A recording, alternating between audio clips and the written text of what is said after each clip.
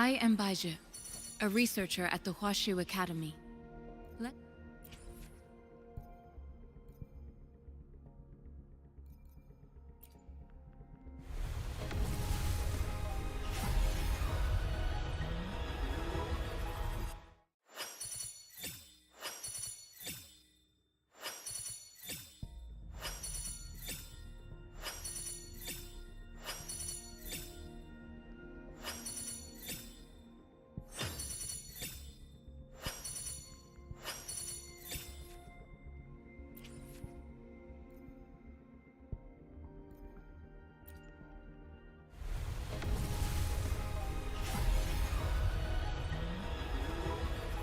Quit the chit-chat.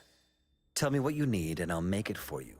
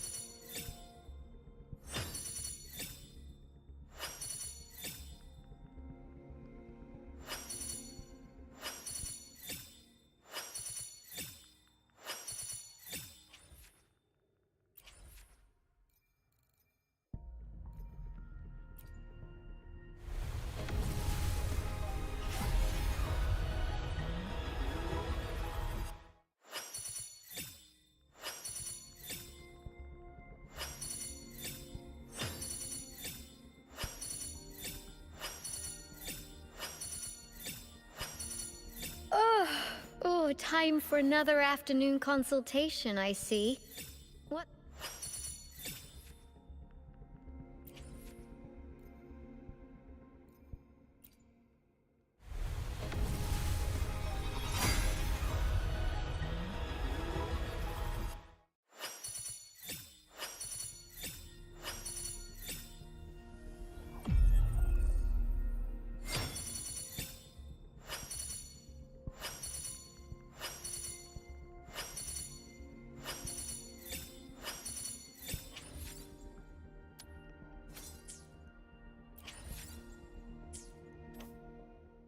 Anything I can help you with?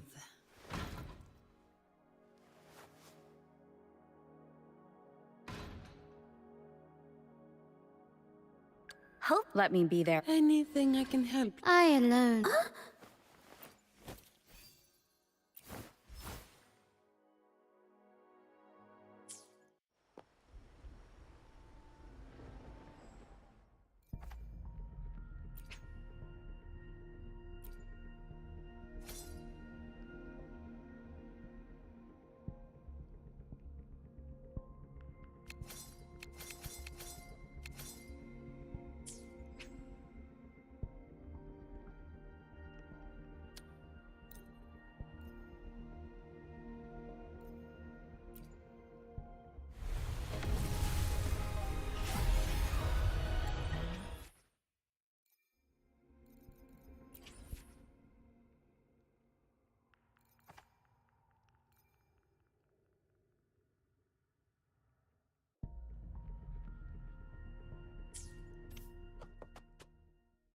Anything I can help you with?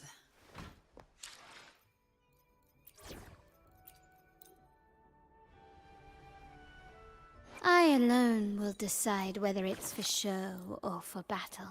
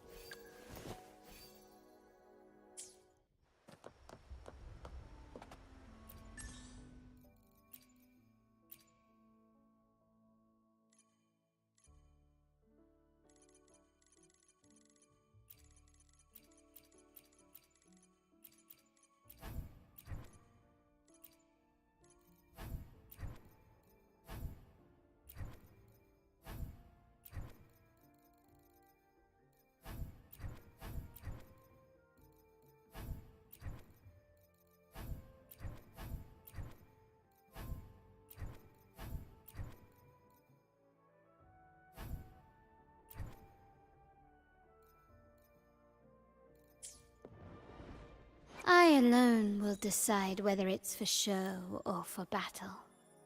The opal shines even more brightly.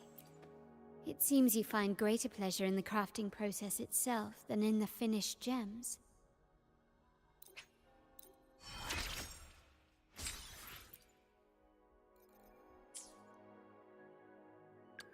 Anything I can help you with?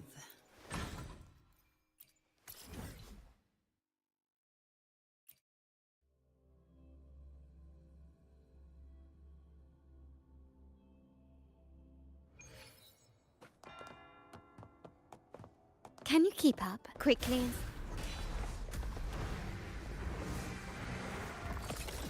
Photosynthesis. Ink the painting. Yeah. Huh? Yeah. Captured the spark. My compliments. The stage is set. The world is mine.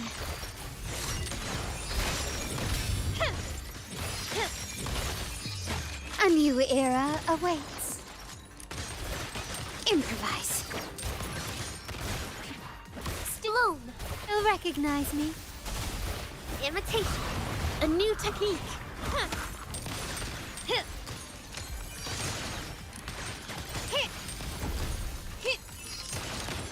Running won't save you.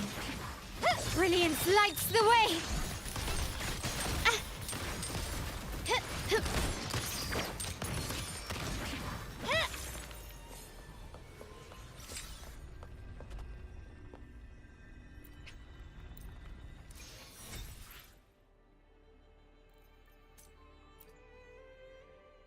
I alone will decide. Anything I can... such power. Perfect. Now I can be the shield that protects more people.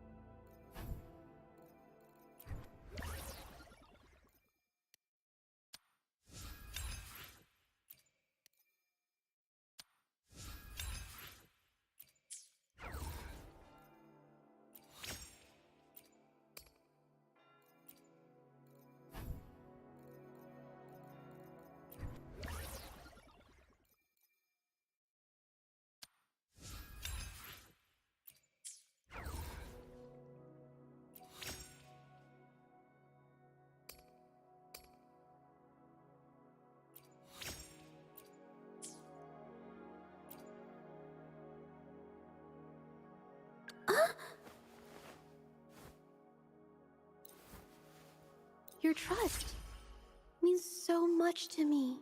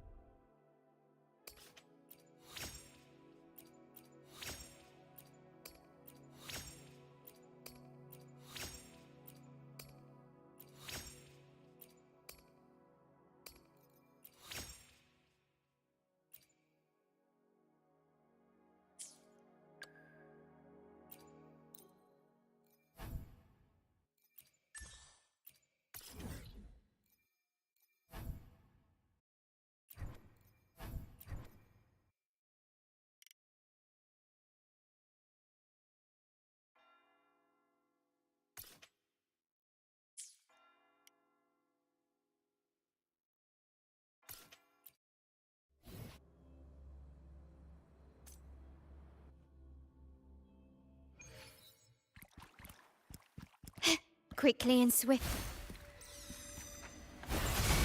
Bask in the sunlight.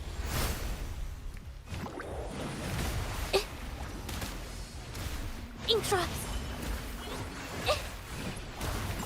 Yeah, captured the spark. A new my compliments. Brilliance lights the way. The world is mine.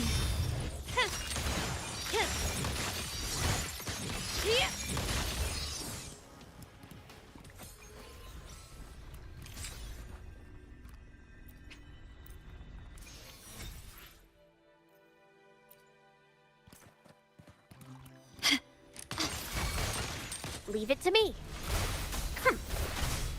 Imitation. A new technique. Surrender.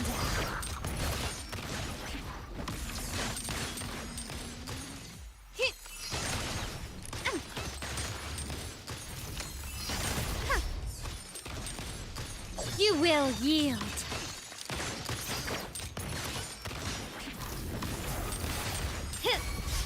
Bloom. I can use some fertilizer.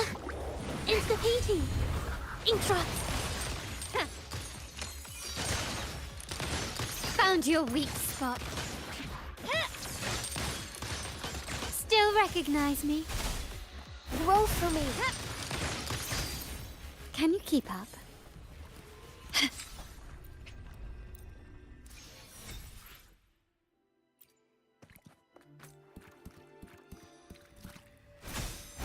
Life is in everything. Into the painting. Art unveiled. My compliments. Running won't save you. Victory favors me.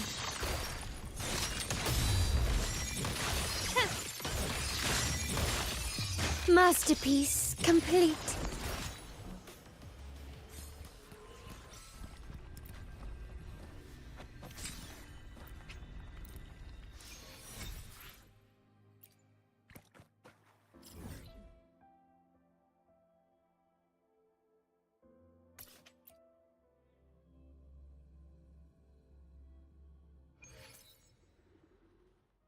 I alone will Hopefully, we'll make new findings. Now is the time to bloom. I didn't realize I was holding my breath. Look, it's so beautiful.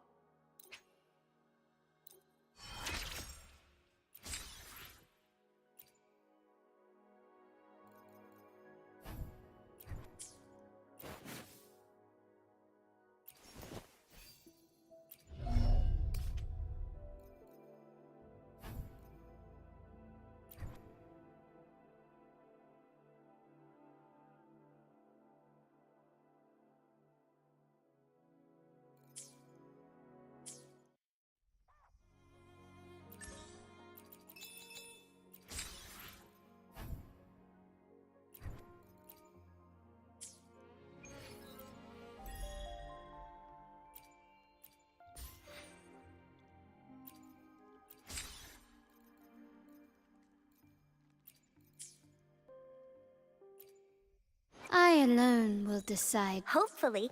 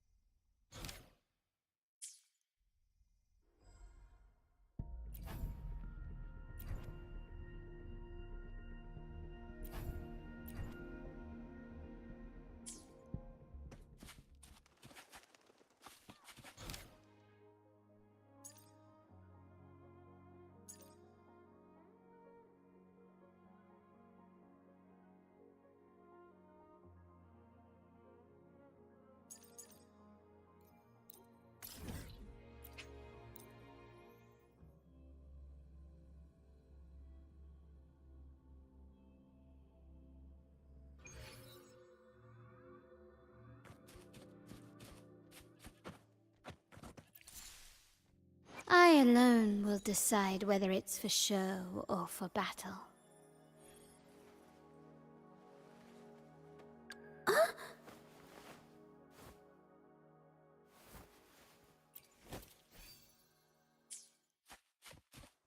Huh.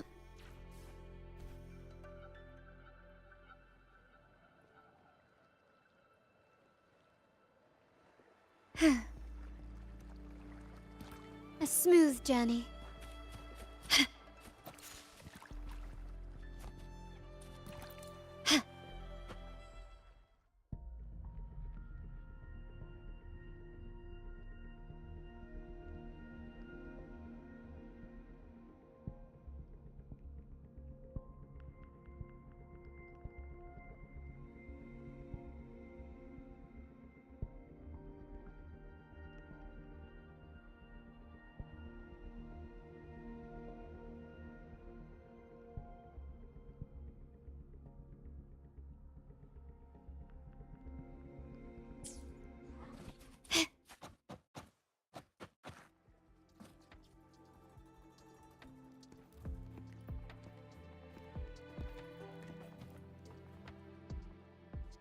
See? How lively. You really need to come and see it in person for the full effect. And that's thanks to your efforts, Wenshu. Well, I'm just doing my job. I should be the one thanking you. After all, without the Midnight Rangers tirelessly guarding the front lines, the Riverside Games wouldn't be possible. Don't always be so tense. Sometimes you have to give yourself a breather. It's not good to push yourself too hard. So, how about picking up an event to participate in? Wenshu, thank you, but you don't have to pitch me. Why not? Go, enjoy your youth. I would have rushed to sign up if I was still young. Rover, it's good to see you here. Oh, I guess you must be the Rover. Nice to meet you. I'm the director of the Riverside Games. You can call me Wenshu. I almost dropped the ball on this one. I would have forgotten to send out those invitations without Jian's reminder. It's not worth mentioning, Wenshu. This is the first Riverside Games in many years, and you must have been busy with various matters. I only offered a little help when I could. Rover, it's a slow day today. Please take a break and have some fun. That's right. Go participate in the event, you two. That's how you enjoy your day off. Of course, the Jinzhou Riverside Games is an event for all people to enjoy. Indeed. I'm looking forward to your performance, Rover. Only a few events specifically require participants to be resonators. Other than that, there are no special restrictions for any event. We haven't held the Riverside Games in years. Look at him. Jian still remembers the rules better than I do. Who would have thought? During the preparation, I came across some pictures from past games and instantly felt a rush of adrenaline. Ah, the memories of my youth. It's a pity that the Midnight Rangers are always on the front lines, getting ready for emergencies. The Riverside Games is their only chance to relax and have some fun. Rover, I suggest looking around for events to join if you're interested. Many of them are open to on-site registration. Now, if you'll excuse me, I need to confirm the safety of the surroundings before the race begins. You can consult Wenshu should you need any assistance. Have a great time, Rover. Oh well, I didn't invite him over for that. I hoped he'd come and relax, not find a new place to work. On the other hand, we couldn't have brought the situation at the borders under control without Jian's prudence. Sorry, I'm getting off track. The Gullpuff relay is about to start, and I have to go to the scene in case anything happens, especially those still warming up in the backup lane. Gotta bring them over. Rover, are you coming with me?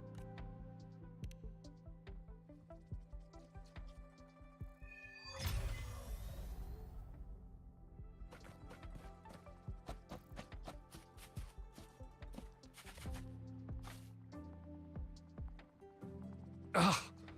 All those hours of training for nothing. We're doomed. Don't give up yet. We've still got some time before the relay starts. Ling Yen, Ganchuan, what's wrong?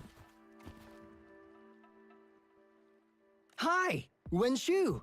And this is? This is Rover. Perfect timing. We're having a bit of a situation right now. Two of our teammates accidentally injured themselves during warm-up. Luckily, the wounds weren't too bad, but the doctor said that they wouldn't be able to participate in the relay anytime soon.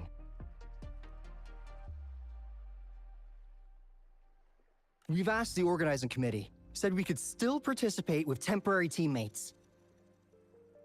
But the relay is starting soon. It's impossible to find another person to join us, not to mention two. Oh, first our captain had to quit because of some family emergency, and now this? Ugh, are we supposed to just wait for the next Riverside Games? Who knows when that will be? Speaking of which, do you have a team, Rover? Rover is also a resonator. She's fully qualified for the Gulpuff relay. Still, it depends on whether she'd like to join you. It's simple. 4 people take turns controlling a Gulpuff in a relay race. The first team to reach the finish line wins.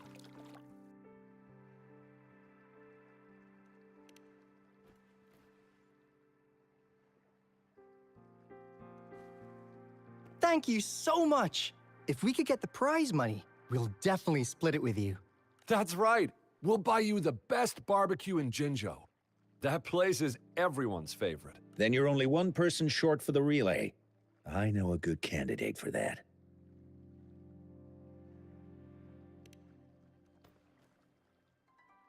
Who? Bingo! Huh? Oh! Why didn't I think of him? Are you serious? The General doesn't look like he'd be interested in events like this. Well, there's more to your general than you know. That's all I can say. What do you mean? Instead of asking questions here, why don't you just go and invite him? I don't have the guts. Go invite him now, and you may still have a chance to get him on board. Don't let others take your chance. We're counting on you, Rover.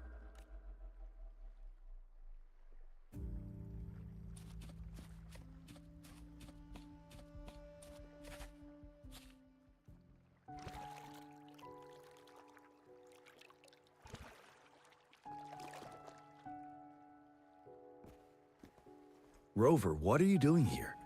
Have you found any event that you're interested in?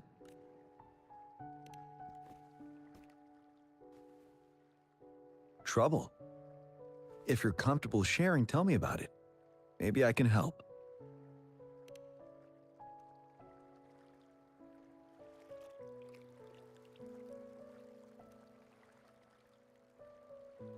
So, you want me to join the relay as your temporary teammate?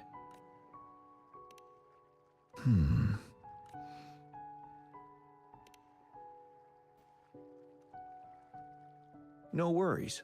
The key to winning a relay race lies in mutual understanding, cooperation, and trust among team members. Most of the teams are formed according to the Midnight Rangers units they belong to. Therefore, they're familiar with their teammates and have good teamwork. I believe you can find a better candidate for your team. That candidate doesn't have to be me.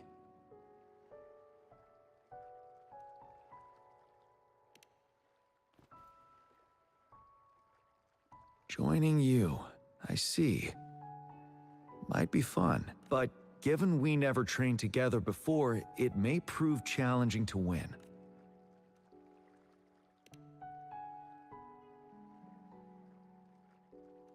A temporary team.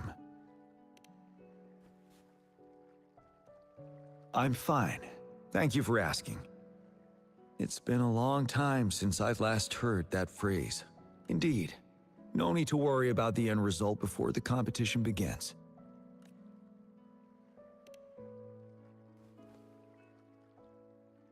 Yes, I'll join you.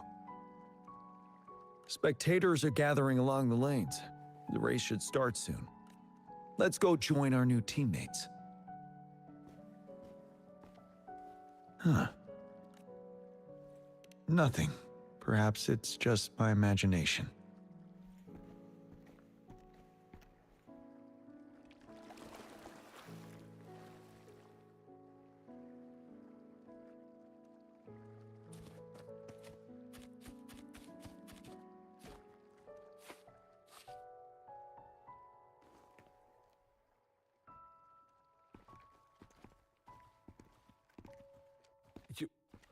You managed to rope the general? Greetings, General Jian, Rover. Rover has told me what happened. I will join you. Hooray! Now we can join the race. With General Jian and Rover on our side, maybe we can even aim for a new record. Not to be a party pooper here, but as a last-minute team, we probably won't hit the record. Unless what? Sorry. Forget about it.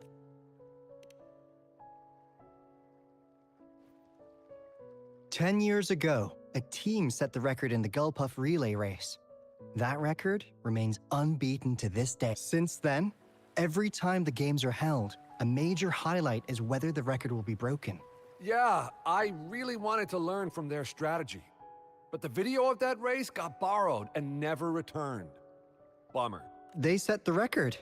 They must have trained together for a long time. Well, we're a temporary team. Would have been able to learn much from it anyway. Keep your chin up. Your hard work will pay off. Not to mention the team you were talking about was a temporary team too.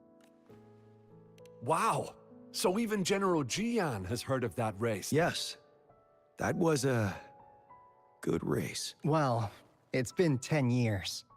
I wonder how that team's doing now. We should worry about ourselves first. There's not much time left, and we haven't even decided the relay order. Ah, the relay order. It used to be decided by the captain. Then, General? Can you decide it for us? As you have trained together extensively, I trust you can decide the order better than me. I will gladly cooperate to the best of my abilities. All right. In that case, I think Gunchuan would be perfect as a first runner. Me? The first? Seriously? You've always been the first runner during our training. Surely you'll make a good start. The first runner doesn't need to coordinate with the two of us. He only needs to exchange the controller with Ling Yan. It's a safe arrangement indeed. Phew. I'll do my best. As for General Jian and Rover, I think... General, can you be the connecting third runner?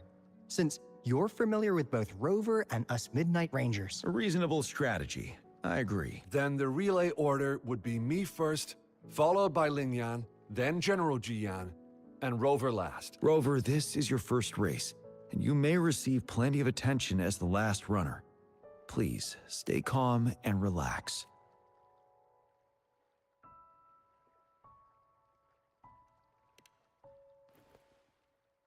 I've always trusted your capabilities. Any other questions? Yes! Our team doesn't have a name yet. Since Rover brought this team together, maybe we should let her decide the name.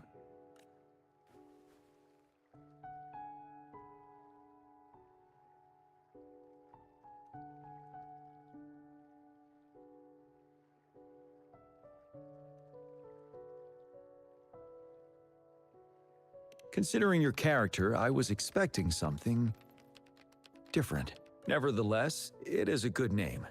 I have no objection. The name is settled then. Everyone, please get ready in your designated exchange zones.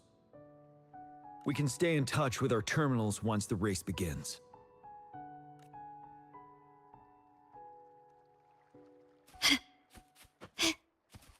Can you keep up? We're entering the final stage of the competition. General Jian and Rover have successfully passed the baton.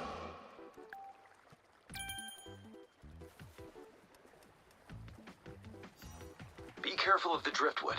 Jump over it. Despite it being Rover's debut race, she's Good. demonstrating impressive skill. Come on! Come on! Oh no! That team We're went in the into lead now. driftwood. Don't worry, keep going. Take over.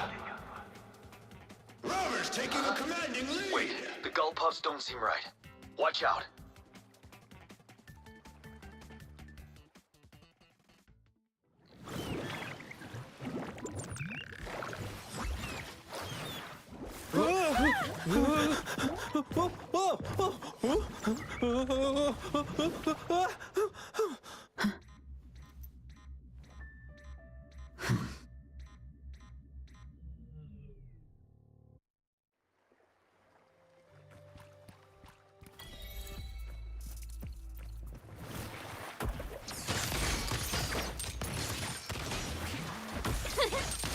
Leave it to me. Recognize me. Rover, are you alright? I'm sorry for what just happened. You almost reached the finish line and then... Rover, did you notice anything unusual before? An unfamiliar voice briefly interrupted our team's channel. Wenshu, let's evacuate the spectators now. Send them back to the city in batches. I understand. But most of the teams are waiting to start their race. And it's our first Riverside Games in years. Ending it early may spoil their fun. The voice you mentioned. Could it be our spectators cheering?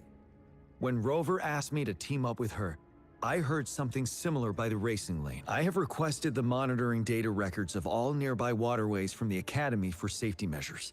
I see. I thought the gull puffs were just frightened. There might be an underlying cause of this unusual behavior.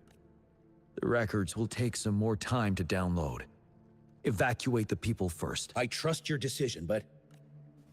a man somehow ended up riding a gull puff when it all happened, and he seemed to really enjoy it. Now other people are eager to give it a try too. They all seem super excited. I guess it will take some time to evacuate them. Get that person to leave first, and the others should follow. Wenshu, I'm going with you. Of course. Rover, you are respected by many. If you're willing to help us calm people down, it will make things easier for sure. Thank you.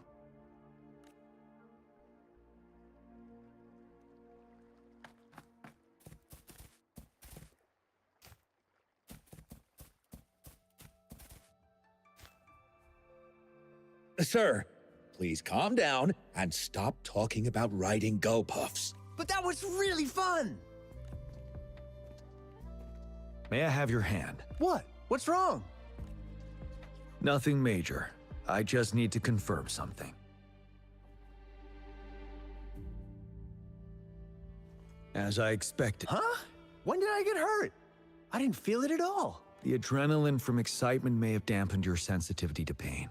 However, your nervous response betrays your condition.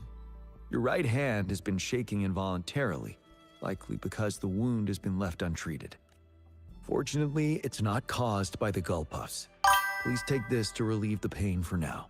Ouch! Oh, it's really starting to hurt now that you mentioned it. All right. Have you calmed down now? I'm sorry. I got a little carried away. I'm sorry again for the trouble I've caused. Let's go have someone see to your wound.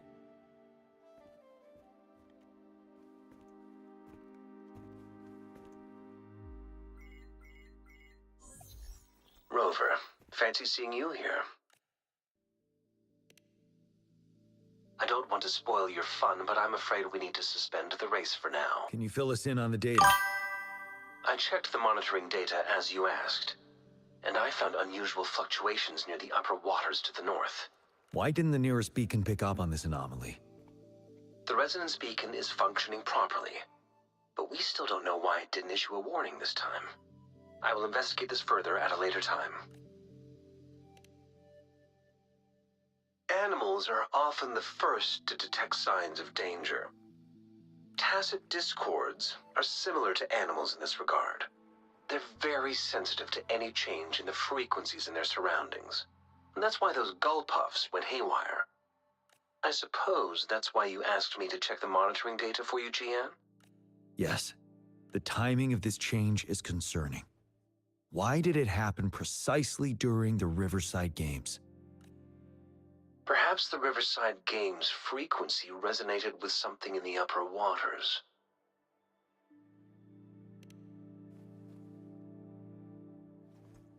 Yes, let's go. The lack of perceivable warning signs typically suggests unknown risks. GN, Rover, stay safe.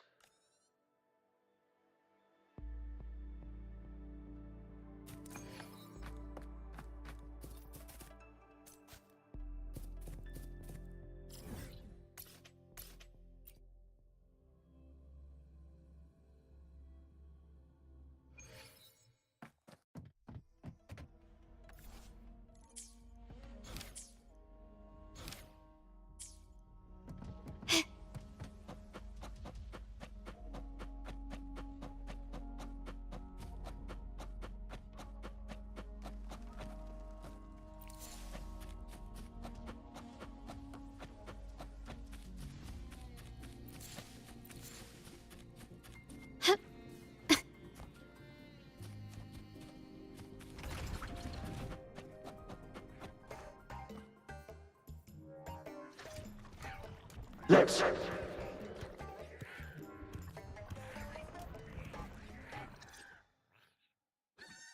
Don't come near me!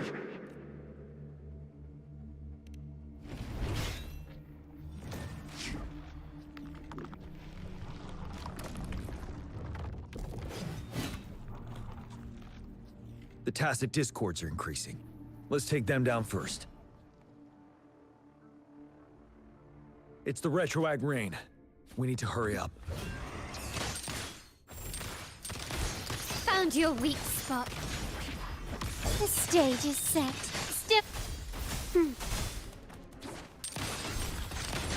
Can you keep up?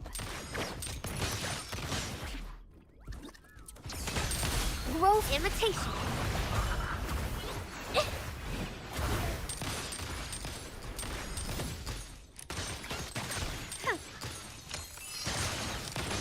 Take this! Brilliance lights the way! Let's participate. Together. The voices are coming from here.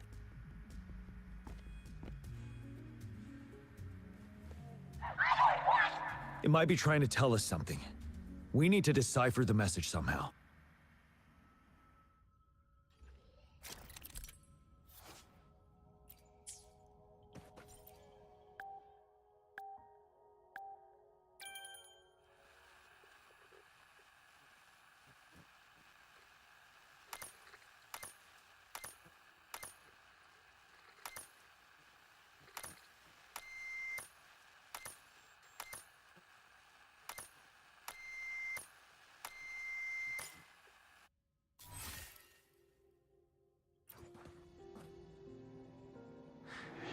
You should relax.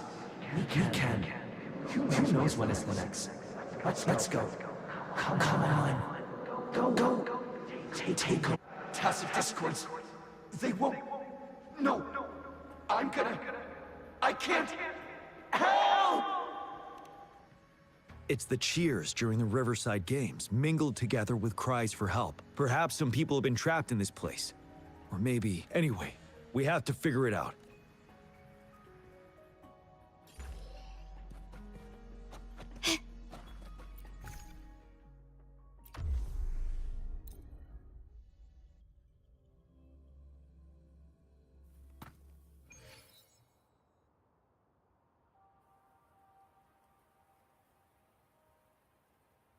Yes and no. Technically, it's a replica of the city made up of remnant frequency. Simply put, it's an illusion made of memories. Scholars would call it a sonorosphere. The environment here is ever-changing. One misstep and you may fall. Stay close to me. Are these the spectators we saw earlier? No. They are memory projections from the previous Riverside Games. I can't quite describe it, but...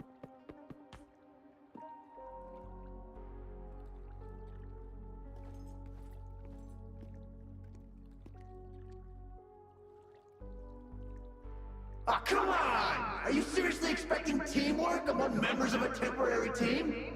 No wonder they made a mistake. Such a shame.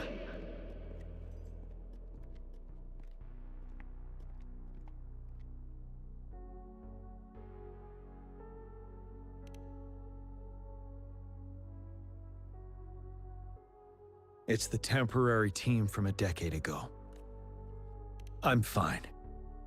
Brought back some memories. According to Mortefi's speculation, this sonorosphere was resonating with the Riverside Games frequencies, and it led to the abnormal fluctuations we detected earlier. Hey, look! Isn't that the temporary team? Oh, the last runner's actually catching up! Really? That kid! I remember, he's a new recruit! Impressive! It's the Tacit Discords. Watch out.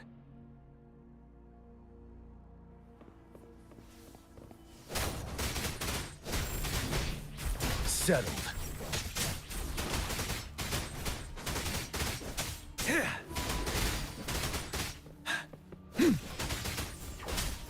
Don't you worry. Tell truth from facade. Right! I can take it.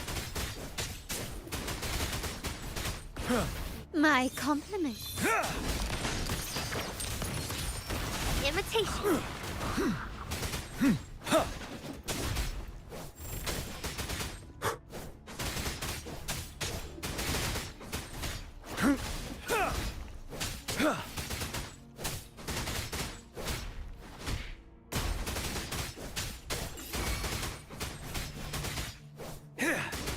Tell truth from facade.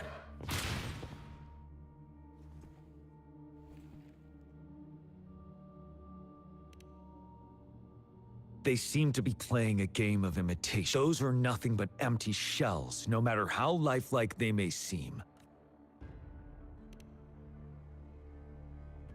All of this, I have a feeling it all ties back to the temporary team. I rarely ever mention it, but 10 years ago, I was a part of that temporary team. Back then, it's the Nell Squares bell. Don't worry, I'm here with you. We'll go see for ourselves.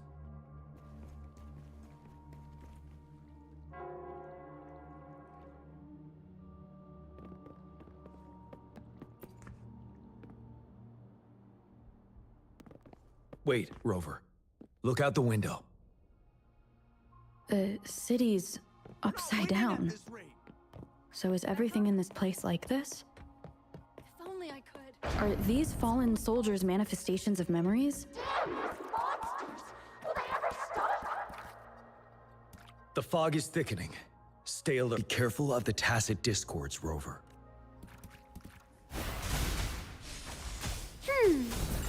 Imitation. You're wide open. Fear no more. Huh.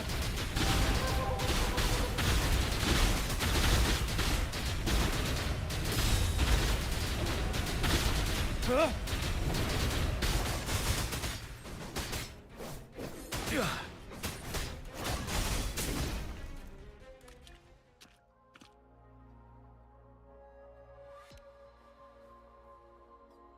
A decade ago, shortly after the conclusion of the previous Riverside Games, a sudden TD outbreak struck the Deserac Highland. Yes, the Midnight Rangers had to send its latest recruits to the front line because of the situation's urgency. In the end, we contained the outbreak at a heavy price. The battle took countless lives. Our victory was overshadowed by the immeasurable loss.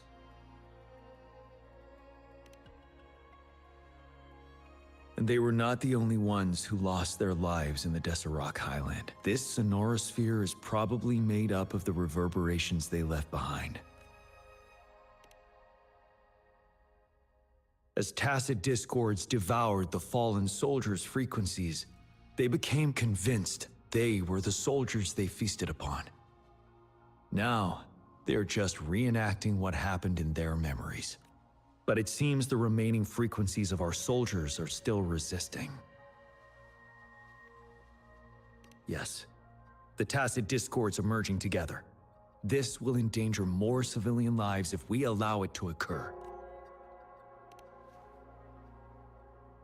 It would seem so. It's the bell. They must be showing the way for us.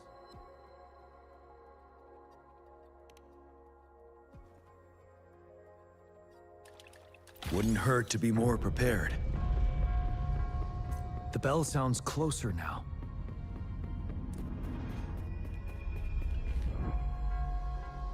The tacit discord should be aware of our presence now. They'll be harder to deal with. Brace yourself for the fight. The atmosphere is thick and dangerous. Let's take down these murmurings first. Don't you worry. Finale! Wind Rider!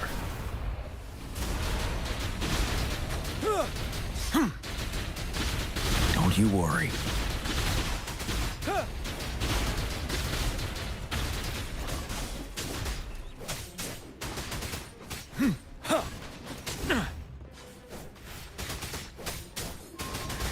Tell truth. Insta-painting. Imitation. Improvise. You will yield. Huh?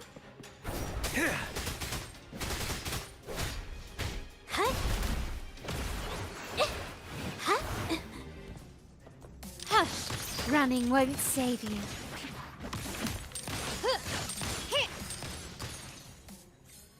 According to what we've learned, this battle happened a decade ago. Why are they only calling out to us now? I think it's because of you. Me? But I didn't even know them. I was wondering why this year, of all times, when the Riverside Games have been held before, and you are the only variable here. You invited me to join your temporary team, so Ganchuan and Ling Yan can still participate in the race.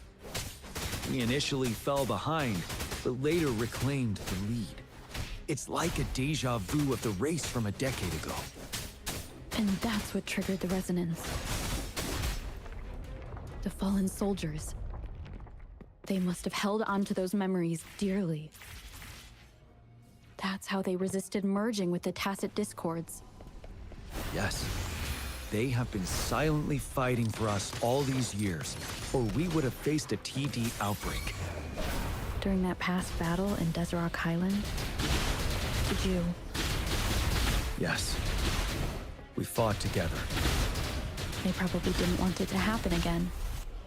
All those deaths and losses. And so they called out to us for help. I can use some fertilizer. Let's move on, Rover.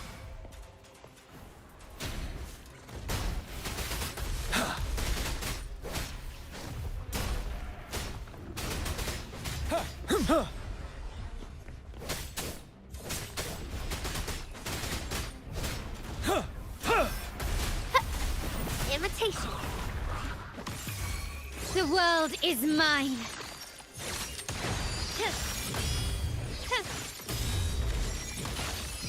In the name of the Montellis. Take this!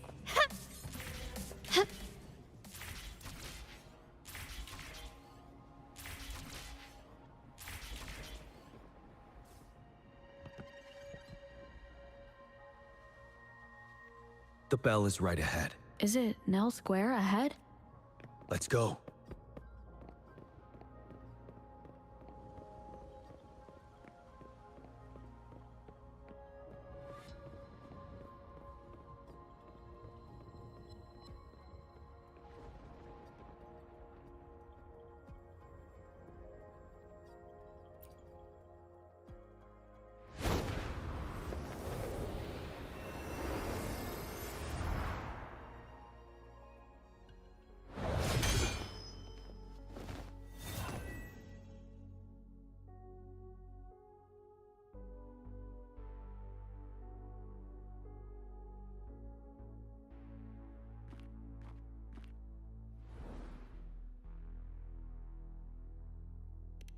Nonsense.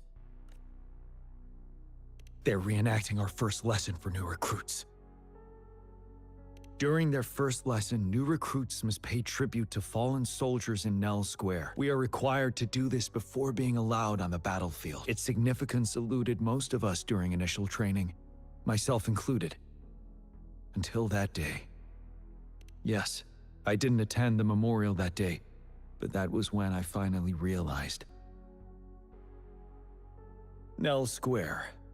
It is the place where our career as soldiers begins and ends. These monsters will never fathom the weight of their sacrifices.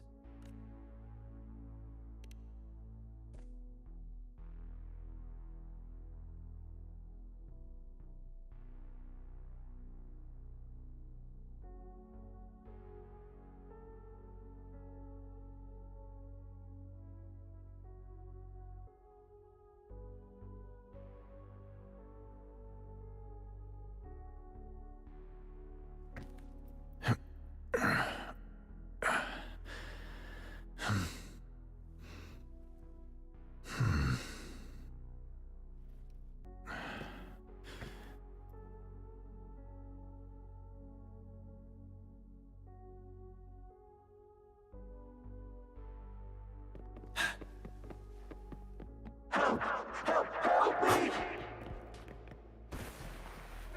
No! Go away!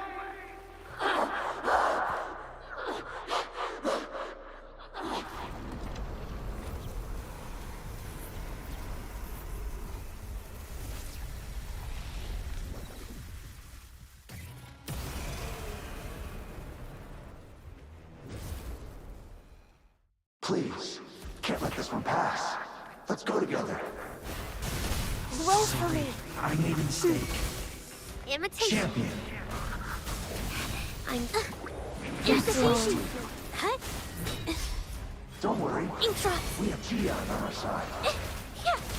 He's Gian. Huh? Of course he can. Yeah. The command. Yeah. There's no time. Art unveiled. We are leaving it to you. My compliment. Gian. Take We'll do it this! together again.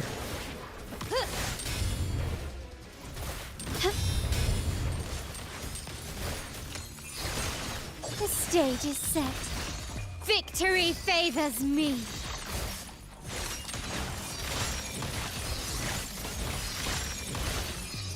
A new era awaits.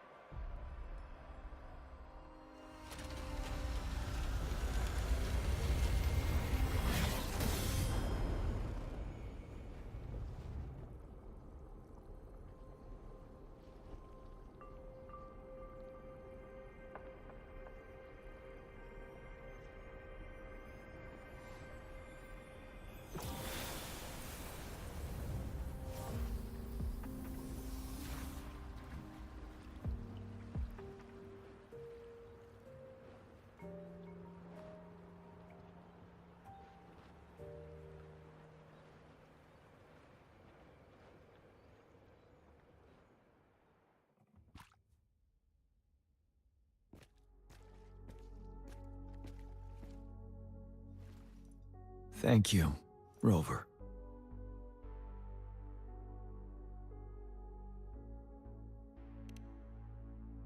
I'm fine.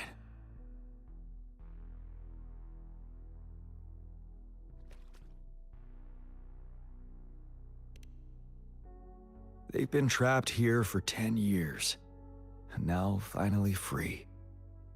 I hope they're in a better place. What happened here goes far beyond what we know about the wave-worn phenomena so far. I've sampled some of the frequencies here with my terminal. We should deliver the sample to the Academy.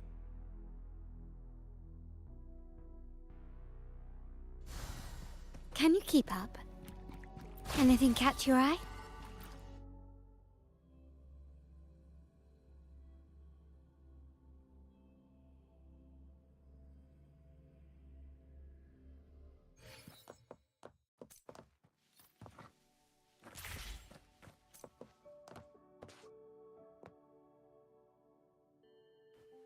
We're no longer seeing any unusual fluctuations now. Good job. You should have successfully prevented a potential TD outbreak. As you requested, I compared the fluctuations with those of the previous outbreaks, and I did spot some similarities. Thank you, Mortifi. I'm not done yet. Thank me later if you must. Though there are some similarities, they aren't identical. I'm no expert in this field, and I can't give you any definitive conclusions yet. This is the frequency sample I've recorded. Frequency sample from a sonorosphere. I'll deliver it to a colleague. It's in better hands with her. It's someone you know, Baija. She specializes in echoacoustic research, and the sonorosphere is her field of expertise. Yes. Whatever you do, please keep it safe. What now? You don't trust me? I trust you as always, Mortifi. But this sample, it means a lot to me. Rest assured. You should know how careful we are with our samples, especially such a valuable one. This should be our wake-up call. The wave-worn phenomena is more complicated than we thought. It is a wake-up call. And it may also hold the answers we've been searching for all these. By the way, the Riverside Games people were looking for you, Jian. Probably wanted to discuss holding the event again at a later date. Sure. I'll go talk to them once everything is settled here. Now, if there's nothing else, I'm going back to my lab.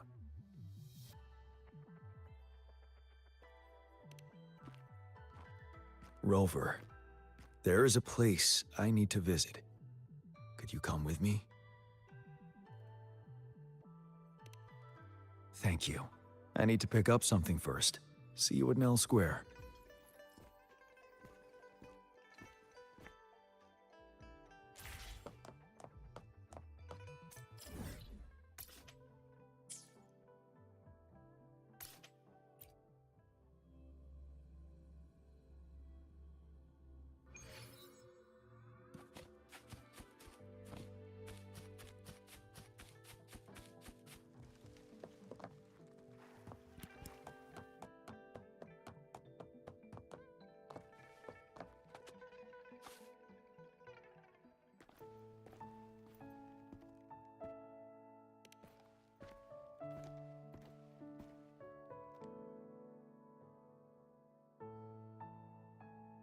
There is something I wish to do with you today.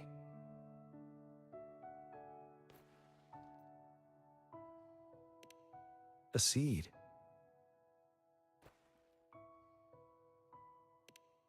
This is the seed of a resilient type of flower, which I asked the Academy to help me breed years ago.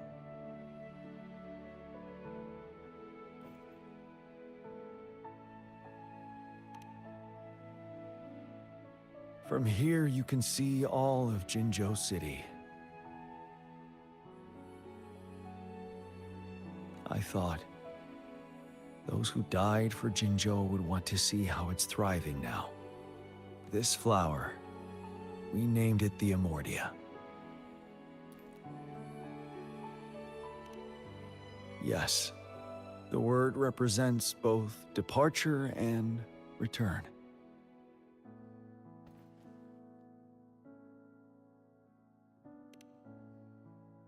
Yes. I know there's nothing we can do to bring them back. But for us still living, we need something like this to hold on to. Thank you, Rover, for finally bringing them peace. Now they no longer have to fight, and this is why I believe you should be the one to plant this seed here.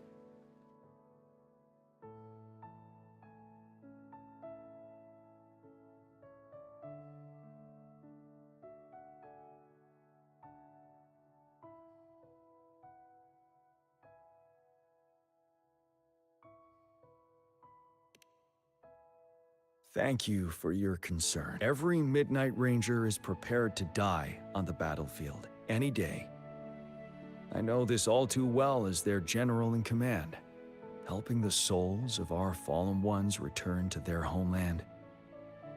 This is one of the few ways I can honor their sacrifices.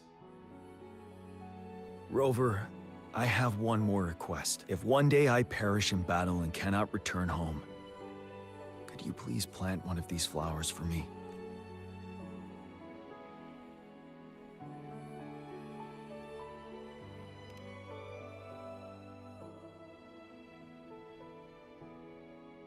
Thank you, Rover.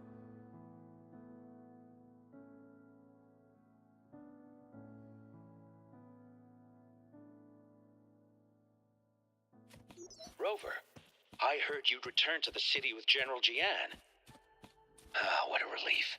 I am beyond happy to know you're all safe and sound. There is something I forgot to give you.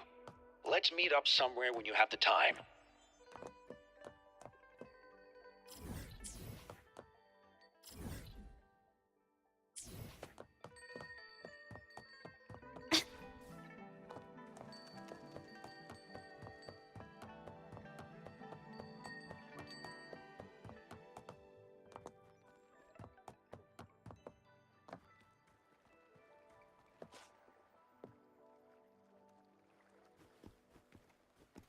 Greetings, Rover. You see those fish? They look so happy in the safety of their pond. Happiness and safety often come at a cost, whether it be for fish or... And if we don't feel the weight of that price, someone else is carrying it for us. 10 years. How time flies. I coordinated the Riverside Games that year, too. Dozens of teams competed that day, and the race lasted well into the afternoon. The sunset was so beautiful. Like what we're seeing now. It was so tranquil. That team was thrown together last minute, and nobody thought they could win. They even stumbled during their first exchange. But then, the team surprised everyone with their final runner's expert gulpuff handling and victorious finish. It was truly a race to remember. Yes. I still remember how excited those kids looked, just like how you looked in this photo.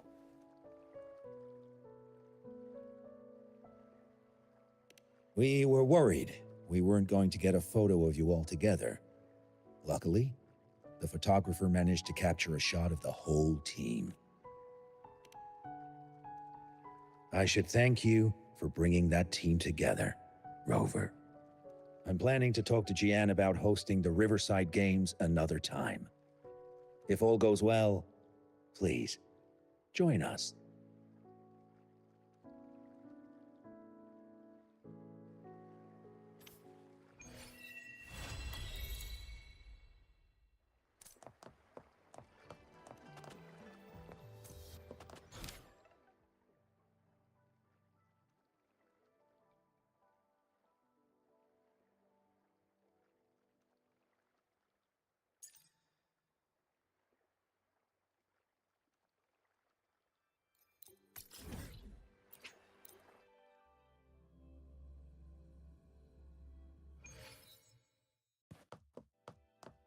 Can you keep up?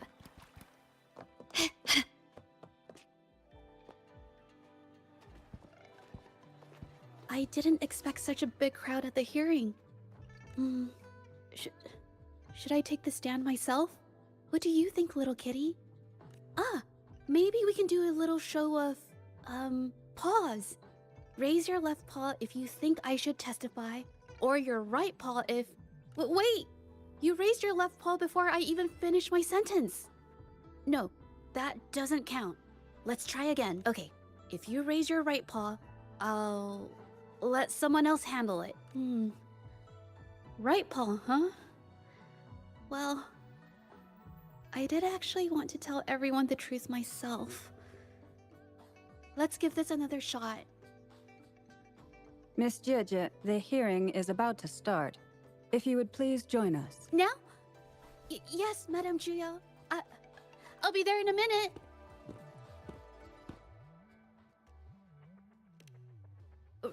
Rover! Oh, you're here. It's really nice to see you.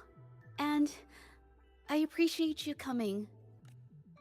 I just handed over all the evidence we gathered from Mingyang's studio and the Exiles camp to the Patroller. Now the Shangyun Art Exchange can't deny the fact they were producing and trading art forgeries.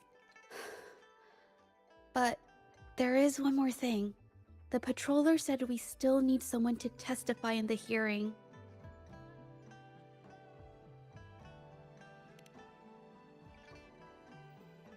You're really kind, but, I'll be fine to do this myself. You've already helped me so much. Even just having you here is a huge relief. Some things I've got to face on my own. That said, I, didn't expect there would be so many spectators coming to watch. If I get nervous and mess up any details, could you please help to remind me? Thank you. Having you here helps, more than you know. It's about time. We should probably go in, huh?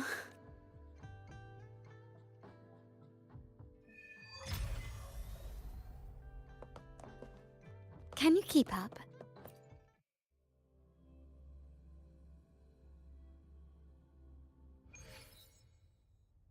With both parties present, this hearing is now in session. Let us begin.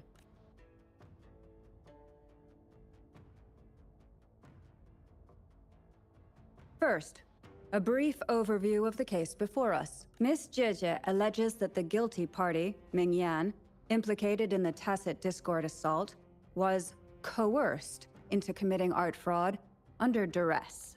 Therefore, her mental state was adversely affected, which led to her committing actions contrary to her will. Today, based on new evidence provided by Miss Jieje and the result of this hearing, we will determine whether to revisit Mingyan's charges and consider if the Shangyun Art Exchange is indeed guilty of selling illegal art forgeries. What? With all due respect, this doesn't match what we discussed before. Mr. Baitze, I remind you that any evidence or arguments presented before and during the hearing are valid. If you would like to add further information, you're welcome to do so at any point. Now, without further ado, either party may begin their opening statement. Madame Juya, the situation is... Madame Juya, as the head of the Shangyun Art Exchange, I, Baitze, must clear our name and seek justice here today. There are 2 points I'd like to address. Firstly, the authenticity of our artworks remains unimpeachable. Secondly, Mingyan's provocative creations stem solely from her own greed and vanity. She alone should bear responsibility for the assault. Throughout my tenure at the Art Exchange, our foremost principle has been that of integrity, a well-known fact. And yet, integrity in business is not enough to stave off discord. We are aware of certain painters rejected by the Art Exchange, nursing grudges and resorting to threats. They bombarded us with spite and slander, causing a public uproar simply because they didn't get what they wanted. Should the public be swayed by these slanderous insinuations that paint us as wicked fraudsters, then I'm afraid justice will never be served. Please control yourself, Mr. Baitze. Forgive me, madam. But if this injustice persists, I will have no choice but to sue them for harming the Shangyun Art Exchange's reputation.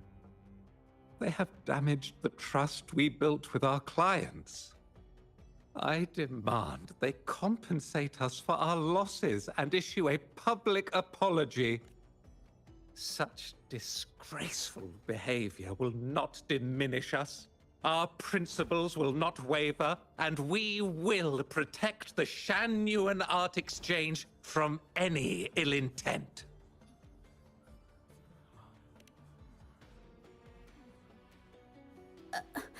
I've bought paintings from Shangyun Art Exchange before. They were good quality, and their service was decent.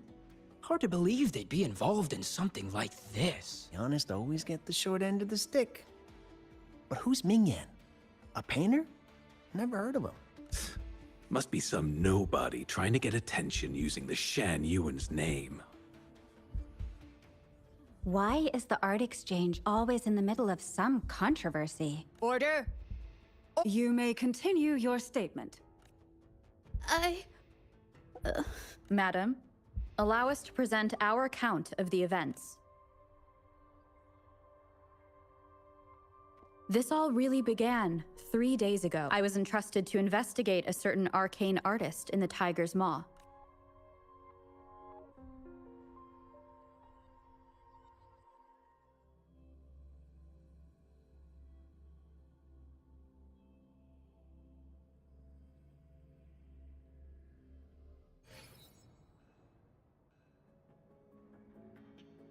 Hey, Rover! Took you long enough to get here. Things are getting awfully strange around the mine lately. Figured you're just the one to untangle this mess. With your knack for solving mysteries, you'll figure this out in no time. I don't know if you've ever heard of it, but there's a special folktale in Jinzhou. Word has it, there's this mysterious arcane artist whose paintings come to life as they paint, as if each brushstroke has a life of its own. Once their canvas dries, whatever they've painted leaps right off the page. Mythical creatures, the whole shebang, all real as day. The thing is, anyone who might have seen these paintings, well, they vanish into thin air. Lately, I've been receiving reports about eerie monsters wandering the mine at midnight. Some witnesses even ran into them more than once. These monsters, they look like paintings from a distance, but approach them, and they're as docile as can be. Reading these reports, I couldn't shake the tale of the arcane artist from my mind. Sure, some say it's just a prank or some new tacit Discord variant. But with rumors swirling, folks are getting jittery. Can't let things escalate. That's why I reached out to you. Great. Counting on you to crack this case wide open. Oh, and you might want to chat up the witnesses. Got their names right here for it.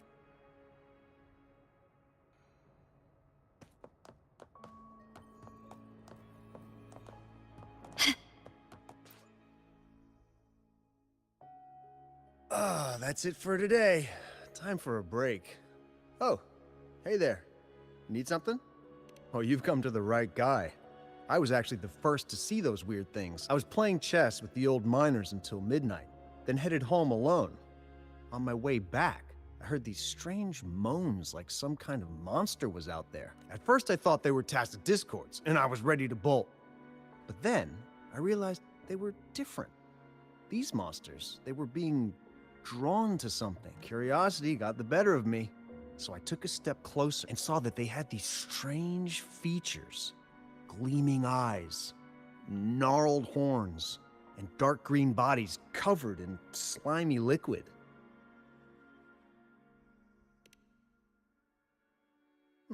Maybe.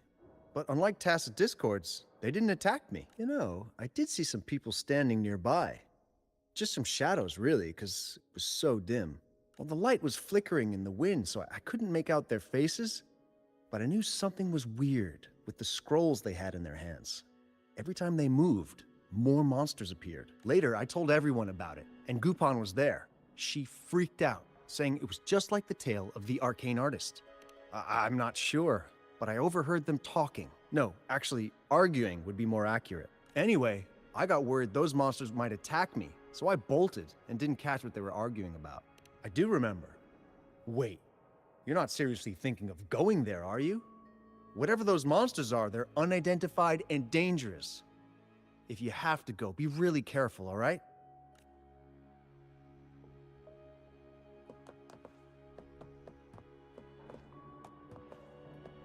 Can you keep up?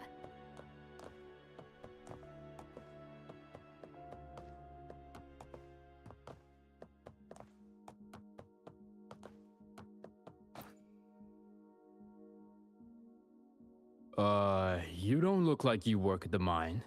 Can I help you with something? Oh yes, that strange event. It's the talk of the town right now. I've conducted several investigations and found that those monsters tend to appear around midnight. Their locations seem random, though. Fortunately, they haven't caused much harm. I think it's because they always show up and vanish in the dead of night. If you ask me, these monsters are a new type of tacit discord.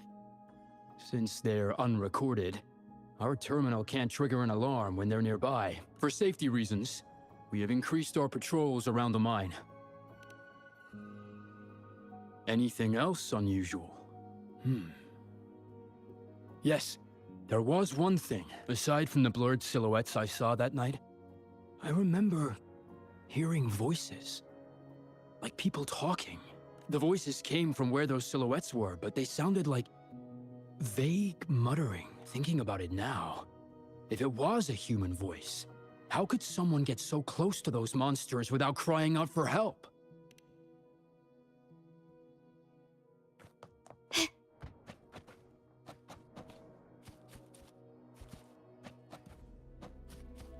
I've gathered enough information. It's time to check the scene where those monsters were spotted.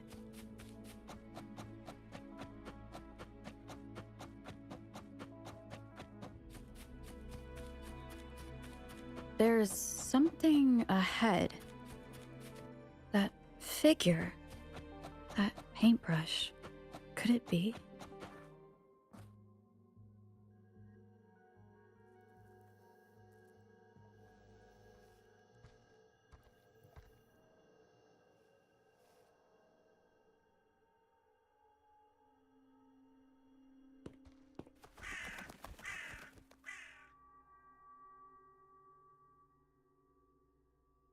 Nothing here.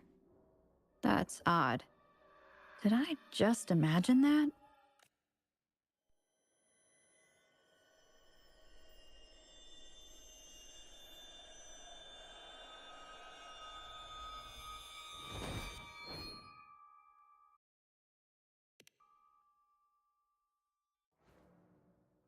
Rover!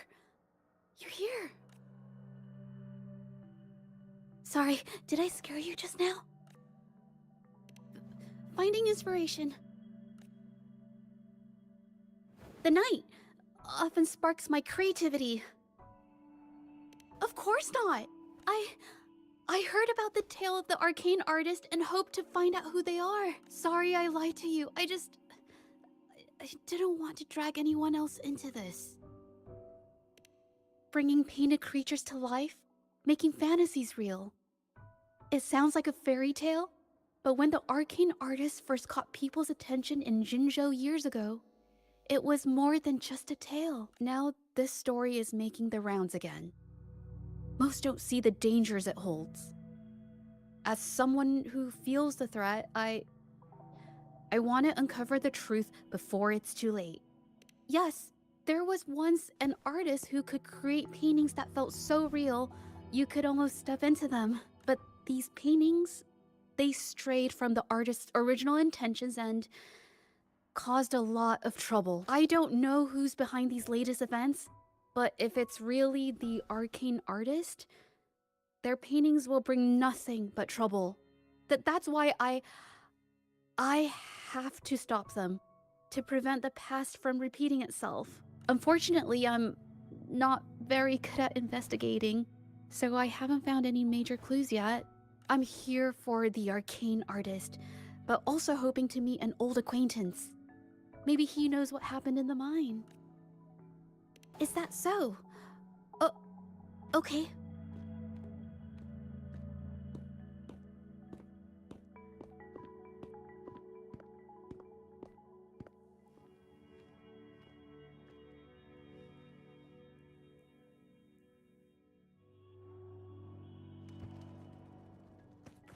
Can you keep up?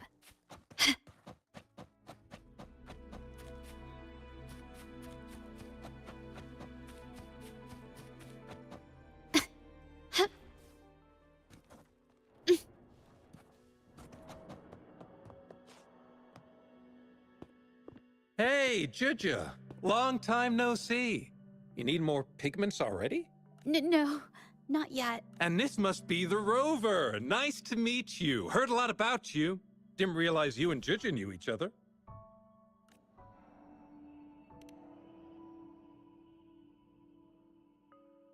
But I've never had the chance to introduce myself properly. A great moment for it.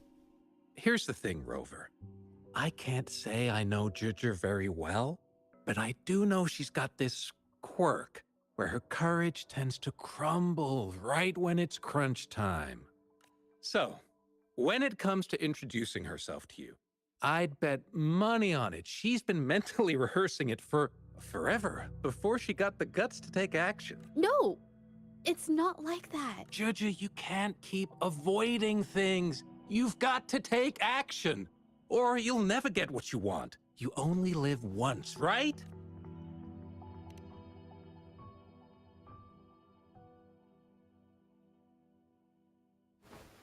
Yes, Mr. Shilang is right.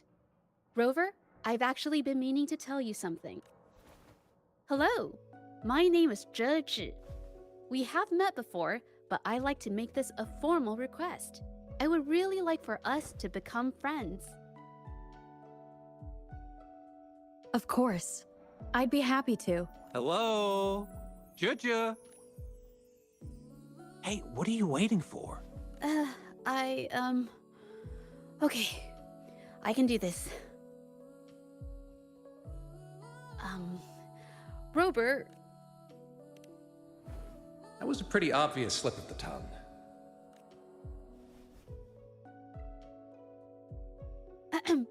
Nice to meet you. My name is Zhe Zhi. I'm a painter. I take art commissions and strive to create beautiful paintings. I'm not being very articulate. But I hope we can be friends.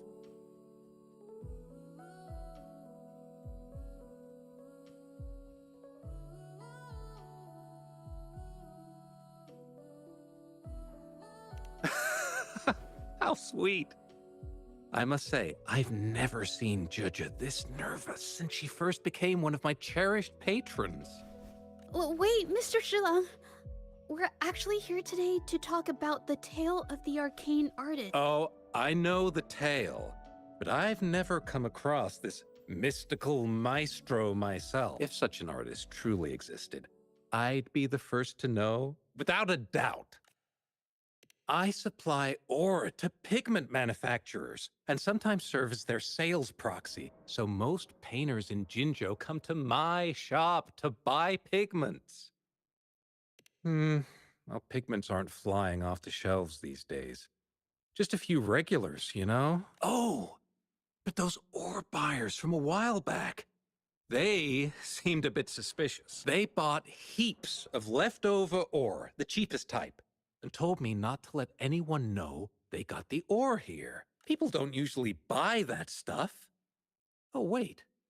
Juju, didn't you buy some once? A long time ago, right? I remember you saying you couldn't afford the fancy pigments, so you made your own. That stuck with me. So when those guys asked for leftovers, I paid extra attention. Are you sure you can tell us this?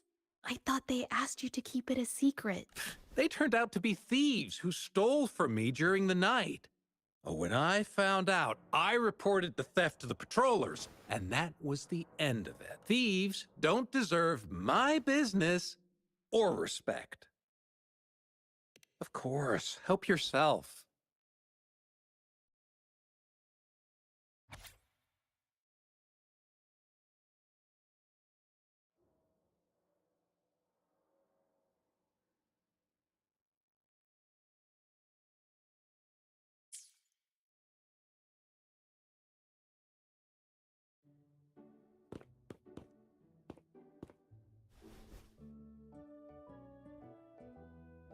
If this is the situation... Rover? Hey! Rover! What brings you here? It's been ages since we last met. The patrol station's been pretty busy lately, so I haven't had the time to catch up with you. And Juju's here too. Hiya! Do you remember me? We met at the moon chasing festival. Oh, are you alright? You don't look well. Do you need help? Hello? No, it's not. No, thank you.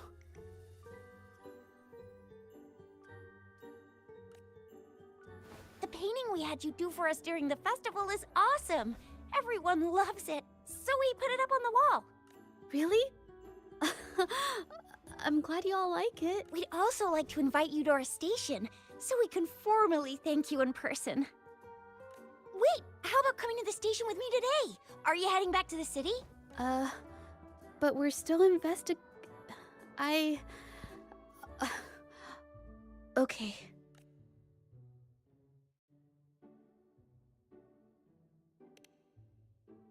Oh, is this not a good time?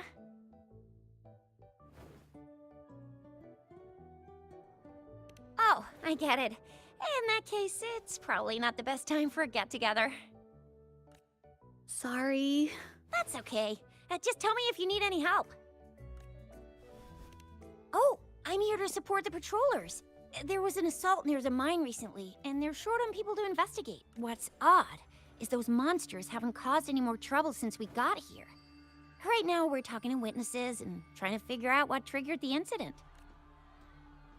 Did something just happen over there? Don't tell me it's a tacit discord. Hold on, just got a message. Seems like they really are stirring up trouble again. Sorry, but I gotta go check this out. Should we go as well? You could be right, but there's one other thing.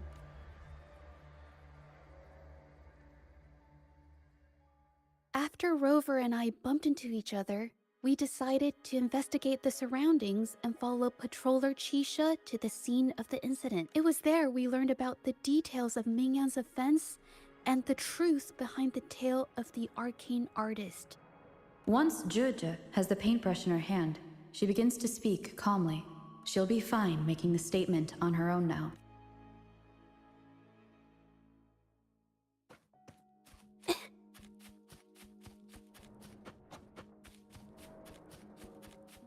Watch out! Surrender! Into the painting!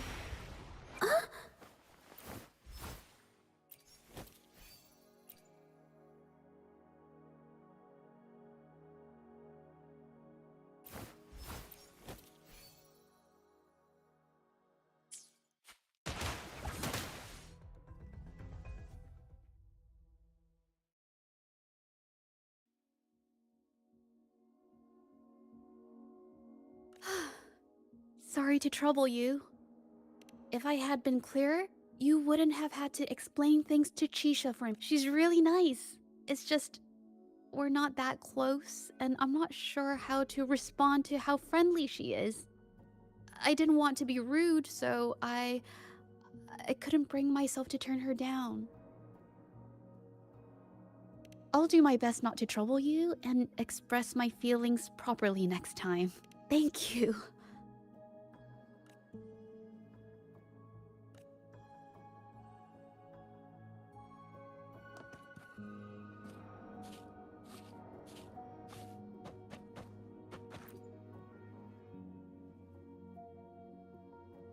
Thanks for your help, Rover.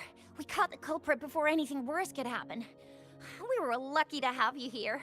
According to the preliminary examination, we suspect that these tacit discords were agitated by the frequency fluctuations from a scroll painting found at the scene. The energy remaining in the painting was generated by its creator's forte, nearly overclocking. But rest assured, we've calmed her down and contained the energy. The painting needs to be thoroughly examined to identify its connection with the monsters and eliminate any potential risk it still poses. Thanks for all your help. We'll take it from here. She fessed up when I first started talking to her, but clammed up when I tried to dig deeper. Well, honestly, she seemed a bit off to me. But we don't have time for that now. We gotta clean up the scene and get the damage under control. You sure can.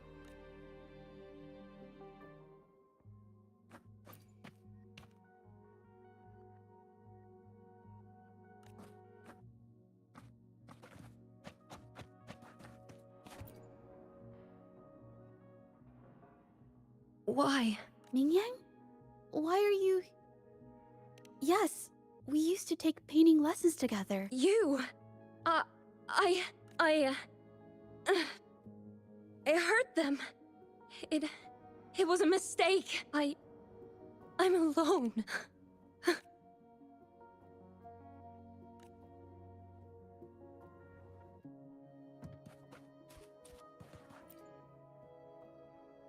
Thank goodness I wasn't hurt. It was so close. Part of it, I guess.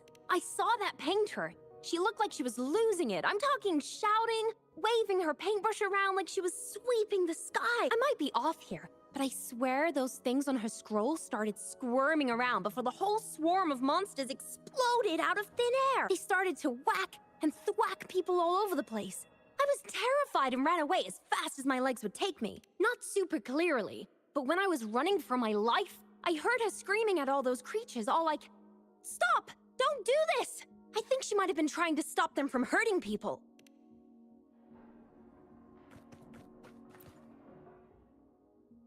Oh, my head. Oh, only a bit. It looked like she was arguing with someone right before the weird visions appeared. I heard stuff like, "Don't stop me, I've already won," and "Who doesn't want fame and fortune?" That's a good thing they caught that painter. Can't imagine what could have happened otherwise. Well, I've met my fair share of artists, but none that would gamble with lives for the sake of their work. That's a first for me.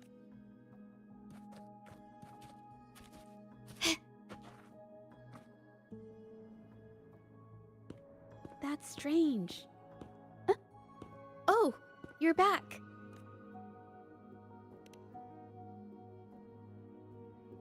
You figured it out already? The painting blurs the line between reality and illusion, causing whoever sees it to experience hallucinations. So, Mingyan channeled her forte into the painting, creating temporary phantasm. People saw her abilities and spread the rumor, believing she was the arcane artist from the tale. The monsters described in the rumors were probably just exaggerated phantasms seen by scared people at night. In fact, I had sensed something odd at the mine, but after we met, I thought it was coming from you, so I didn't give it much attention. Come to think of it now, it might have been Mingyang's forte fluctuation. So she was there at the same time we were. I didn't even notice her presence, but what could have driven her to create such dangerous paintings? From what I know of her, she doesn't seem like someone who would take such risks for personal gain. She kept squeezing my hand and trying to tell me something, but I couldn't understand what she was saying. I think she wants me to continue the investigation. Maybe there's more to this story than I thought. Besides, I don't recall her having a forte before. Maybe this has something to do with me. Huh? Are you sure? I definitely won't say no to your help. Actually, I've wanted it since we last met at the mine. You want me to decide? To be honest, I haven't really thought it through. I remember meeting Mingyang in an art studio in Jinzhou before. I wonder if she kept going there after I left. Should that be our first stop? She may have left some of her artwork behind. That could be a good start. I've never tried to investigate anything, so I'm not sure if this is the way to go. Okay, let's go. After learning about the details of the assault, we decided to push forward with the investigation to get to the truth. Pointless! The witnesses on the scene made it clear that it was all because of Mingyan's greedy ambition that she... I haven't finished my statement, Mr. Baizi.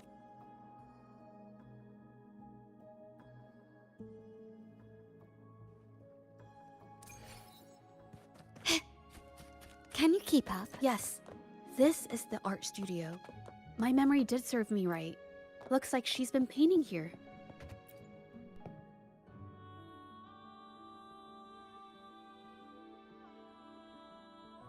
This paper. This white jade paper has a rich history.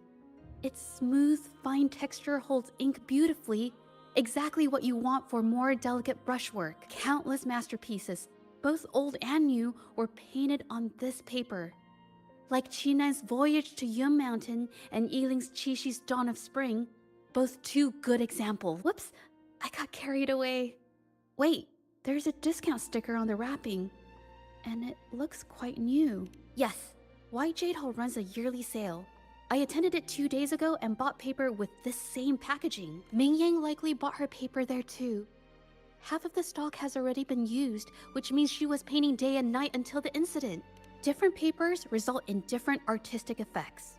Real artists can always spot these differences and choose the right paper to showcase various styles. White jade paper is my absolute favorite, but because it's so expensive, I can only afford to buy it when there's a special sale. I can't pass up a great deal, so I stock up whenever I can. It usually takes a whole day to carry all the boxes home, but I must say, it's worth it.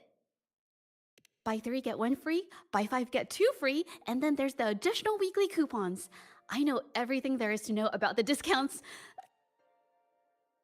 We have the same painting style, and the quality of our finished works is remarkably similar. Even if we use different brush techniques, our similar styles mean we should finish a painting in about the same time. Once a painter holds a paintbrush in their hand, they won't stop until every detail meets their standards. It becomes an obsession. I guess this is true for most painters.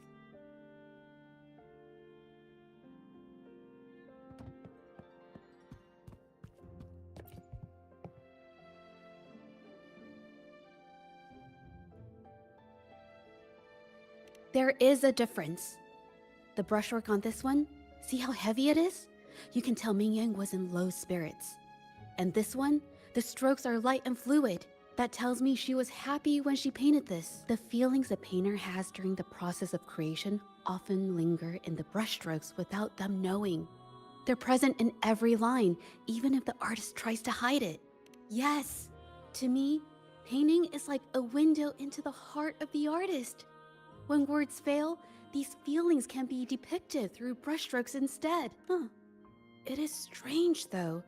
She keeps reproducing the same painting over and over, using techniques that aren't her usual style. Waters and mountains rest by the pain, valleys and peaks in the dream remain. Colors of vanity washed away. The painted world fades, forgotten today. This artwork is titled Serenity of Xiehua Village. It captures the scenic landscape seen from the village itself. Ah, the pigment! When did it get on my clothes? Huh? It came off with just a little wipe. It shouldn't come off the fabric so easily.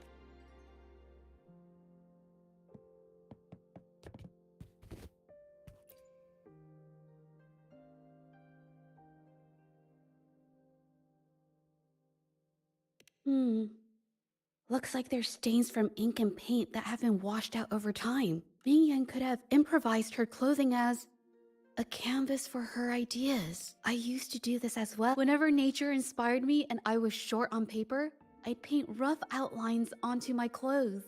After all, fabric used to be a common art material.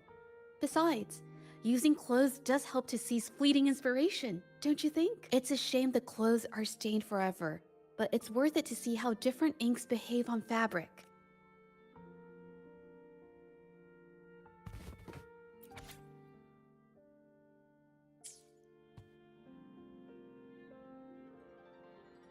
How could this happen? Being picky about one's work is second nature to an artist. I'm no exception. There's never been a moment when I saw my art outshining someone else's. I've always admired my fellow artists, hoping that one day I could be as good as them, perhaps even surpass them. I kept painting and improving, but no matter how hard I tried, I always felt it wasn't good enough. This needs to be refined. It's not quite there yet, still short of perfect. Will my client be disappointed? I had these kind of thoughts every day while I painted.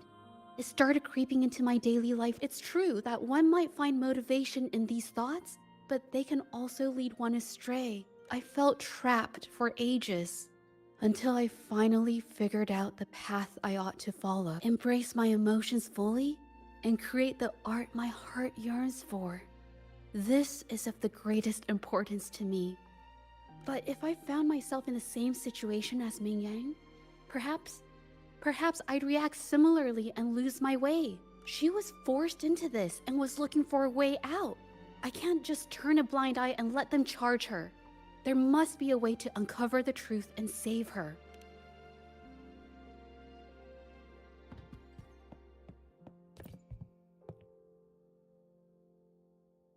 Hey, have a look at this. Seems like this pigment is homemade. But why are there herbs in it? Did she use a new recipe I'm not familiar with? Medicinal herb residue. She must have been making medicinal remedies recently. This must be the leftover residue she didn't get around to cleaning up. These herbs were used for medicine. Oh, so those plants I saw in the pharmacy weren't just for decoration. I've never tried myself. When I get sick, I usually just wait it out. My family always brought me remedies and soups. I never thought about how they were made. Sorry, I'm just not very experienced.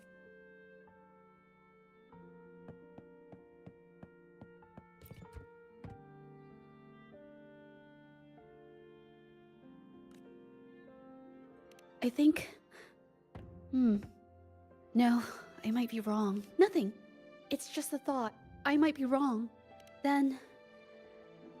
I'll share it with...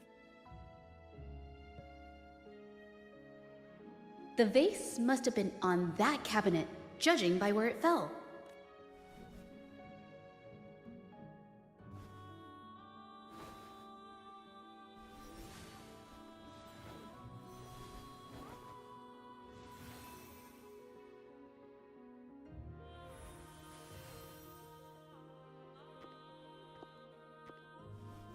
Looks like the cabinet used to be over there, but something bumped into it, and that's why the vase got knocked over.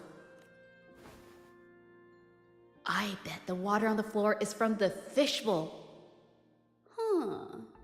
Why is that watermark in the shape of a gold puff? Okay, I figured it out. That must be the reason. Rover will definitely be impressed.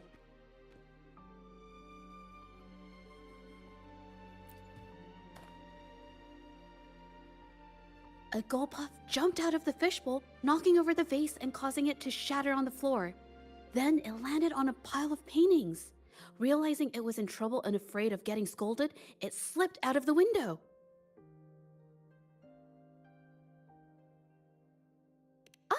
Why wouldn't they? My family used to have an aquarium at home with lots of gold puffs.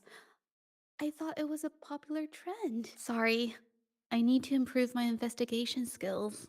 Is that so? Oh yes, these are phantasms I can create with my brush. They only exist for a short while. I haven't done this for a long time.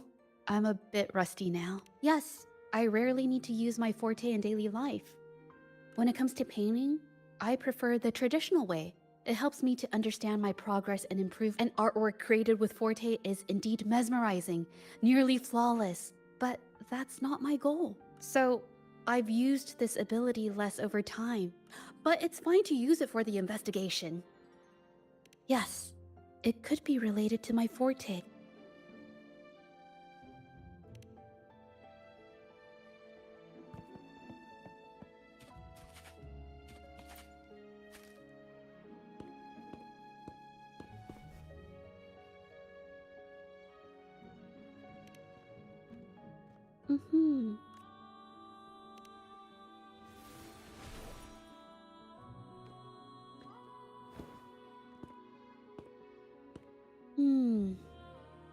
Someone broke into the studio looking for something, or trying to steal something.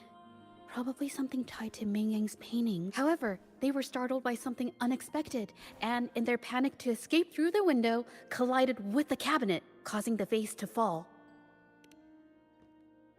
This might be related to the Shangyun art exchange and Ming Yang's breakdown. Let's follow these tracks and see where they lead.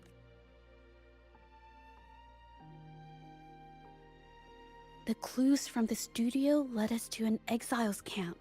There, we found new clues that pointed to a hidden player behind all of this.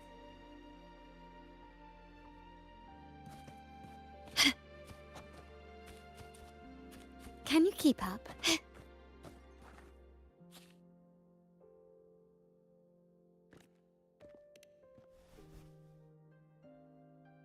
The trolley is worn. Maybe it carried something very heavy.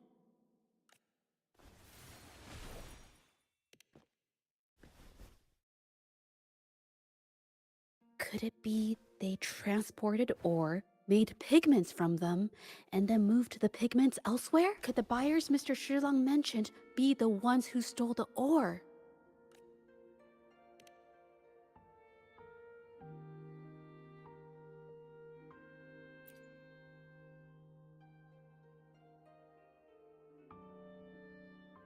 Scarlet thorn, indigoite, and other ore. These match the raw materials for pigments listed on Mr. Shilang's transaction record. I took a look and noticed that these pigments were handcrafted from these specific ores. Standard pigments adhere well and last a long time, but these makeshift pigments smear with the slightest touch. I did mention this back in the studio. When my clothes got stained by Ming Yang's pigments, did she buy these low-quality pigments from the exiles? But why did these people break into her studio?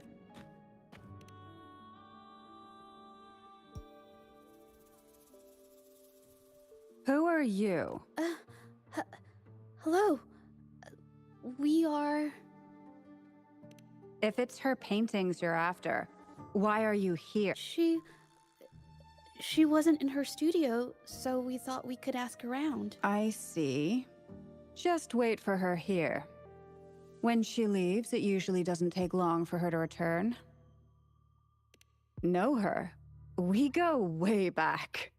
She's okay in our books. Though she hasn't had the easiest run either. She helped us out a while back. Guess you could call us friends. She even gifted us a painting. It's somewhere around here. Oh, here it is. We're no fancy connoisseurs, but even we can tell that girl can paint. I kinda like it myself. It's lively, bright, almost like you could touch the freedom and joy she felt painting it. Can't recall anything noteworthy. My guess? She's dabbling in some new secretive art piece.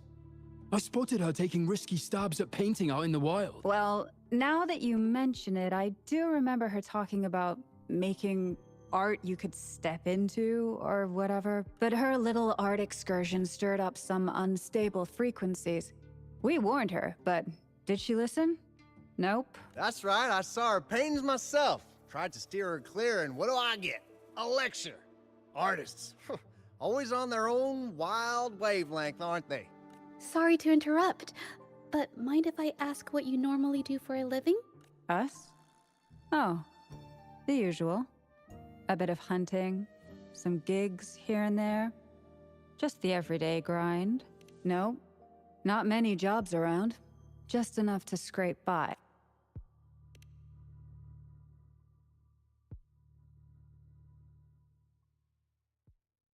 I have an idea. Yes, I think neither of these exiles nor Mingyan has told the truth. I noticed some of the exiles' hands were blackened. The thought suddenly hit me. What if it's from constant exposure to ink? If so, they must be making a lot of pigments and ink sticks. The painting they showed us and the artworks in the studio, they all match what Mingyang described in her diary. Her diary shows us she had major mood swings, which really affected her art. All these strange things started happening after the Shenyun Art Exchange got involved. Good idea.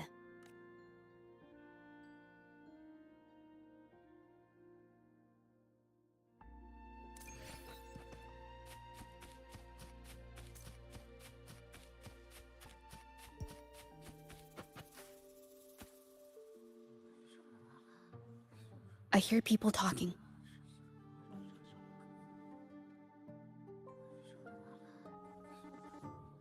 Okay, I'll use my terminal to record it, just in case.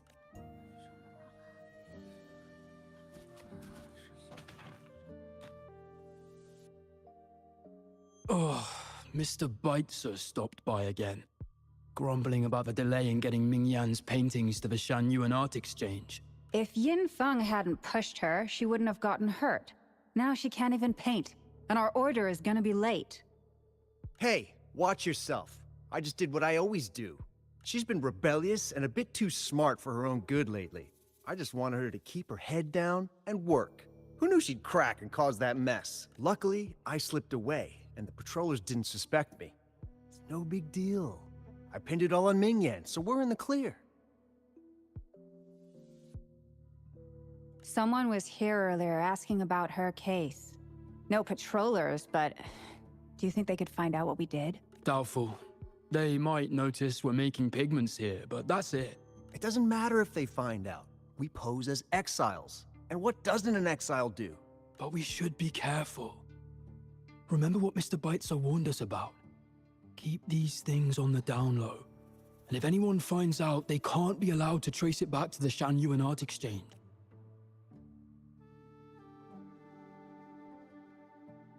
So the Shengyun Art Exchange has been involved in Ming Yang's case right from the start. No wonder they got all shifty when we brought up Ming Yang earlier.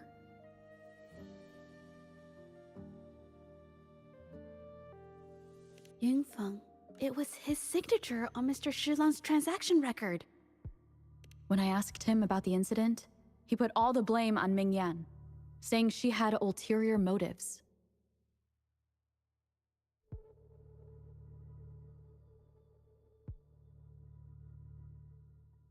The exiles we questioned during the day did the same, trying to divert attention and cover up their own involvement at the scene in the first place. These distractions led us to concentrate solely on Ming Yang, ignoring other possible angles. I have a theory, but we need that batch of paintings they mentioned to test it.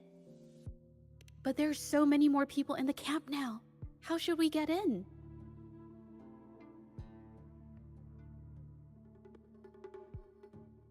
Okay.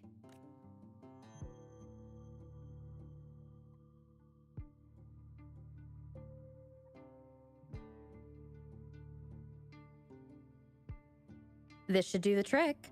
Now, let's see what information we can find inside the camp. Never thought I'd get worn out from something this light. Wow. Thanks. I'll go take a breather then. Right, the rest of the supplies are in the northern warehouse.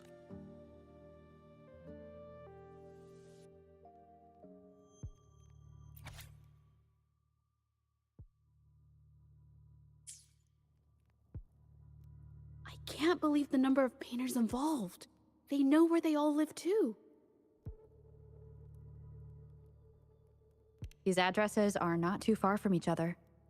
So, the art exchange must be managing its network by district. This camp is likely the hub for this district, handling transportation and supplies. Judging from the list, it looks like they're still searching for artists to create forgeries.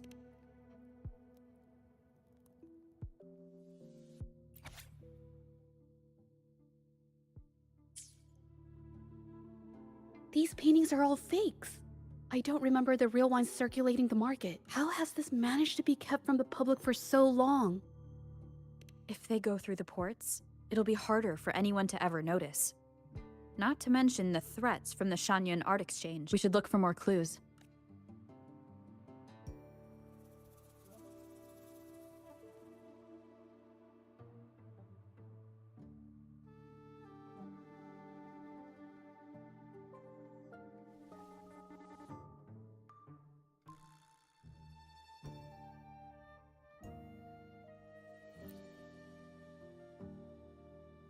I want out of this.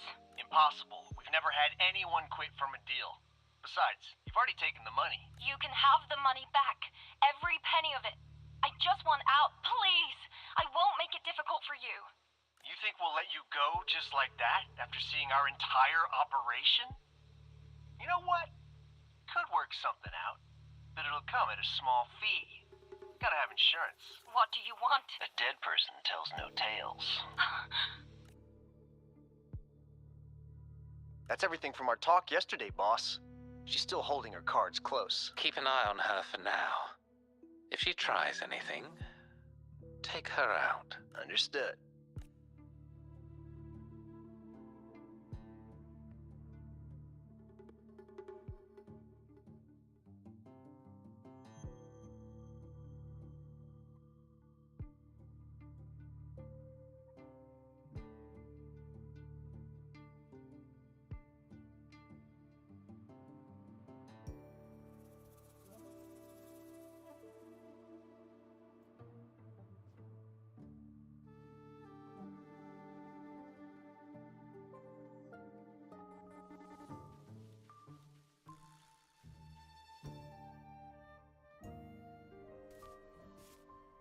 This must be the warehouse they were talking about. There's still some leftover ink lying around.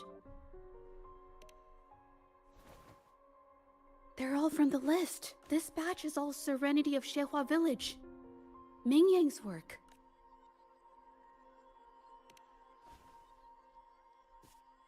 These aren't just simple copies anymore. It's obvious now. She was working with them to create forgeries for her own gain. In the end, this is the path she chose. I suspected as much, though I couldn't quite... I wasn't sure until I saw the paintings myself. Wait, this painting. It's the Serenity of Shehua Village original, not a copy. Shouldn't it be at the studio? Oh, I see it now. This was the painting they stole from the studio. These copies, they're almost identical to the original, but there are some details, subtle ones, that reflect the artist's quirks, not just their technique. The painter copied them well, but if you look closely, you'll find that the finishings are a bit, more rigid in some areas. Well, that's because Look out!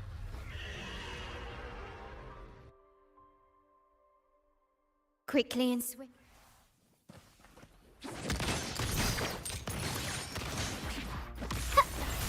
Bask in the sunlight. Into the painting.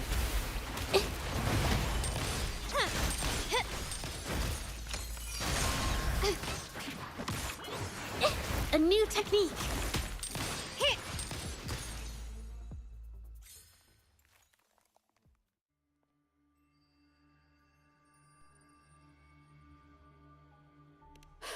No. I'm just catching my breath. But where did these tacit discords come from? Her emotions cause the painting's frequencies to fluctuate, attracting the monsters. But she's not even here. It's just...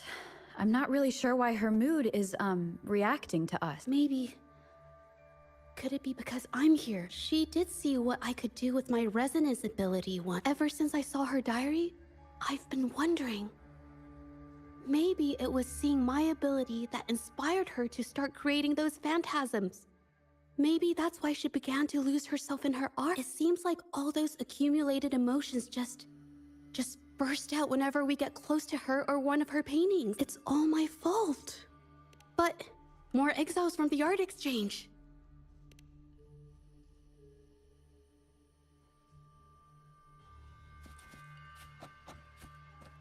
Quickly and swiftly. Can you keep up?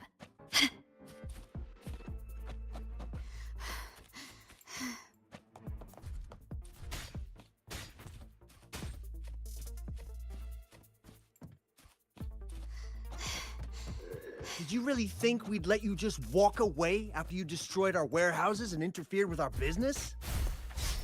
Business. Why is everyone so obsessed with making money? Fellas, what do you say we grab that compensation from our friends here for all the trouble they've caused us? A creator's passion. Does it not mean anything to you?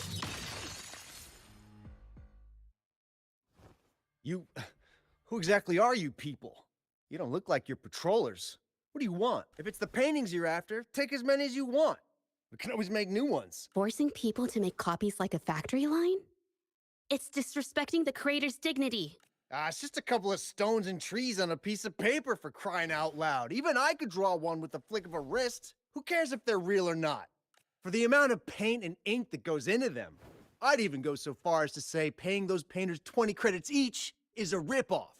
How could you measure the value of creation in such a way? Oh, so you're also here for the money. Look, name a figure. We'll pay double if it'll make you shut up. How does that sound? Take it and scram. That's not what I meant. Then what the hell do you want from me? I want to expose everything to the public. Aside from reporting you to the patrollers, I want to let the public know about all the forgery and smuggling you've been doing. The way you coerce the painters and put their lives at risk for profit? I'll expose it all. Is something wrong?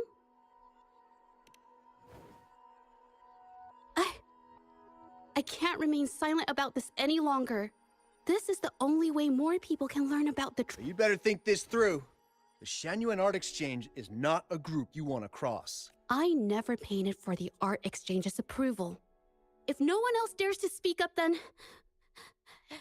I'll be the one to do it. First, we keep these guys on close watch. Then, we need to catch them off guard. And the best way to do that is...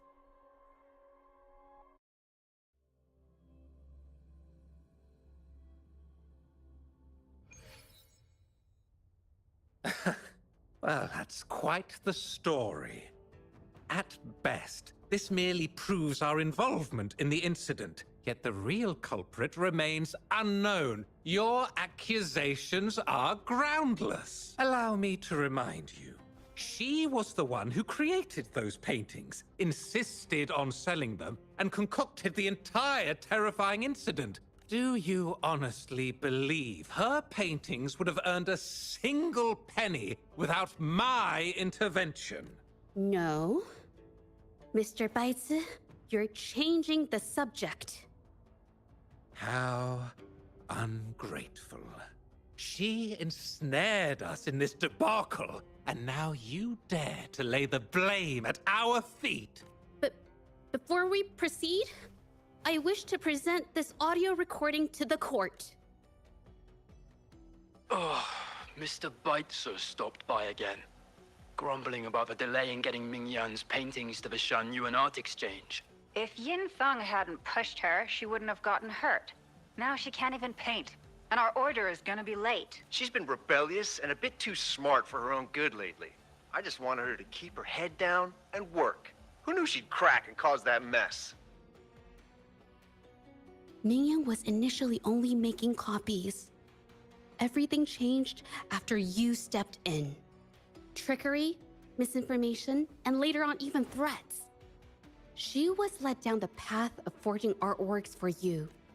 I do understand that if her own heart hadn't wavered, none of this would have happened. But there was already no turning back by the time she wanted to quit. So, saying she was the mastermind behind it all, that's just not fair. Even so, how is forgery a valid accusation? Nothing like that was mentioned in your recording, now was it? This evidence clearly shows that these paintings are no ordinary copies, but your way of making a profit. There's no such thing as real or fake paintings. You're not fooling anyone. For it to be forgery, there has to be another original artist. These paintings are all the work of Ming Yan. Even if she made dozens of identical copies, it wouldn't be considered forgery. Mr. Baitsu, do you recognize this painting? Well, of course. It's Serenity of Shehua Village. Then can you tell the difference between this one and the others? Of course. This piece possesses a lifelike quality unmatched by any other, all thanks to the resonance ability of the arcane artist Ming Yan. However, judging from these paintings, It seems Ming Yang's ability never stabilized successfully. Except for this original piece. What does this have to do with anything? Do you have solid evidence to prove the differences between these paintings? What you're saying is all speculation. There's no guarantee a painter won't make mistakes, is there? Artists seeking perfection always choose the highest quality pigments for their most important pieces. During our investigation of the studio, I accidentally got paint on me and discovered something interesting about the materials used in these paintings. The original paintings had pigments that were pure and brighter, able to blend more naturally and retain color for longer. In contrast, the forgeries used pigments made from mineral scraps. These don't hold up the same, smudging at the slightest touch. We can distinguish the real paintings from the fakes simply by analyzing the ink used.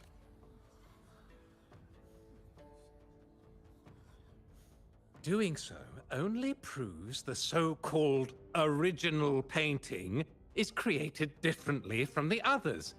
Are you implying that Ming Yan is only allowed to use a single kind of pigment throughout her work? How is this supposed to prove that we are behind the forgeries?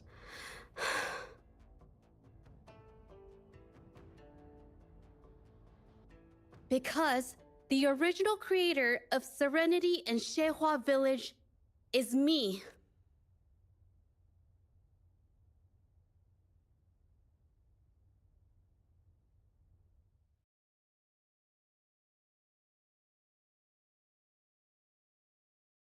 When I was a child, painting was the only way I could express myself freely.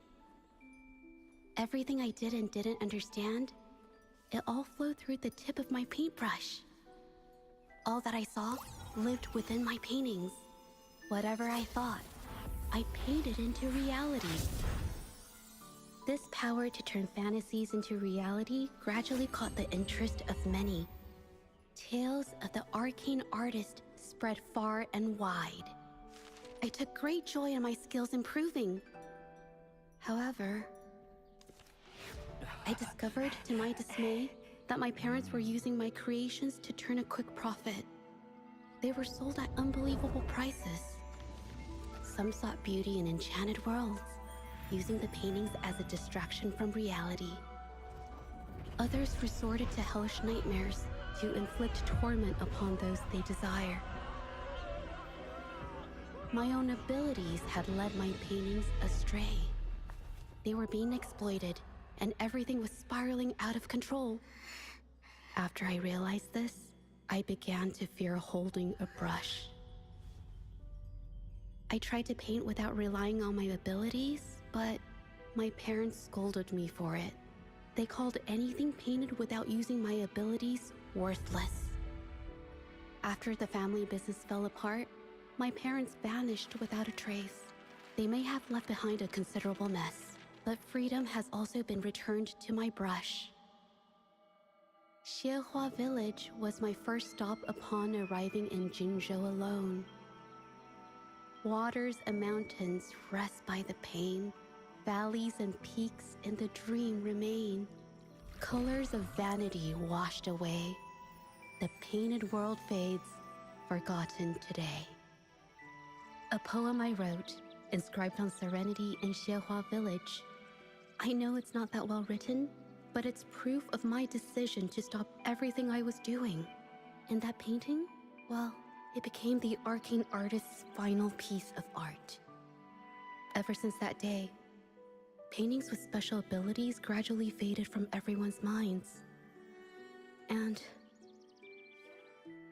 I never used my abilities to paint again.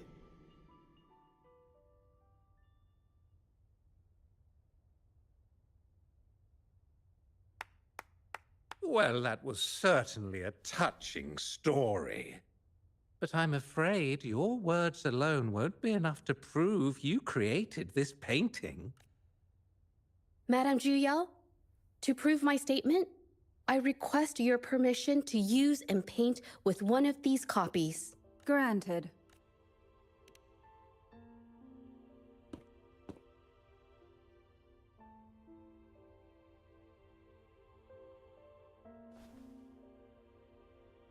Yes. Ming Yang's experience has made me realize something. To create art that truly resonates, I must first accept myself. The paintings I drew in the past, they were heartfelt creations, pieces of my life. They formed my past and shaped who I am today. It's not just about proving a single painting. It's about so much more. If my forte is the cause behind all this, then I must take responsibility. I can't just let this go on and hurt others.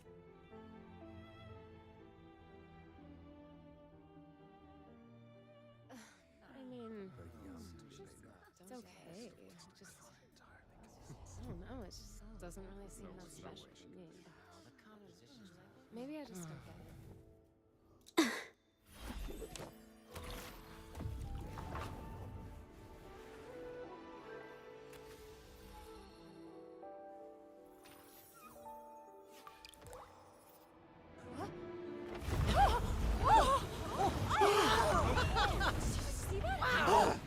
So the rumors are These true. paintings are really coming to life. happening? Some of the best I've seen.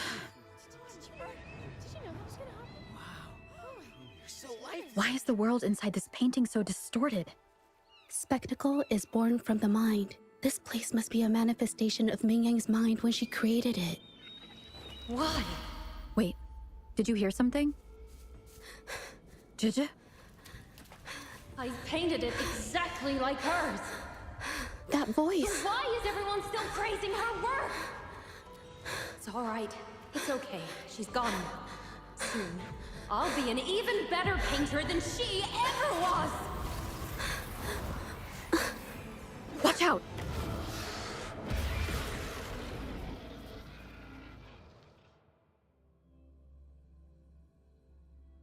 You!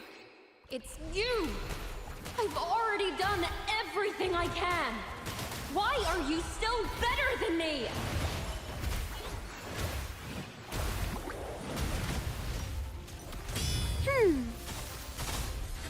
Imitation. Surrender.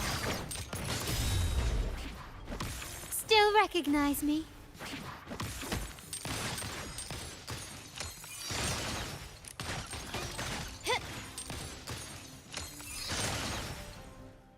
Quickly and swiftly.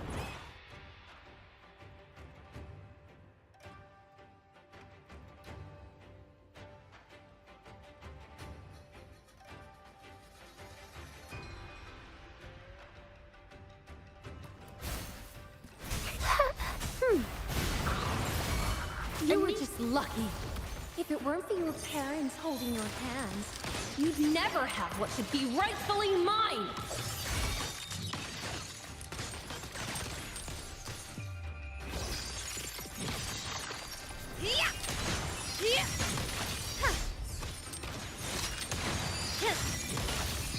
In the name of the Montellis. Found your weak spot. Still recognize me?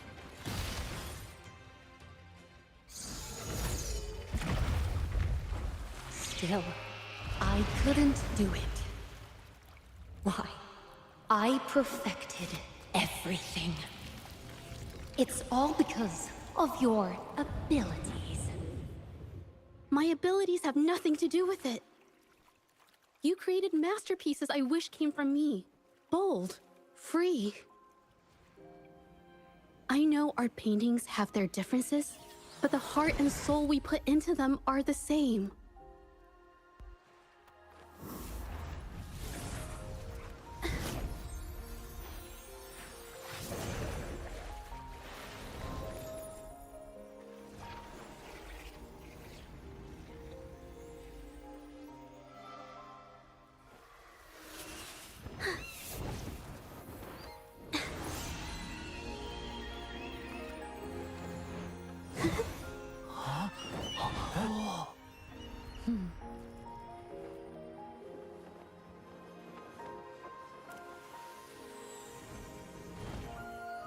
You shouldn't see me as a model to follow. Only when you connect with your truest feelings can you create an exceptional piece of art.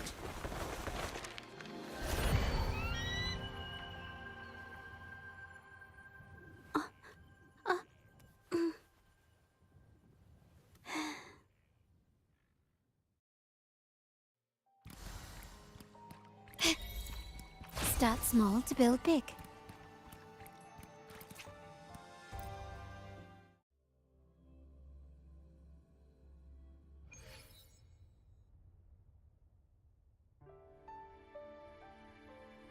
When I learned the truth, I was heartbroken. I believed that by sealing my forte, no one would get hurt because of my paintings. I never expected them to continue causing harm after all these years. But Rover's words made me realize something. It was never about the paintings themselves, but rather those who sought to use them to hurt others. Mr. Baitsu, you run a highly esteemed calligraphy and painting institution, yet you've suppressed the creative spirit and violated these artists' dignity, all for the sake of wealth. Everything they cherished has now become a tool for profit. The works they held dear are just tools for your gain, insulting to both the original artists and their imitators. Set before you is the original painting from many years ago, and the one I've just completed. Now, everything has been brought to light. We received word from the Public Security Bureau 10 minutes ago that they have taken the exiles into custody and found the location where the paintings were hidden. Mr. Baitsu, do you have anything else to add to your defense?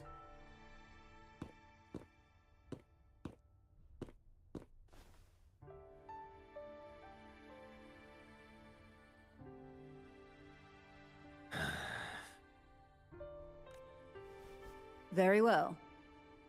We will reevaluate Mingyan's charges, determine the Shangyun Art Exchange's involvement in the incident, and conduct a comprehensive investigation as soon as possible. This hearing is adjourned.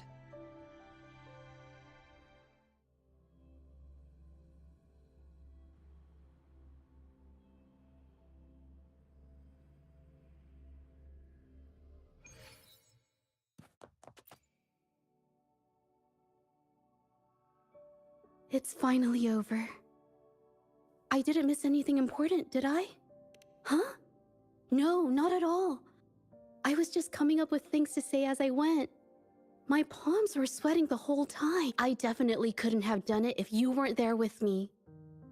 Thinking about the feeling when we were investigating the case together is what kept me calm during the trial. What I meant to say is, back then, everything I said felt right. Like I could just be myself around you. Thank you for helping me through this. You helped me find the courage to believe in myself. Thanks to you, look at everything we accomplished. The Shangyun Art Exchange is undergoing investigation. It'll be the end of their businesses. And the painters they coerced are finally set free. Thank you. I haven't felt this happy in a long time. I want to pay Mingyang a visit. After all, she was involved in all of this, and I want to tell her everything. What do you think? My commission started with her, plus you and I solved the case together. Why don't you come with me? Is the commission over? Yes. I already had it taken care of the day we found out the truth. All right, let's go.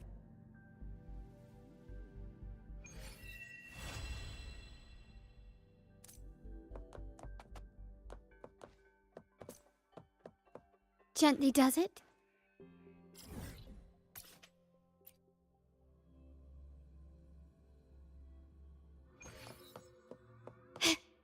Can you keep up?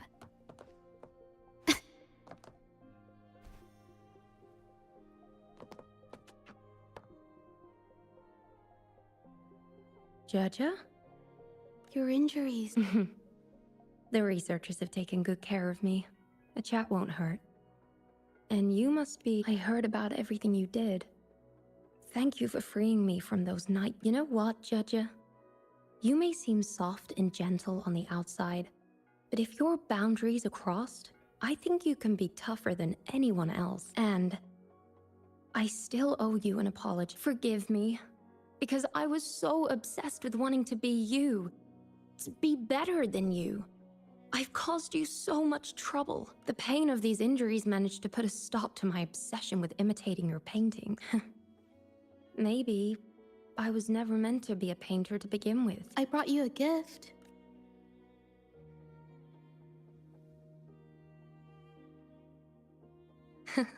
See? Only you can create a painting with such life. I still have a long way to go. This is your painting. It's the one you gave me when we first met. How ironic. I've been trying to imitate you for so many years that now I can't even tell my own paintings apart anymore. Your paintings were never inferior to mine. Just look at this piece. Even you approve of its value. It doesn't matter who painted it. Mingyang, I hope you can find your true self, whoever she is. I know you can do it. Thank you for bringing me this painting. Really.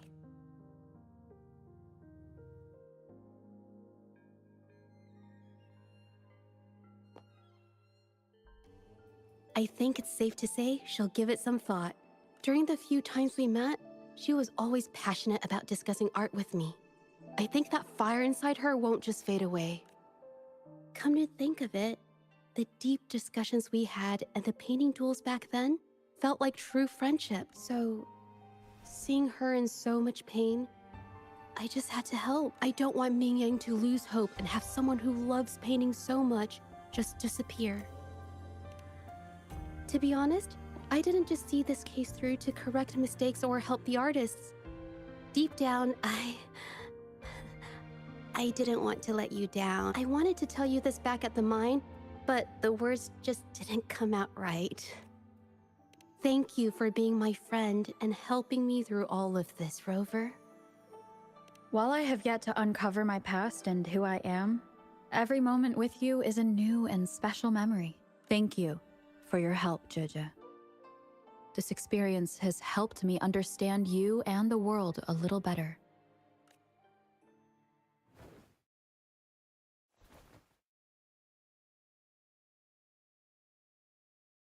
You seem to be pretty slow on the news.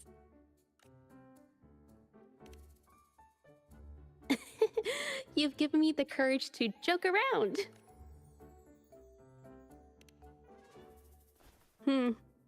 Well, let's take it slow for now.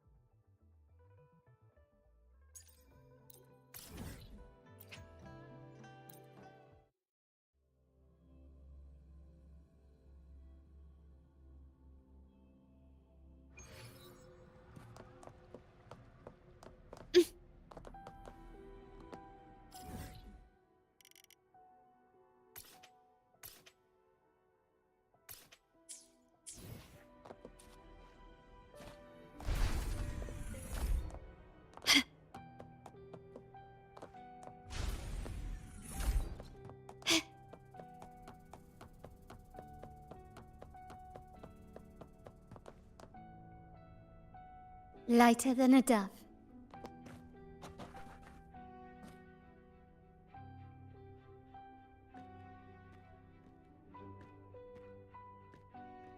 Bloombear, there you are. It's been a while, and you still look great. Since you came to the Black Shores, so many unexpected things have happened. Even the shorekeeper made an appearance. Anyway, let's get to the point. Do you remember what the aerosol is for? Great.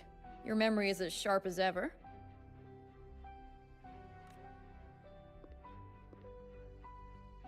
The problem is, one of the prisoners has escaped. It's headed towards the Necrostar and seems to be trying to go even deeper. The shorekeeper is tied up with modulation and can't leave. That's why I need your help to recapture it and prevent any more incidents. You're the best person for the job.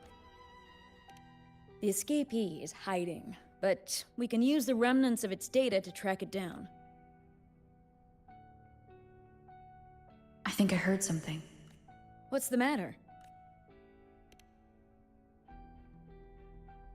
While investigating, I discovered that a few years ago, a consultant accessed these data. She was out in the field recently and just returned to the Black Shores. You should check in with her first. All right. I'll call if I get anything. Thank you. I'm counting on you.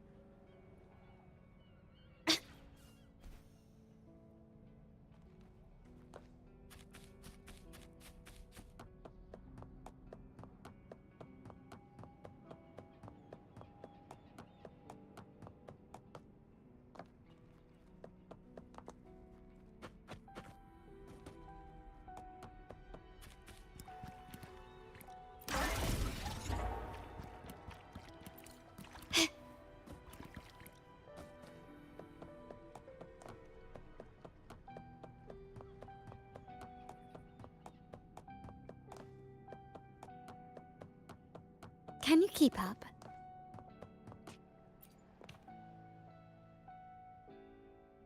Hello. You must be that bloom bearer, right? Beatrice filled me in on what happened. The reason I looked into that Stella Matrix is because of this little guy I found in the wild. When I found it, it had been non-functional for a long time. I tried to fix it, but I couldn't salvage much data. I only got this damaged recording.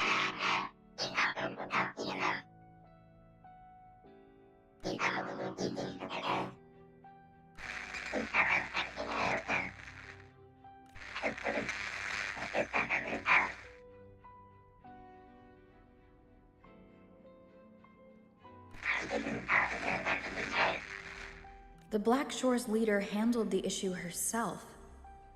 So I brought this Lady Flora back to the Black Shores? The recording ends there.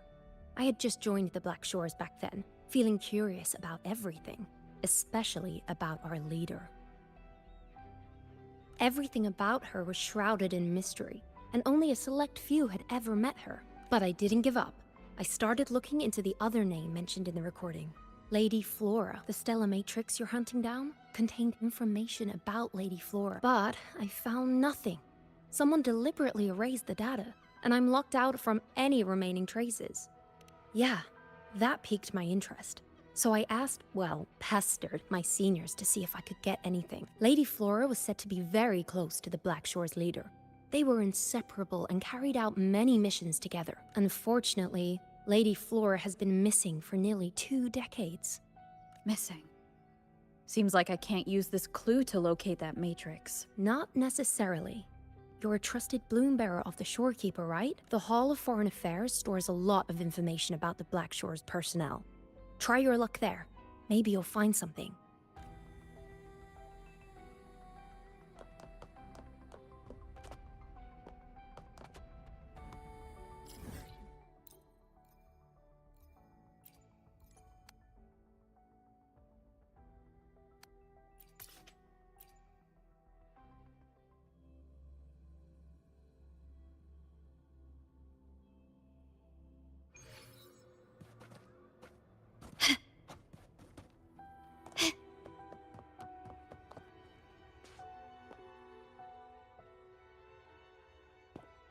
Hello, Bloom Bearer. What brings you here? Oh, but Lady Flora's item was already picked up by another Bloom Bearer. Who took it? You looking for me? If you want it, try to catch me. Something's on the ground. I need to check it out.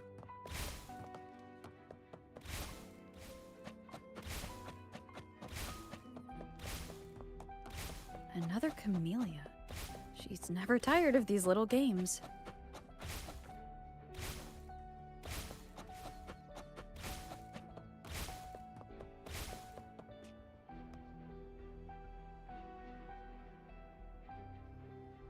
I guess I have no choice but to catch up with Camellia first.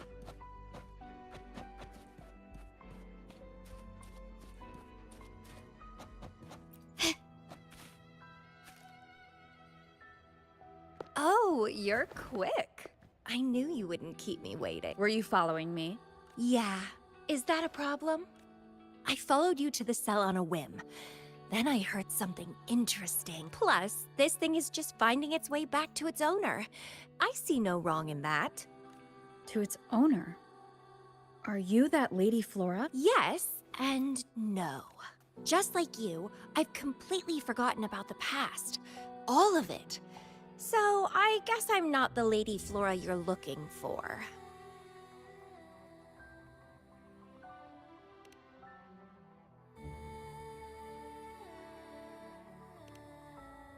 Of course, I did some digging, but a little accident stopped me. If Camellia is Lady Flora, then we were supposed to be close.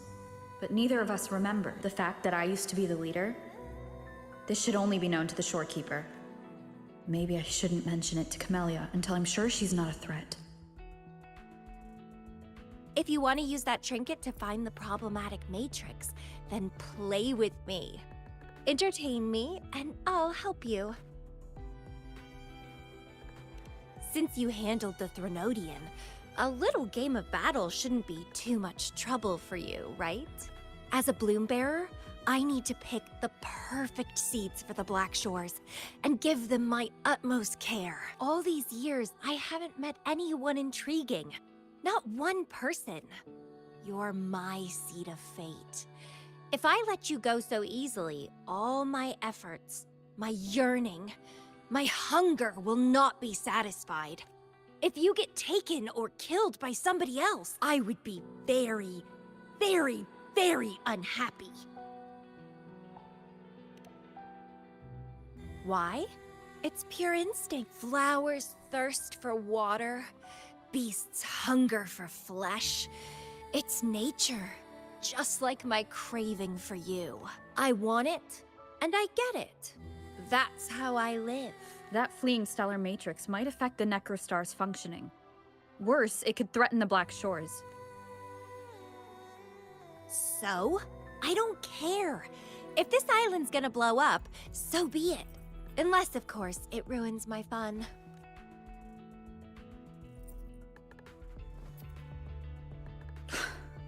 Are you angry?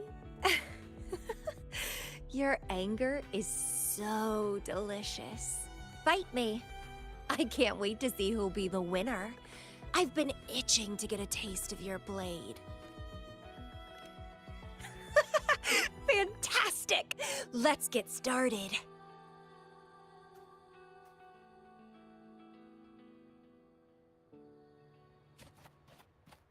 While you were handling the troubles at the Black Shores, I was stuck in a medical pod and missed the whole show. What a pity I couldn't witness it in person. Show me your blade, your strength.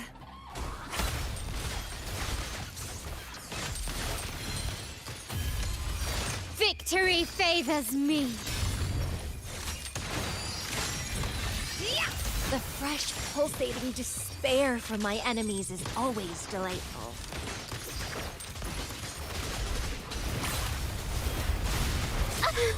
I'm so tired.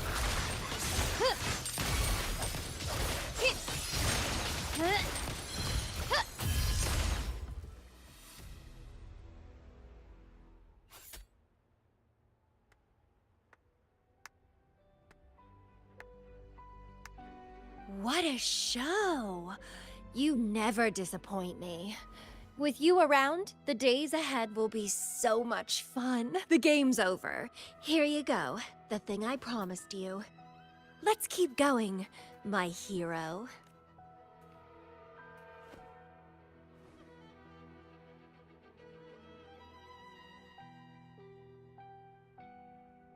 The info in that matrix is related to you. With you by my side, I should be able to locate and capture it faster. All right. So... We need to solve this accident as soon as possible. And you promised to help if I played a game with you. Guess I have no other choice, huh? Well, it's lovely to see you being a little pushy, too. I like your serious side. Sure, I'll go. What else do you know about Lady Flora? You said a small accident happened during your investigation. Yeah, ended up stuck in a boring medical pod for half a month and almost died from severe overclocking. Sure, it's no big deal since I survived. My memories were sealed by Lady Flora somehow. No matter how much I try to recall, it doesn't work. I only remember waking up in a cave. My mind completely blank. Drifted aimlessly for years until I stumbled upon the Black Shores. And guess what? Turns out I had lived here before. Naturally, I wanted to investigate further and figure it out. So that's what I did. I'm sure I uncovered the truth behind my memory loss. But when I woke up in the medical pod again, I'd forgotten everything. Guess somehow I almost died from overclocking when I learned about my past, and I had to seal my memories away again. That's pretty much what happened, I think. I still don't know why Lady Flora did that, though. Well, I don't really care. I can have fun with or without those memories. It doesn't sound like you're talking about your past self. Hello, are you listening? Told you I remember nothing. So, Lady Flora is more like a stranger to me. It's like watching a movie. No matter how happy or sad the story is, it's someone else's story after all. Don't you feel the same? Tell me, what was on your mind when you witnessed those stories, staring at every frame on the screen?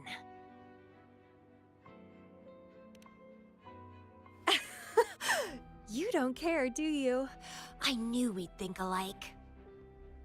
Anyway, I'll trust my instincts over some distant memories. As long as my instincts remain, I'm still me.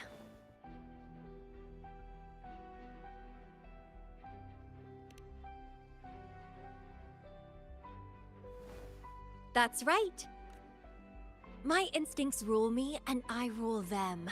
I feel great joy when they are fulfilled, and when I ignore them, I suffer in return.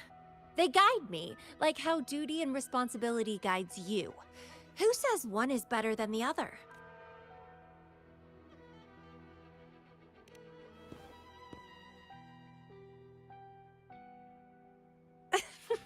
Let's drop this boring discussion.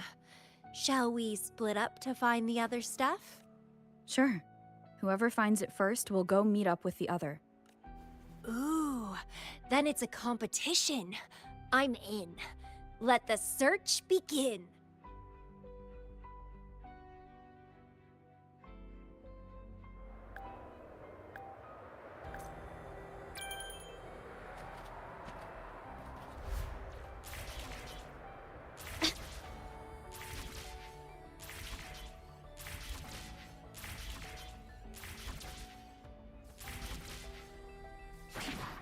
Can you keep up?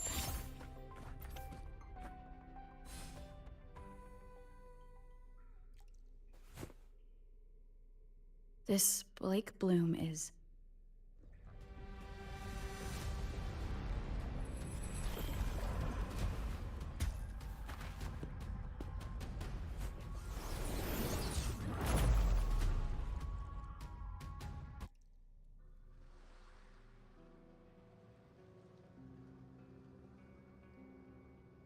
She's so slow. Looks like I'm gonna win. I can sense my prey deep inside. So many of them. How wonderful. Finally, something that gets my blood pumping. Found you.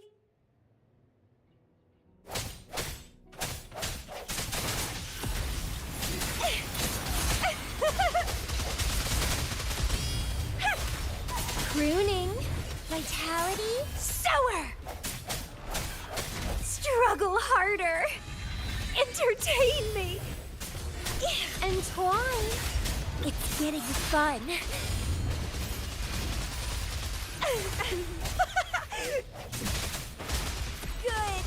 Good. Please me. Delight me. Entertain me. Oh, yes! That's what I want. Keep struggling. More!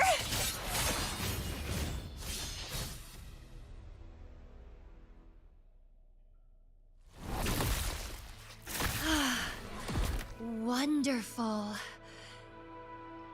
The way you fought really makes my heart race. Such power. Such vitality. I wish I were the one dancing this deadly, bloody, beautiful waltz with you.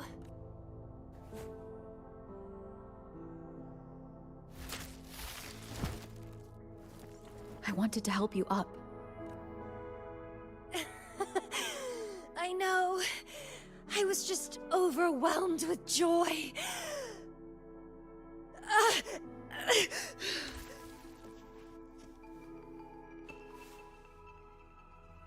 You're on the edge of overclocking, and you were in a medical pod before. Does this happen often? Yeah. Oh, are you worried about me? Oh, you're so sweet.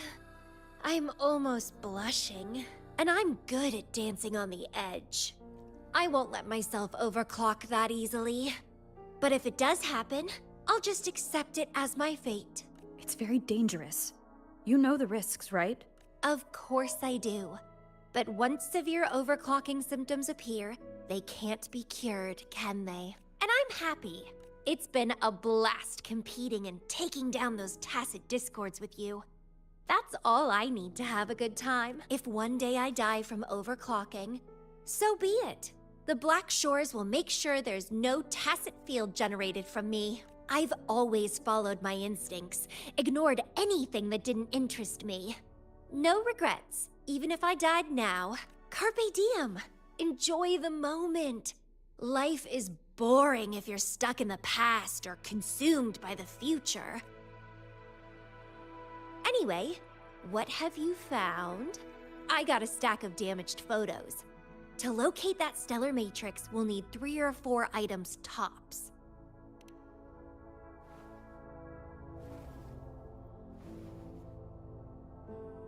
The remaining frequencies. Yes, it belongs to Lady Flora. It's been almost 20 years since the last frequencies were recorded. Blake blooms represent a bloom bearer's identity. They always have one on them. These frequencies can help us track Lady Flora's last activity. She and the leader of Black Shores vanished at the same time, no longer appearing in records. Around the same time. The 2 cases might be connected. Oh, right. I just remembered what that strange feeling I had earlier was. When I saw you in Jinzhou, it felt as if I'd seen you somewhere else before. Anyway, have you told Beatrice that we're ready?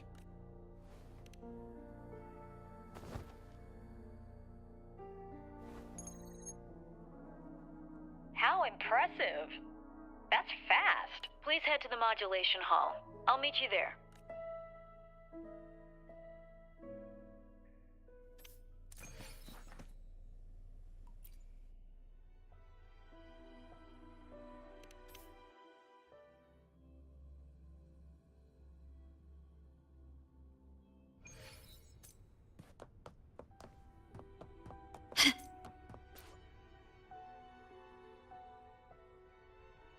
Bloom Bearer, please give me the things you just found. Oh. You want to come along, Camellia? She begged me to go with her, and it looked fun, so I agreed. Well, that's rare. The Camellia I know is only interested in going out to find candidates. Bloombearer, kudos to you for being able to get her to cooperate with you. Awesome. Yeah, normally Camellia doesn't seem to care about anything. With Camellia on this mission with you, you should be safer. Don't worry, I'll be keeping a close eye on you.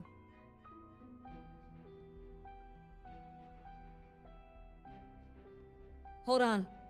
I need some time to process the data. Once that's done, you can dive into the Stellar Matrix with our portal. Past, present, future? All the possibilities in the universe change within this swirling. I'm starting to get a bit interested. What kind of me is hidden in there? Let's go! A new adventure awaits.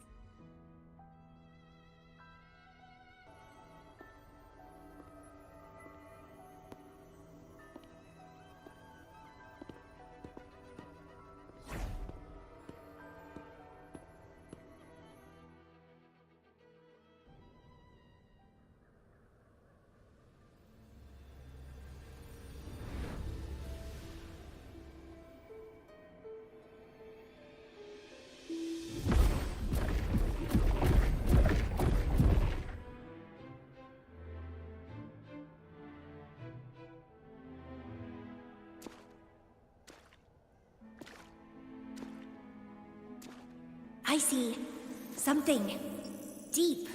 Camellia. I'll catch. Then meet me. What happened, Lumira?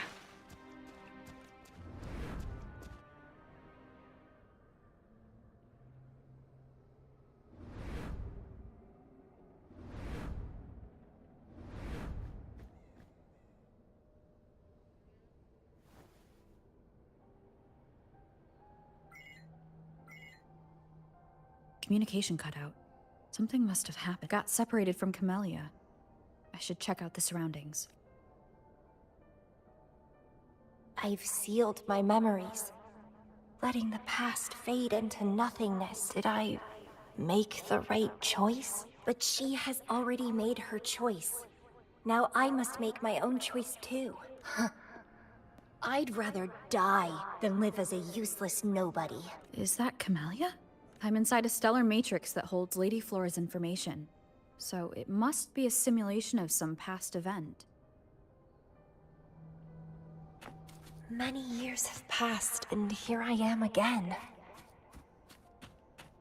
But I'm not gonna stay at the Black Shores and live off old memories.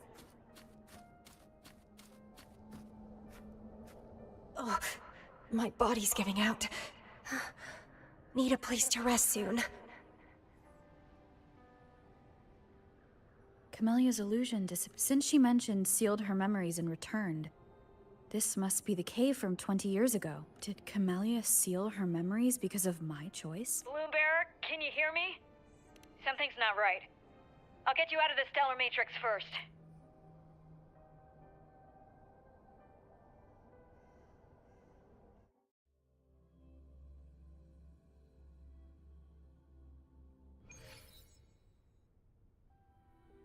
I'm sorry. That Matrix is more cunning than we anticipated. My mistake. Camellia is still inside that stellar Matrix. She was trapped inside and started to sink deeper. That's why you couldn't go any further. Besides, Camellia has found the Matrix core. Without her, it might have escaped again. Now, we'll create a symmetrical stellar matrix, and that will allow you to reach the previously inaccessible areas. There will be various simulated areas. To reach the destination, you need to find and jump to the correct timeline junctures. Due to a mutated stellar matrix, you may not reach the destination in one go. Multiple jumps might be required to get there. Please stay safe.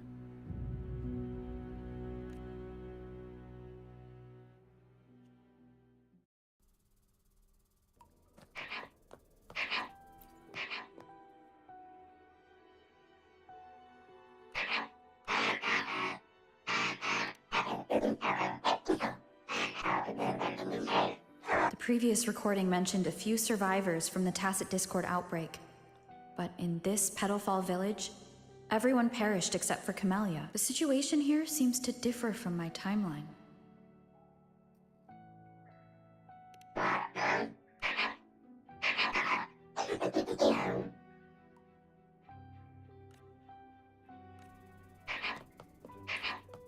It's locked. So, Camellia, in her overclocked state, damaged the locked door's security system when her mind was unclear.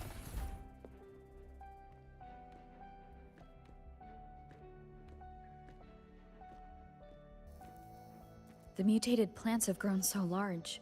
Camellia in this timeline has severely overclocked.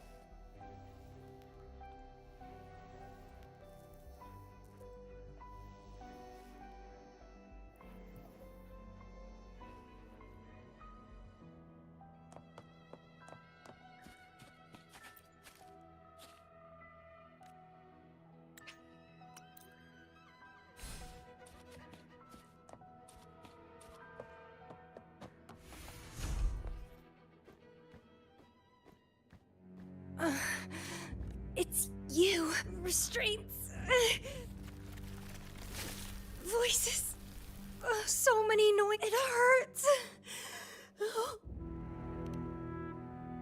My head. My whole body. Petalfall Village.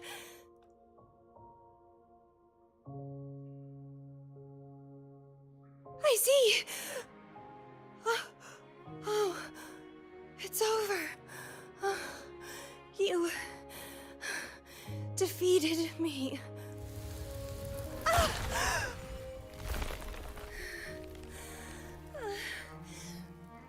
I seem to have seen you much earlier. This is for you.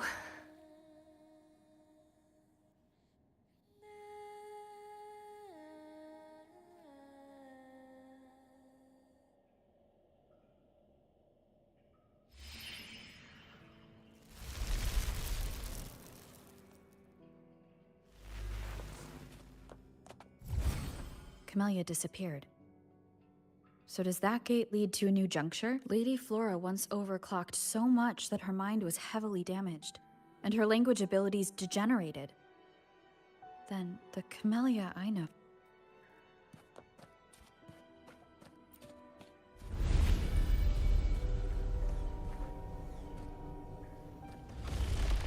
I'm back on the surface of the Black Shores Island. I should go...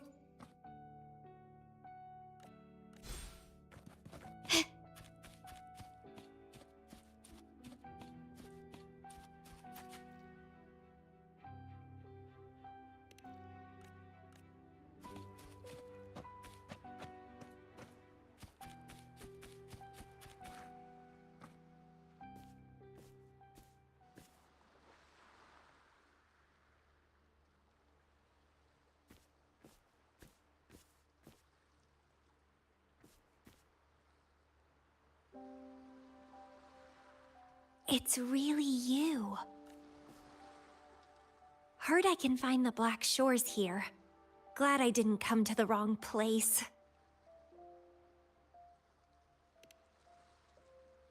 I'm Camellia. Or call me Lady Flora if you want. People from Petalfall Village like to call me that. You left in such a hurry. We didn't even get a chance to talk. I felt... off. Like I missed out on something important. So I came here alone to find you. How's the situation in Petalfall Village? The injured have been transferred to other nearby villages. Most of the villagers are safe and sound, thanks to your timely rescue. Most of the villagers are safe. And with the way Camellia looks now, it seems I'm in an alternate timeline again. But even if the history has changed, we still met each other. You're the Black Shores leader, aren't you? Yes. I snuck in here, but please don't drive me out. I have my own forte now. I can work for you. I don't know. Those consultants said my rebels test showed I awakened my forte. But in the village, I didn't feel anything special, and I don't remember anything before coming to the village.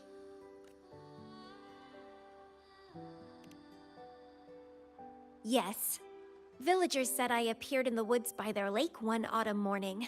That's all I remember. Didn't have anywhere else to go, so I stayed in that village. Can I stay with you here? At the Black Shores? I want to serve you. Make me your bloom bearer.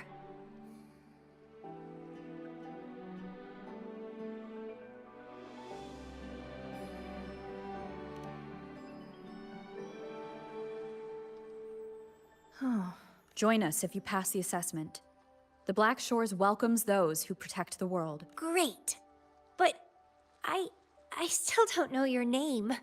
Tell me, please. Oh, it's a beautiful name. I'll never forget it.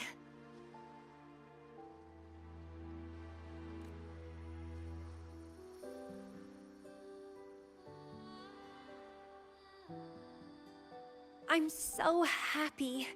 Really, really happy that my vines feel so light. How strange.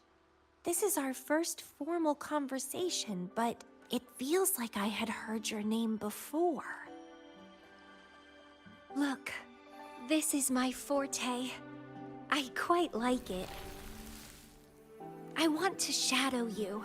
See how a strong person like you moves forward. This flower is for you.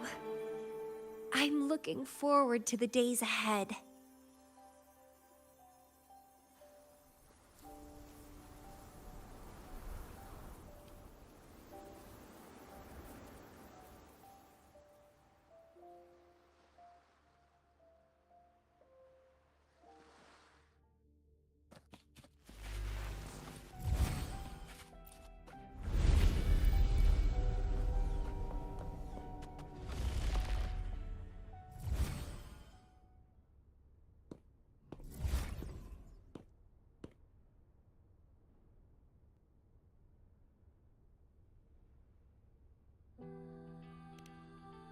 Oh, it's you. Done with the work? You should get some rest. I've been super well behaved these past few days. Did everything as you said. Didn't cause any trouble or go to places I shouldn't.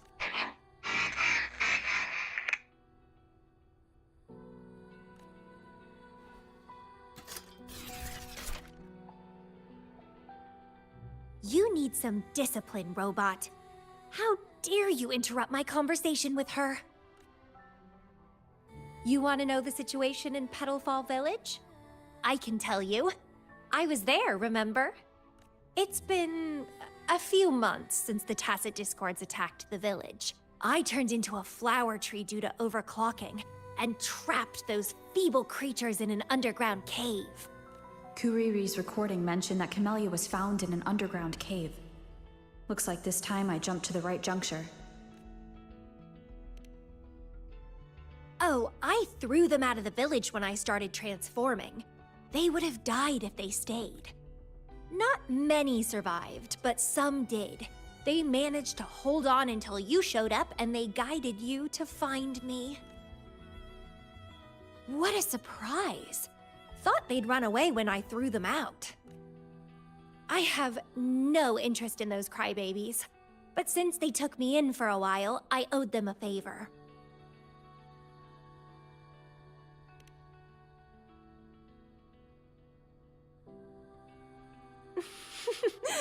That's a cute way to put it. What? I'm speaking from my heart. I don't want to spare a glance at those weaklings. I despise weaklings, myself included. I was a sorry sap when I turned into that plant.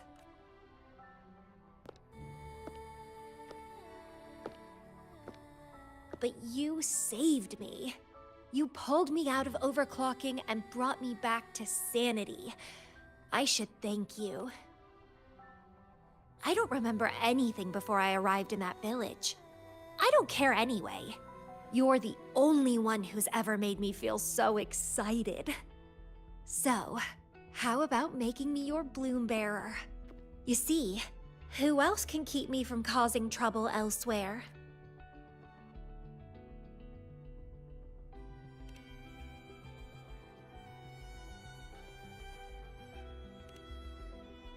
Right?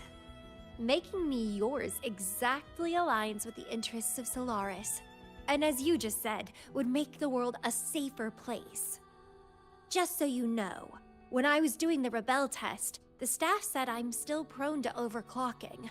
I may have great power now, but I might lose it or fall prey to my emotions again someday. If that day comes, then I'll embrace it as my destiny. Fate's already brought us together, and I'll pay any cost for that. It's led me to the most exquisite flower in this world. I'll give anything for it, no hesitation. Did you know? Climbing plants are obsessed with big, gorgeous trees, clinging onto them like their life depends on it, sucking up all the energy they can get from the sun. They're driven by an insatiable hunger to savor their beloved tree, down to the last bit.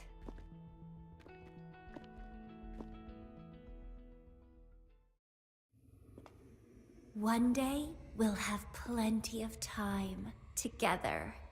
You can definitely, rigorously train me.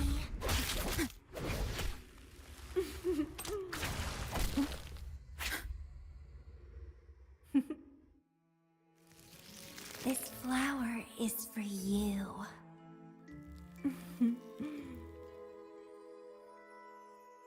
To express my... It's the correct timeline juncture. Initiating jump now.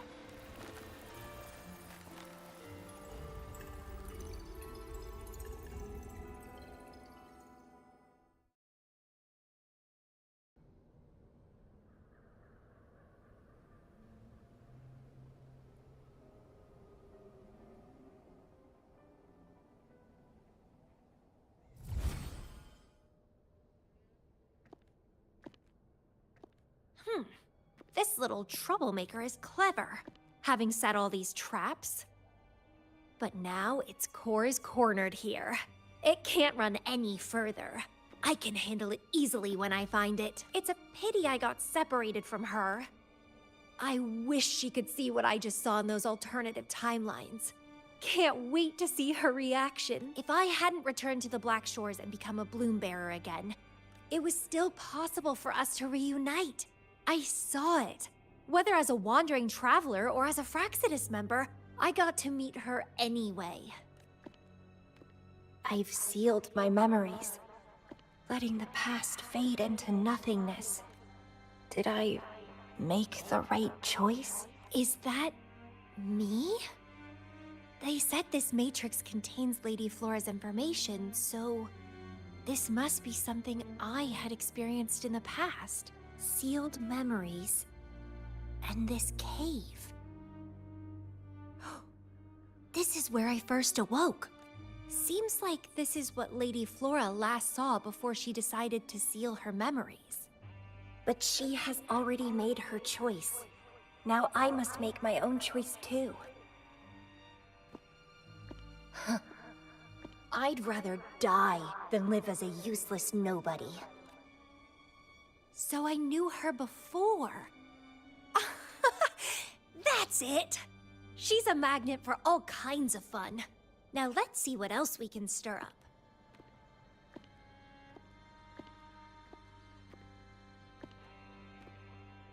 Guess I'd better not use my forte, or I'd be at a disadvantage when she catches up later. Is it a flower seed on the base?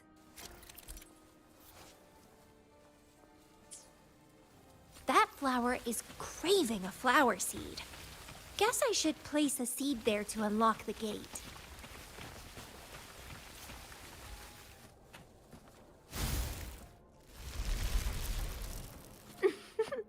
As I expected.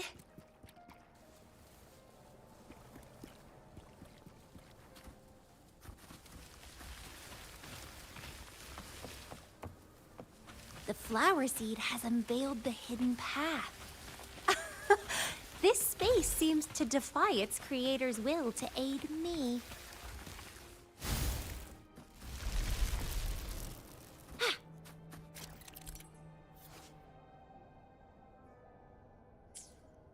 Crimson Blossom!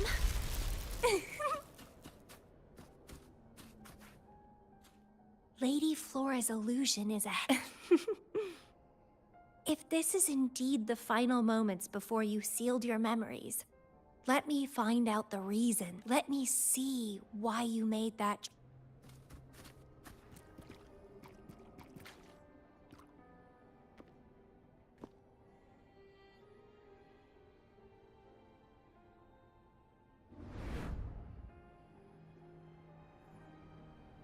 After all these years, she still made that choice.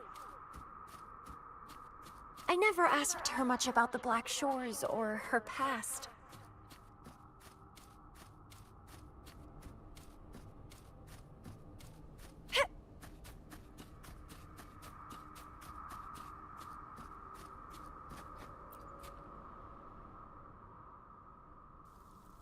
I didn't care. As long as we were both happy when we crossed blades, I was happy. But now she wants to leave, and even abandon her memories? Doing all of this for what? A so-called better outcome? For the Black Shores, a better future must mean saving Solaris. I don't care about that at all. Why? Why do I have to lose my only beloved playmate, my most cherished opponent? Here at the Black Shores, she's the most trapped one by far. Is this an illusion from the past? Looks like I used to be quite sentimental, though I had this guess well in the previous junctures. She was indeed the former Black Shores leader.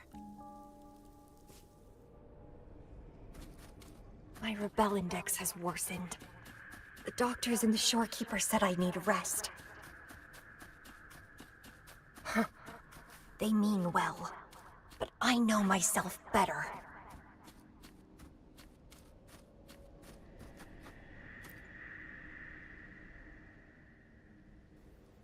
Rest won't help. I've lost my anchor. She's no longer here to rein me in.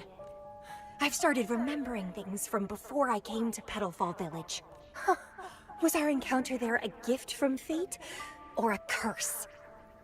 But now, thinking about the past will only make my overclocking worse. She's gone.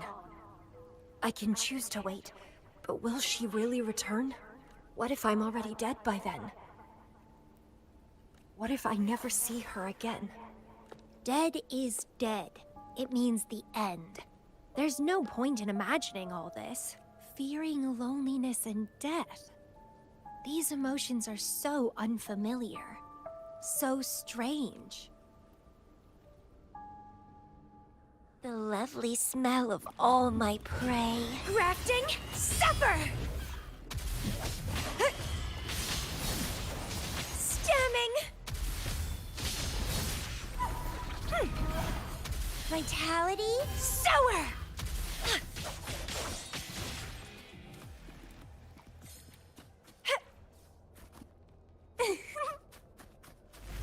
What happened? My chest feels so tight, and I feel a little unwell. I must be affected by the environment. My body and emotions are... This stellar matrix is starting to fight back. I'd better hurry up and take it down.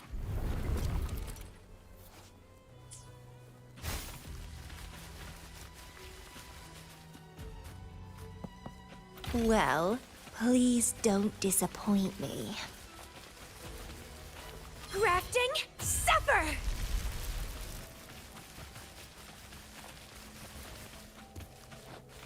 What are you yearning for?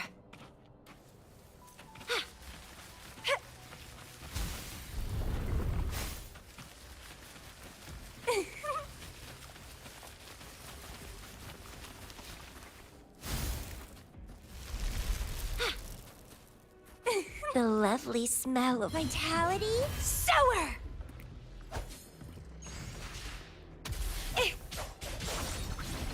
It's getting fun.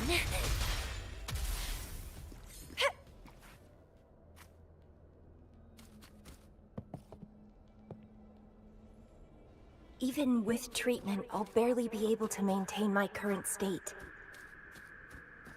But constant overclocking and forced corrections will ruin me in the end.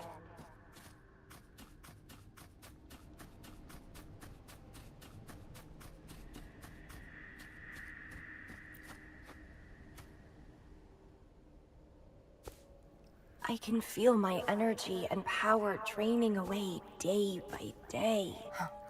Even if she one day returns, what will I be able to do for her? Trapped in my body, needing her pity for love and attention. If that's how I'll end up, I'd rather die on the spot.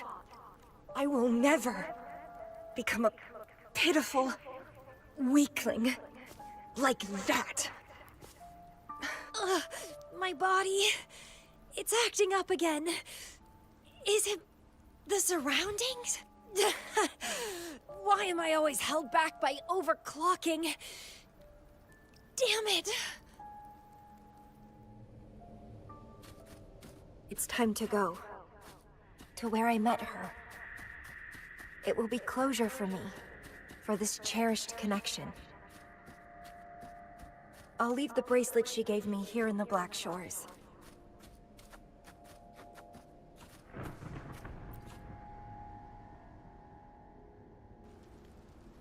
I can't just sit here and rot away, clinging to old memories. There is another way to keep overclocking from eating me inside out. A way to control my emotions. Stop the past from haunting me. A way to forget it all. I will abandon my memories like she once did, sealing them away. Sanity is a gift from her. I will not give it up that easily. I am one and the same with my instincts. Like flowers thirst for water and beasts hunger for flesh. With or without my memories, my instincts will still guide me to her. When we meet again, I hope she remains my worthy opponent. Friends or foes, united and unbound. It's a dream come true. Indeed, that's the choice I would make. I will bloom to my fullest. Follow my desires till the end of it all.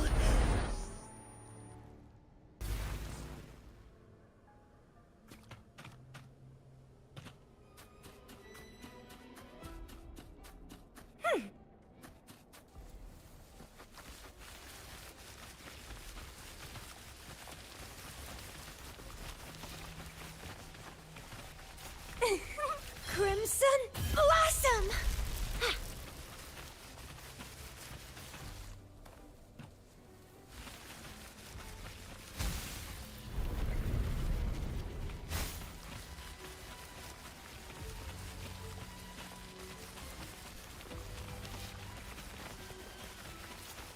What are you yearning for?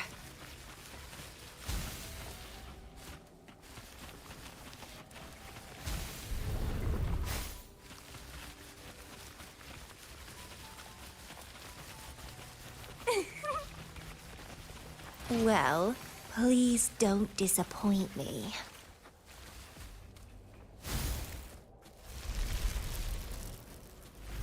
I can't see the road ahead. One more step. I can't die here.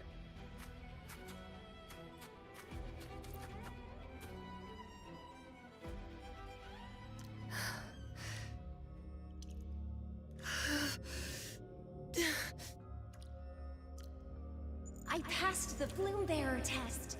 Take me with you next time, please.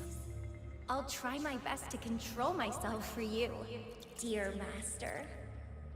You'll abandon all memories and start over? Where are you going?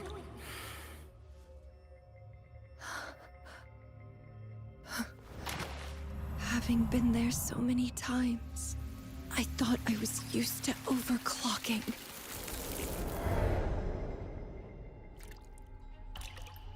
Are you? All that talk about power, about being free, and now you're just a loser. Shut up!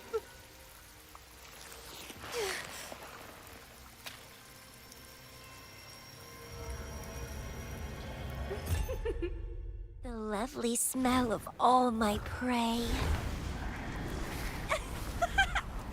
Come be my prey, sweet little birdie.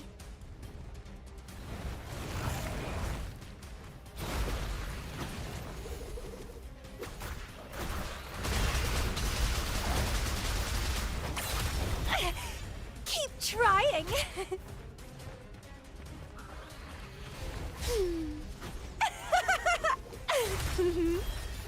Consume and be consumed by power.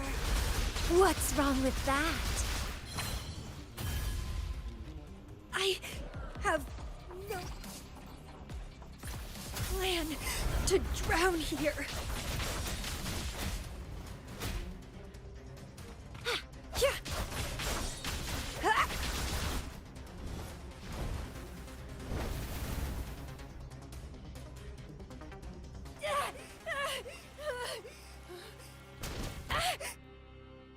How pathetic. Everything will be forgotten anyway. What is the point? What do you know?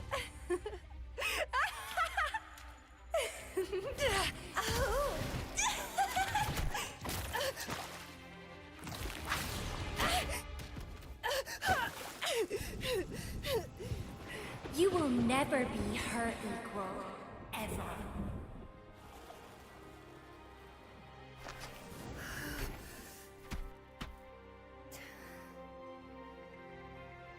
Forget and be forgotten. So what? Rover, I traveled far and wide in our time apart. Fate led me back to you every time. Once, I was a nameless traveler, passing you right by. Once, I joined the Fraxidus, and we met in battle. I may forget you again and again, but as long as I still have my instincts, I'll always gravitate towards you.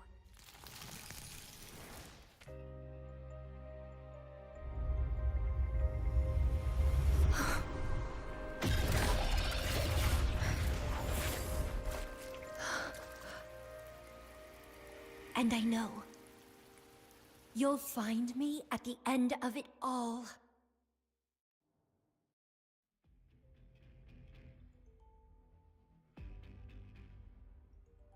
Leave it to me. Let's crush this pesky creature together!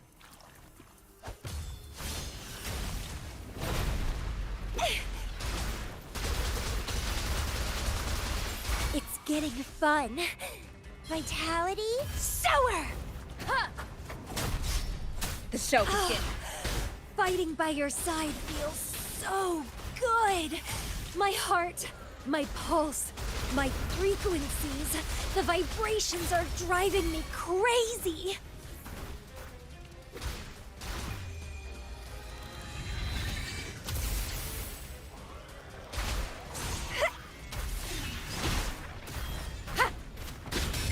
None shall whisper. One with the Sprout of budding seeds!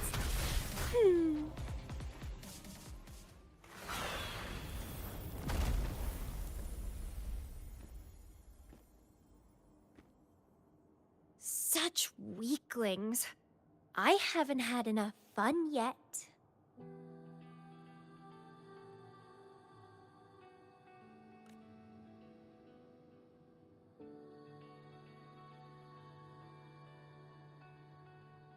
Anyway, where did you go after that? How did you find this place?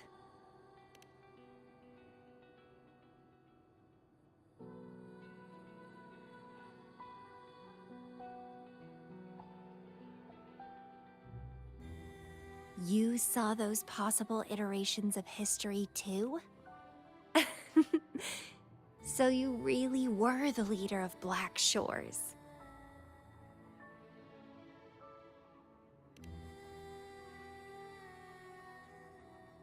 No wonder I felt something familiar when I first saw you outside Jinzhou. I saw a lot of interesting stuff.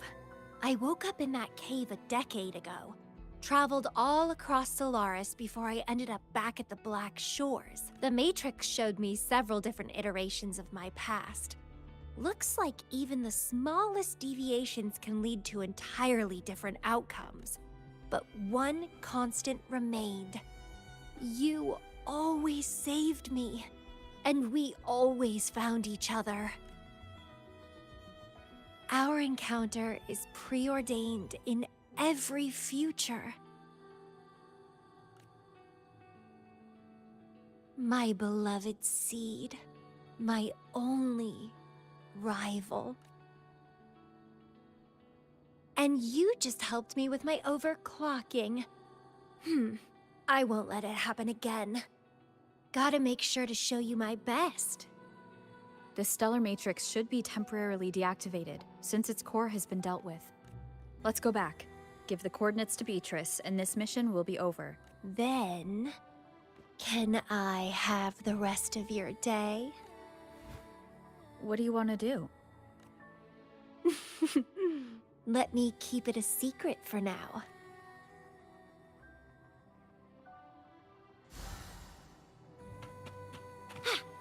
What are you yearning for?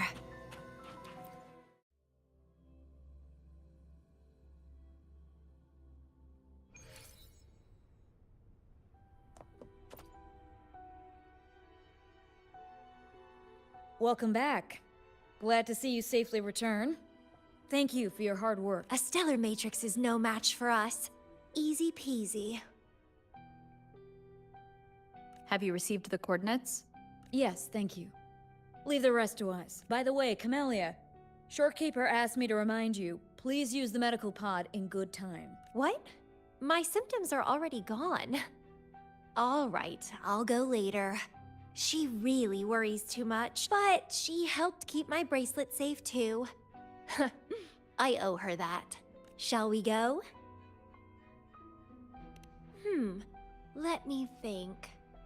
To the surface. Veiled Rock, the starting point.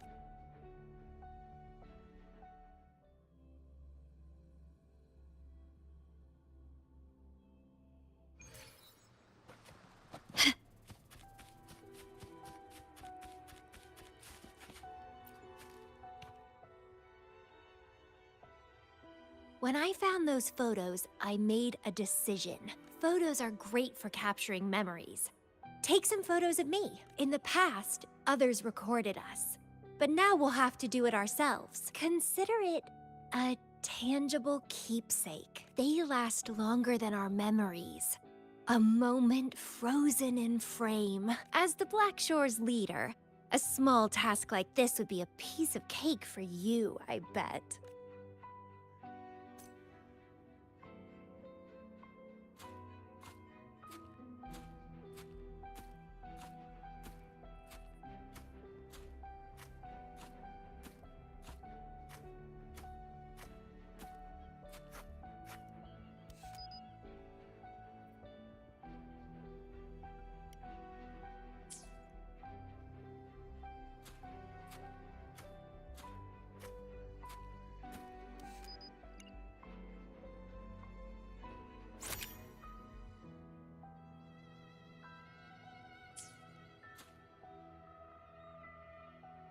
Stay focused.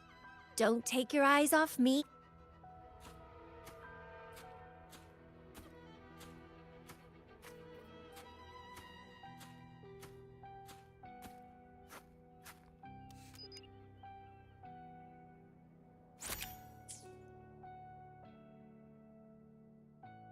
Looks good. I want to keep a copy of this too.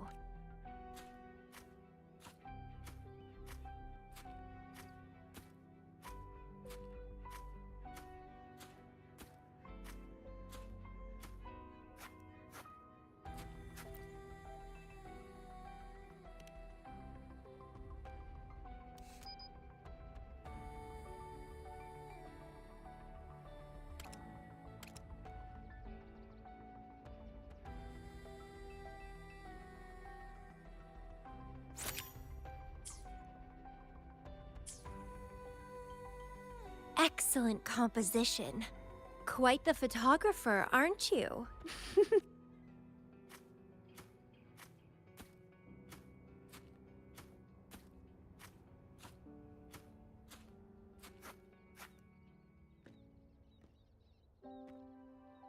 Do you still have that bracelet?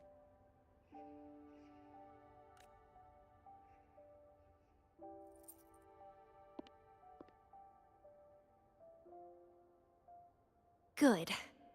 You can keep it, so... a piece of me always stays with you. Since the past between us is a secret now, consider this bracelet our witness. What exactly is this bracelet? It's an old one. It was a gift. Got it for monitoring my rebel spectrum as an overclocking warning device. But I don't really need it anymore. Told you I'll never lose control again. Except in a special situation like this. In most cases, nothing can even leave a scratch on me. I hit jackpot finding the Matrix. It was a blast. But that's all in the past now.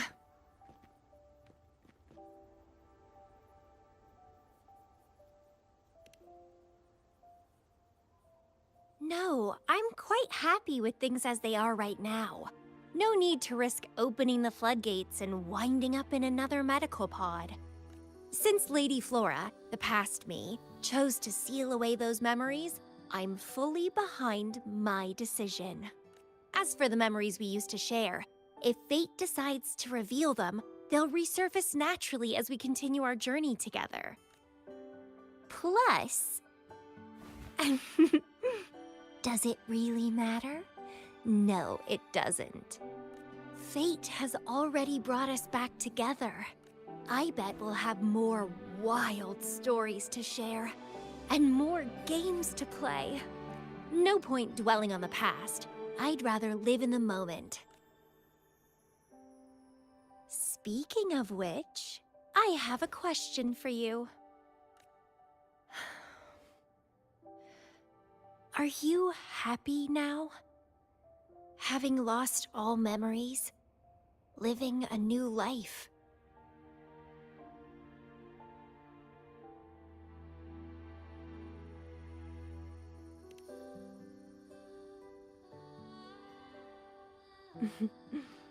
Same here. But you'll be fine, because you have me now. We can take our time figuring out this life. Together. This is where I first set foot on this island. Where everything began. The stars lie beneath our feet. Where the Tethys system resides. Tethys records all data on Solaris. Capturing countless possibilities born and fading away.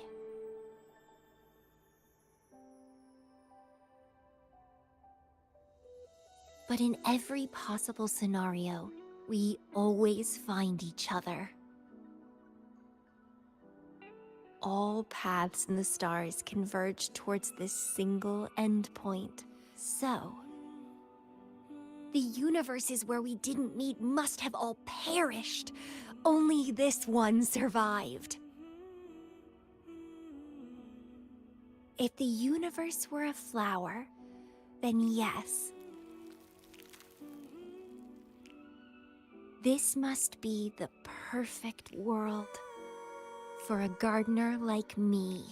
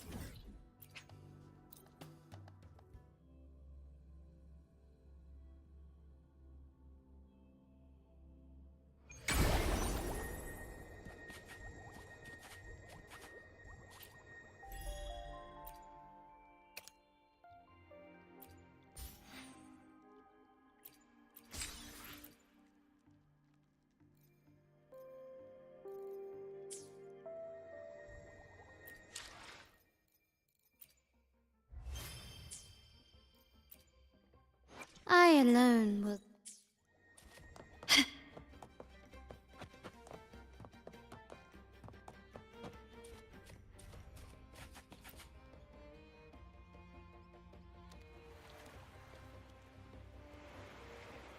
Only a six-pack? That's unlike you, Battier. This isn't just any drink. I brought the finest brew from Eglertown. Cost me a pretty penny, you know? Aye, Battier, my good friend, add one more six-pack. Tonight, this deck will be riotous with our revelry. Ah, look who decided to join us. You've come at the perfect moment. We're about to place a very, very important bet. They're betting on who will catch the first fish. Battier fancies himself my rival, so he's wagering his prize stash of wheat liquor. Believe me, that stuff from Eglertown is pure heaven. Smooth, sweet. I can almost taste it already. Confident, are we? Less sweet in the steaks. I'll toss in a bottle of troop strength. Everyone's in for some fine spoils tonight. Ha! A bold move, Battier. Let's make this really interesting. What would you have me wager? Oh, no, Captain. We're not just betting drinks today. Not with the Rover as our guest. How about this? If I win, you give the crew a day off. We all want to hang out with the Carnival's laureate again. And you, Captain, will handle all the chores. Cooking, cleaning, deck scrubbing. The old kit and caboodle.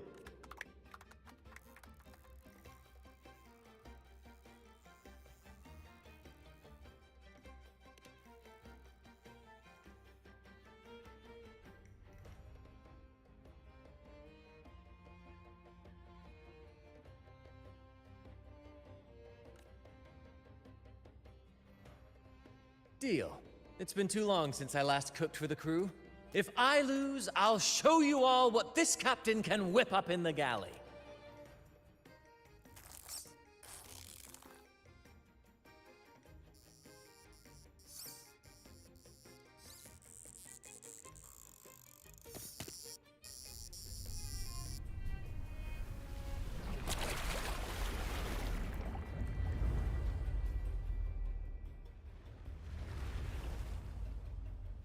By the Sentinel, look at the size of that beast! Ha ha ha! Do we even have a pot big enough to cook it? Wait a minute. Isn't that Battier's rod?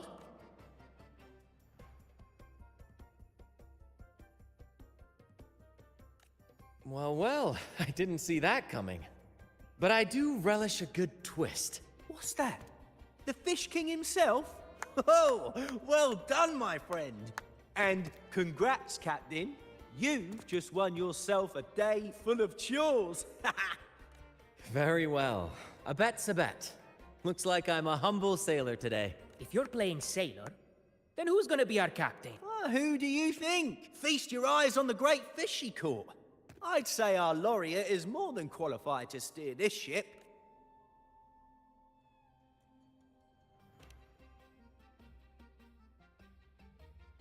I've got no doubt you'd make a great captain. But no pressure, of course. It's entirely up to you whether you wish to take command. Setting that aside, why not join us for dinner? Trust me, you won't want to miss the liquor you won for us. Allow us to thank you properly for all the help you've given. So, what say you? Will you honor us with your presence? You must. And with that beast of a fish you just hauled in, tonight's feast will be unforgettable.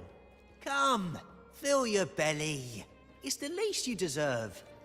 Right then, I'm off to let the kitchen know what's coming, and to dig up my finest liquor for the occasion.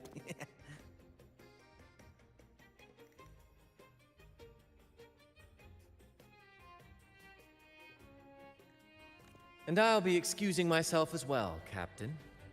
Oh, time to scrub the decks until they shine like gold. Oh, and if you find yourself with nothing to do, feel free to explore. Make yourself feel right at home on this ship. Ciao! does the captain of the troop of fools do in a day? There's still some time before dinner. Might as well see what the crewmates are doing.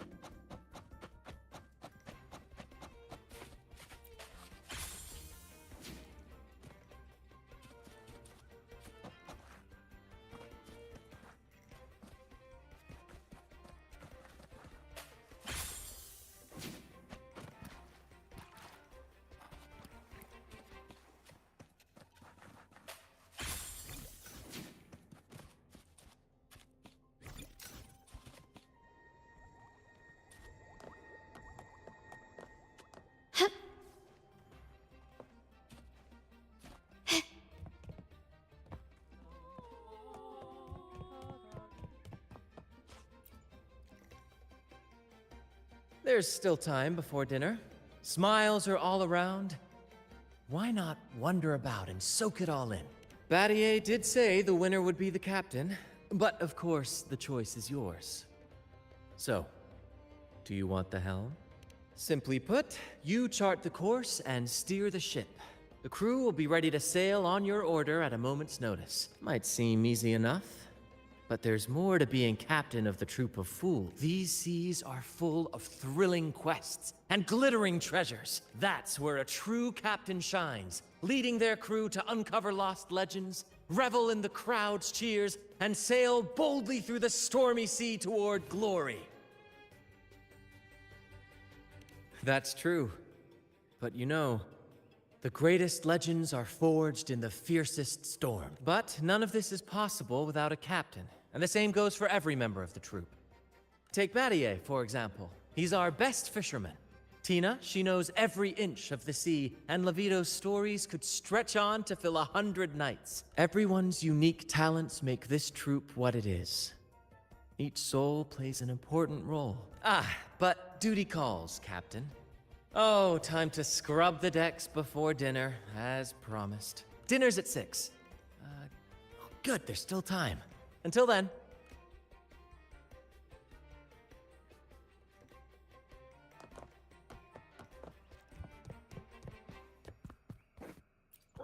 Six o'clock dinner! 6 o'clock dinner! There's still some time before dinner. A little stroll could be a good idea.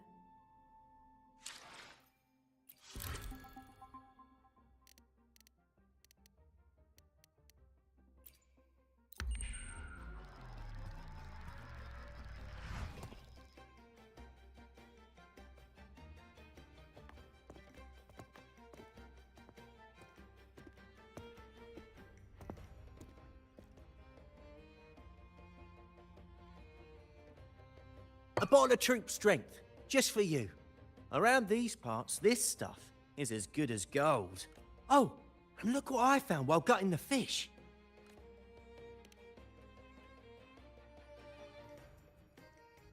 It's split in half. Odd, right? I found it just like this. It might even be a relic from the old days.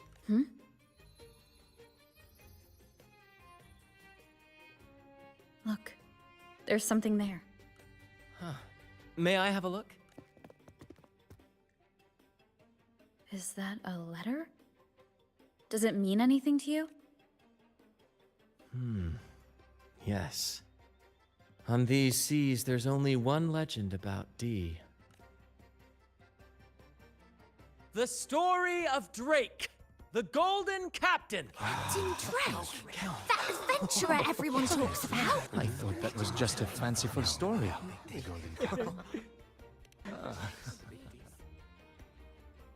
Captain Drake, the famed hero of Renacida.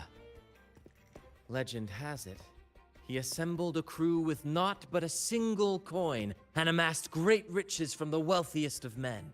He then embarked on a quest to chart a safe passage across the stormy sea, a feat worthy of being remembered forever. But there was a price. Only one crew member returned, and he had been driven mad. What happened out there is still a mystery. Such tales were my bedtime stories. Back when I had just boarded the Pilgrim sail, with no family and Nightmares that could raise the dead. Toscanini would share such stories to comfort me. At the time, I swore that if I ever became a captain, every crew member would come back safe. No exceptions. Ah, Toscanini, the Night Watcher. You are one of the few who still remembers him. Did he ever tell you the rest? That mad sailor who raved about his captain's coin, saying it would lead to untold treasures. Perhaps it's the very coin our captain here is holding. Untold treasures, eh? Well, aren't we lucky? If we had the whole thing, imagine the riches we'd claim.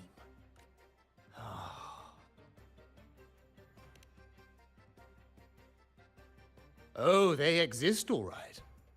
The Golden Captain conquered every sea known to man. The wealth he amassed could give us all lives of leisure and luxury.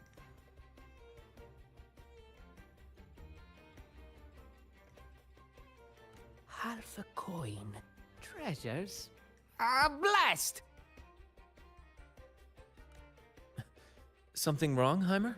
Now that I think of it, I lost a half coin just like this not long ago.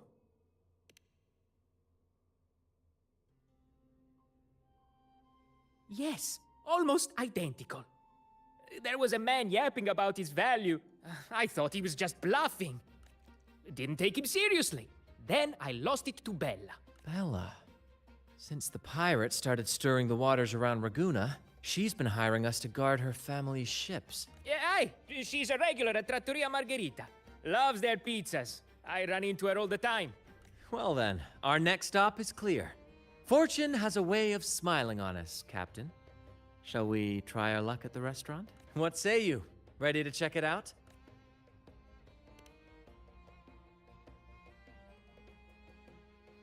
Aye, aye, Captain. Our course is set. Ready the sails and let the wind carry us.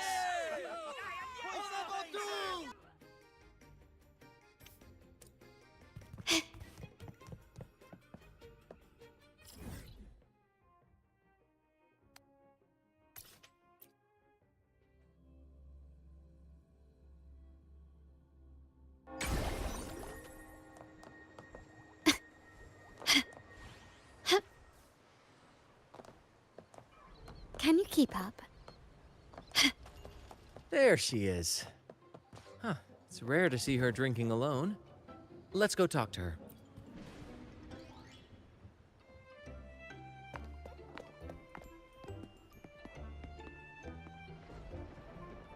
Bella, my friend!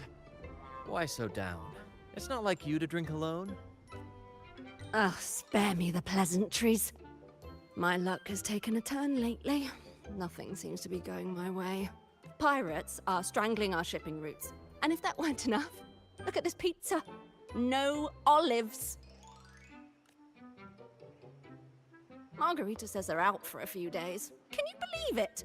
Even the simplest pleasures conspire against me. And that lucky coin I fought tooth and nail to get. Stolen! Some wretched thief made off with it. I've been cursed ever since. Unlike you, Brant, you could disappear into a fog and emerge glittering like a diamond.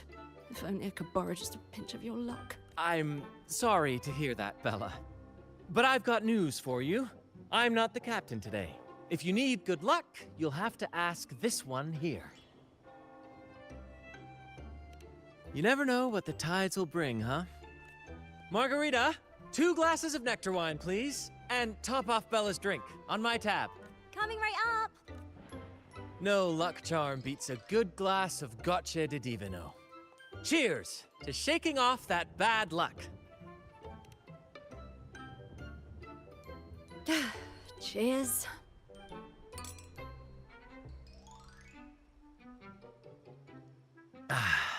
That's fine wine. By the way, Bella, where exactly did that coin of yours get stolen? Right here in the restaurant. A few days ago, I placed it on the table while I was chatting. Next thing I know, poof, it vanished. A lot of diners have been losing things lately. I can't say who's behind it, but it seems to be happening more frequently. A common thief. Captain, I have a plan, but I'll need you to steer the ship this time. Really? I've only just started on mine.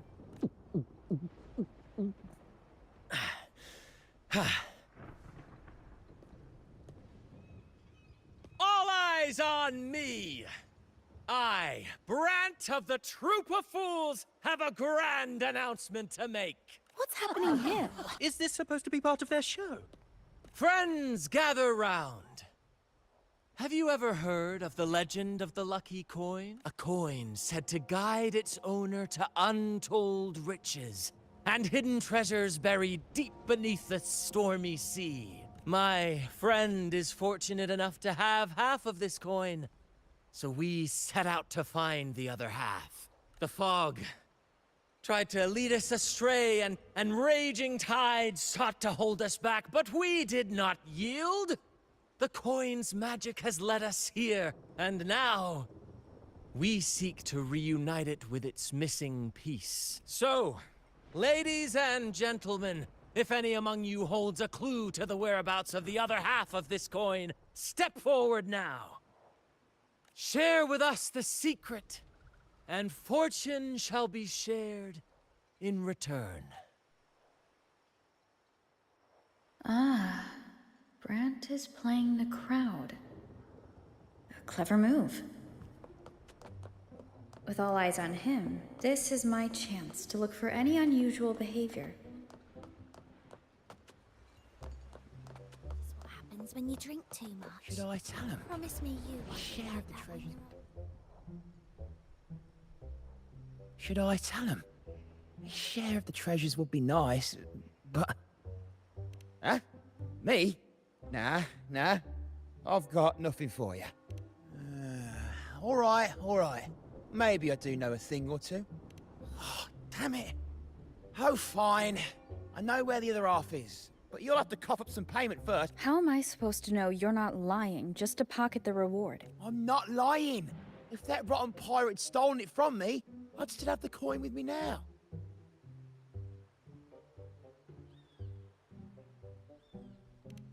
Wait!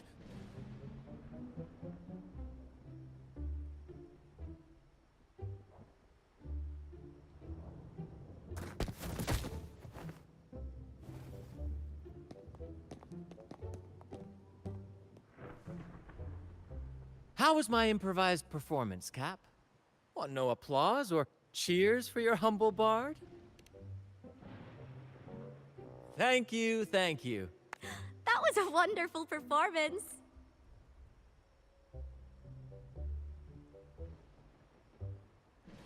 All right. Seems like we've got ourselves a lucky gentleman. How about an introduction first? And then you tell us where that coin is. Name's Swiper. Go ahead, gloat. Chalk it up to a bit of lousy luck. You lot would never have caught me otherwise. But the coin you're after?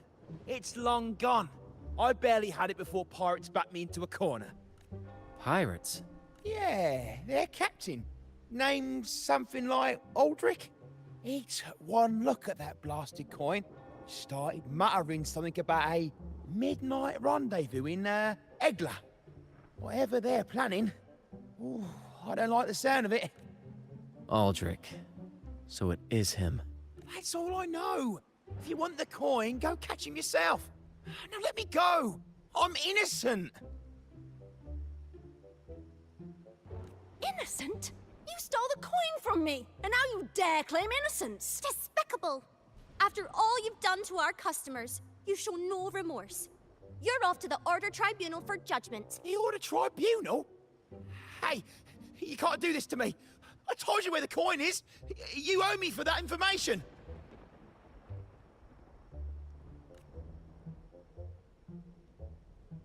Of course. And your payment will be a one-way trip to the Order Tribunal. May you start a fresh chapter there, my friend. Move! I'm taking you to the tribunal. You'll be coughing up every single thing you've stolen, and then some.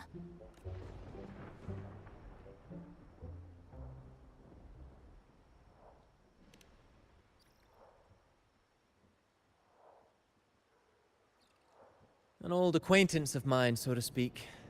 We were banished on the Pilgrim sail together. I remember he even had a nickname, Quickfoot Aldrich. But he always had trouble embracing our ideals, so he left the troop before long. The next time we saw him, he had already become a pirate.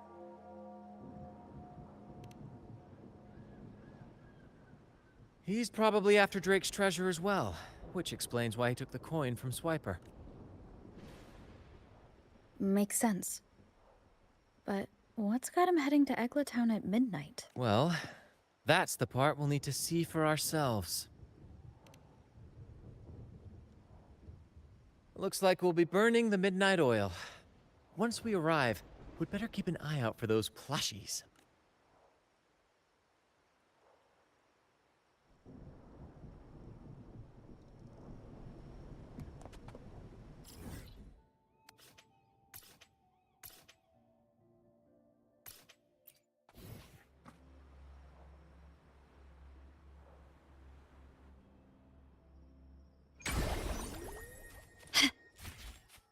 Can you keep up?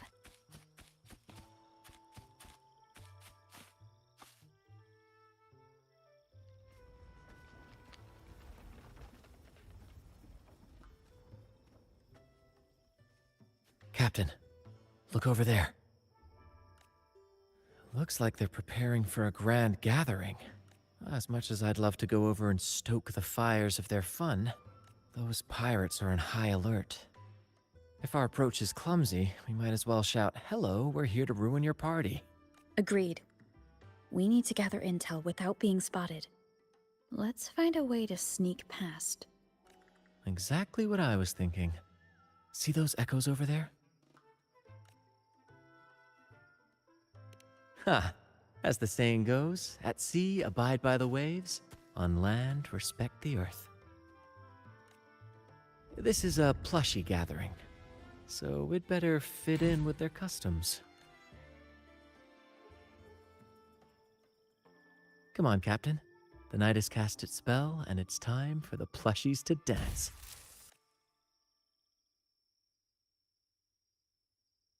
Let's welcome the superstars of tonight's plushie gathering, Cuddle Wuddle and Lottie Lost. And I'm Lottie Lost. All right, let's go give Aldrich a surprise he won't forget.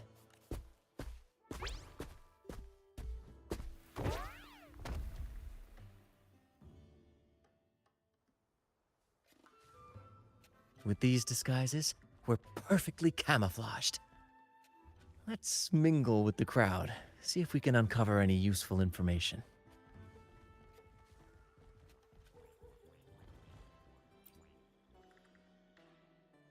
I'm telling you, it's huge news, matey. Heard it straight from the captain himself. What did the captain say? Spit it out! The captain said... Oh, wait a tick. What are you doing here?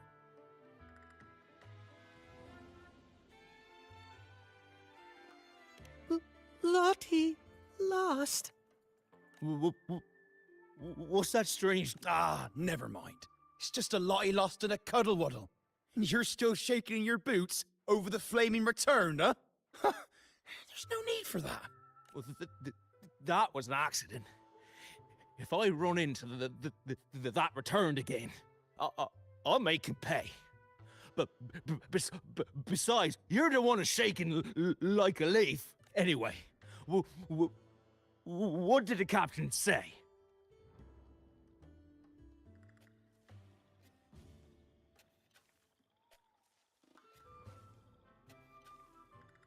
The captain said, when midnight strikes and the moon reaches the treetops, he's gonna make an offering to that coin. If all goes to plan, we'll have enough for 5 Raguna cities. 5, I tell you!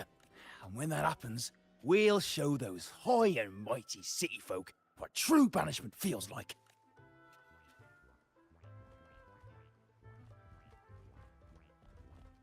Brant, look over there. There's another Lottie Lost. No, we're not the same. That's a sad Lottie Lost. I'm the happy one.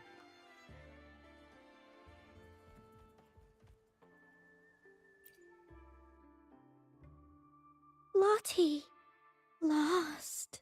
She said, A Lottie lost can't be happy. I've never seen a happy one before. And that cuddle waddle looks real strong. Why are you here? Is it for that big bad pirate? oh, come on. I'm accurately translating everything she's saying. Lost. Fine, I may have embellished a bit. Don't be angry. Lottie. Afraid. She's warning us to be cautious. Pirates aren't fond of echoes, so she and her friends have been forced to stay out of their sight. Don't worry, gentle Lottie Loss. We'll do our best to help you and your friends dance freely in the moonlight again. Gentlemen! The moment we've been waiting for is finally upon us. Aldrich really hasn't changed a bit. Get ready. He's about to launch into one of his Aldrich speeches.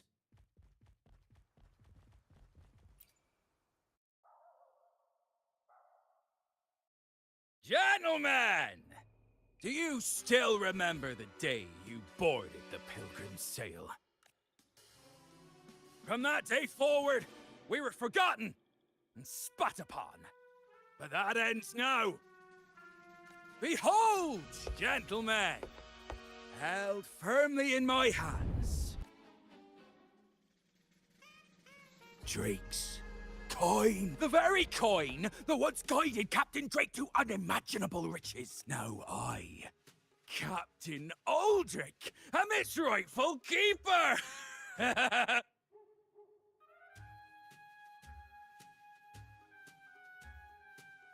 And with it, we shall claim Drake's riches and take whatever our hearts desire!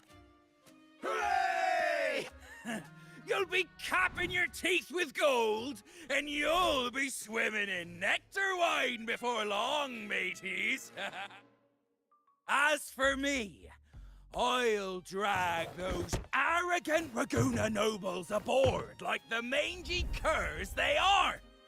They'll call me captain and beg to kiss my boots. Even that noble laureate will be fetching my tea.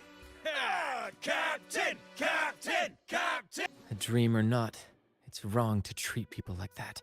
For this momentous day, we braved the fog of penitence and to bring back the golden fleece and the bell-ringing cry. No wonder we ran into trouble a few days back. All our blood, sweat, and tears have finally led us to this coin.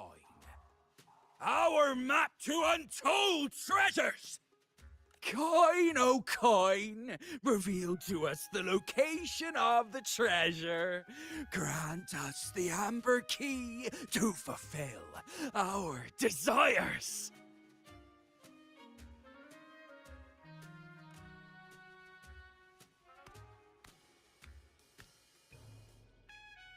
Coin! Oh, coin!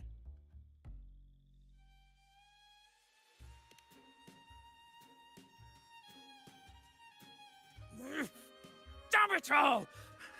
Why isn't anything happening? Captain, could the nearby echoes be screwing with the coin's magic?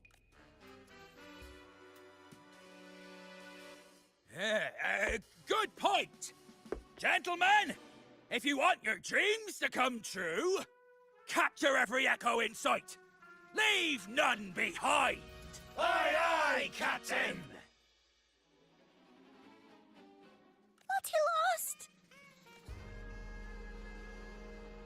Enough of your bluster, Aldrich. Can't you see your audience is about to doze off? Who's there? Lottie Lost speaks. It's happy, Lottie Lost. And remember those dazzling names, for you are about to witness our might in this showdown. Cuddle Waddle also speak. Fool! Can't you see they're not the real Lottie Lost and Cuddle Wallow? They're just humans in disguise! Seize them! Don't let these interlopers ruin our grand scheme!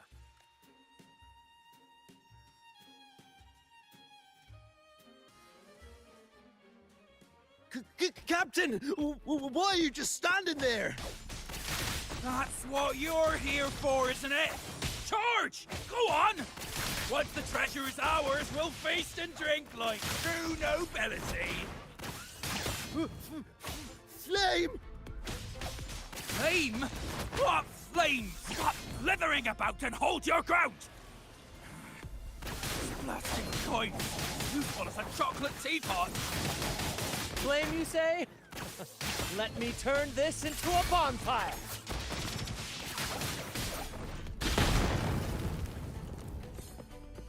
Let the flames rise! Listen carefully.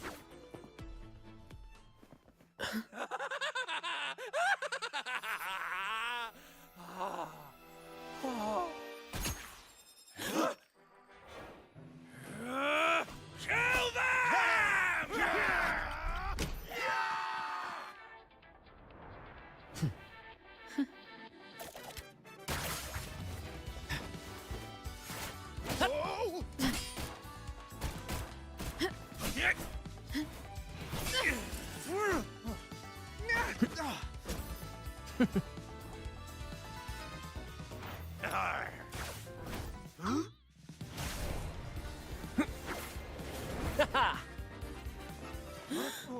Over there!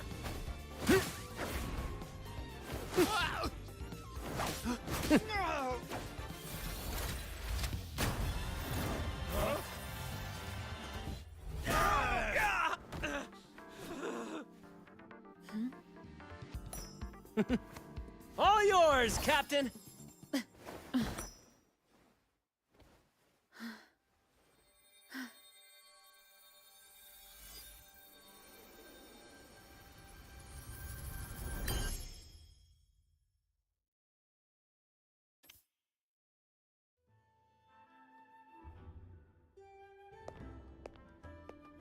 Aldrich fled like a cat with its tail on fire, still living up to his old nickname, Quickfoot.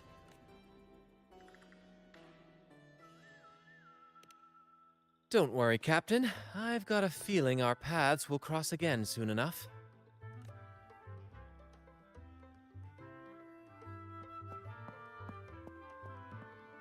Lottie lost! Well, would you look at that? Captain, I didn't know you were fluent in Echo.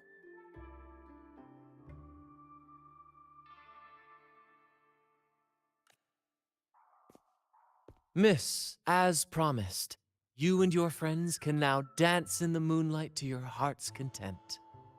Go on, enjoy.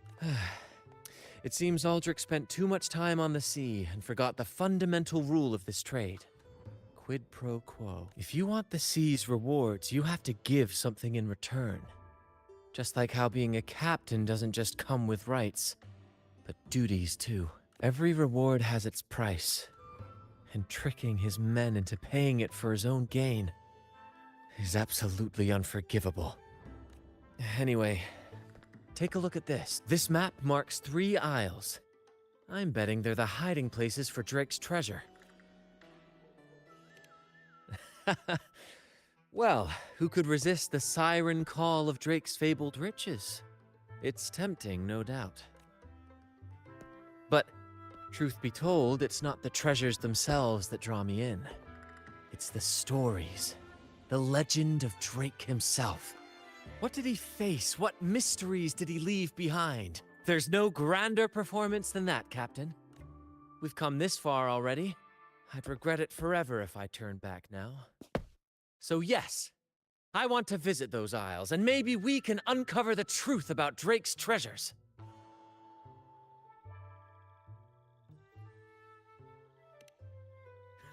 That's exactly what I was thinking. Luckily for us, one of our troops' gondolas has been docked since the Carnival. Looks like it'll come in handy after all. Off we go. I'll lead the way.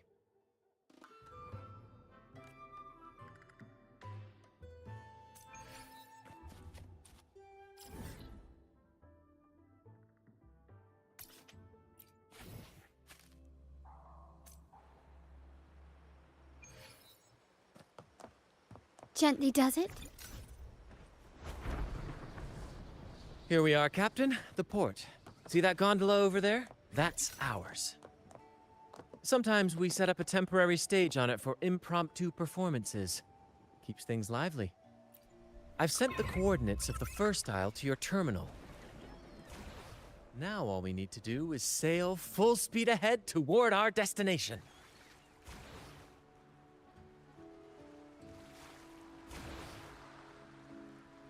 We're nearing the dock.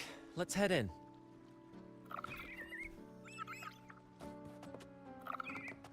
Can you keep up?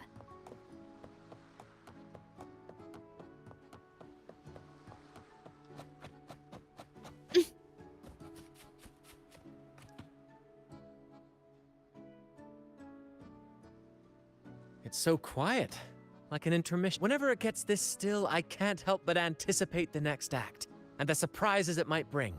Captain was right! They're here! Everyone! Get them!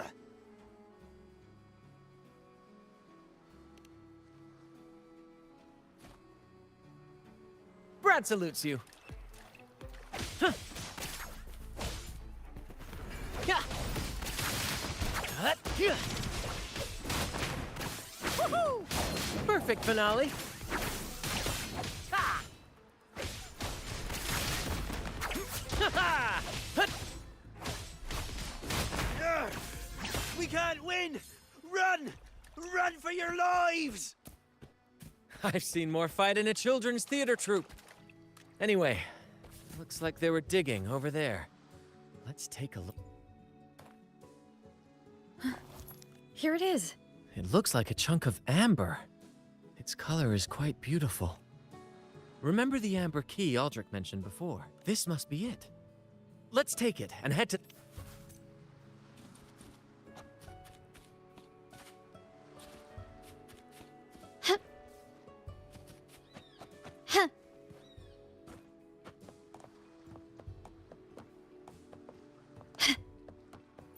I can't wait to see what surprises the second isle has in store. Looks like the fog is rolling in. Don't worry. This happens often when you're out at sea. Just trust the wheel in your hands, and trust me. Follow their lights, Captain, and we'll safely reach our destination.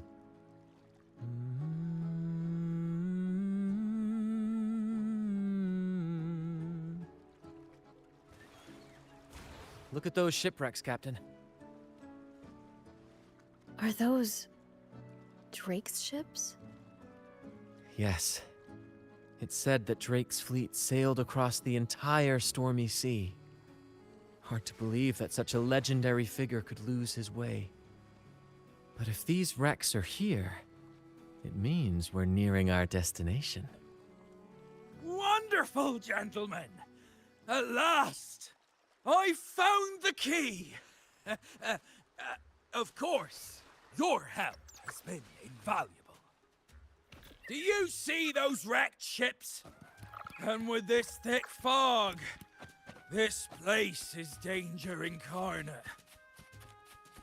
However, as your captain, I'm willing to sacrifice myself.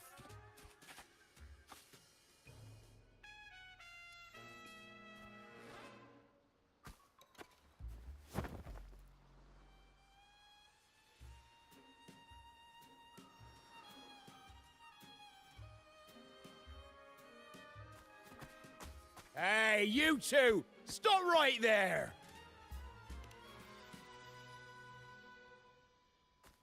Yeah, you two! The captain's orders are crystal clear. No one messes with our grand cause. And no one's stopping... That's right! You know how badly my teeth ache now. All right, let's show you what real pirates are made of!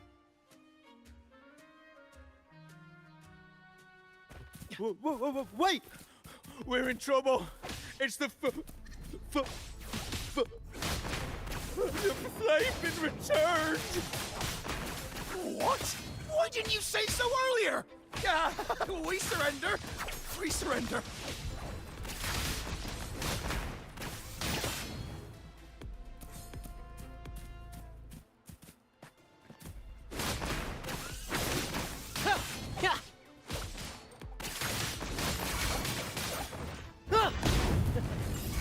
First to the treasure!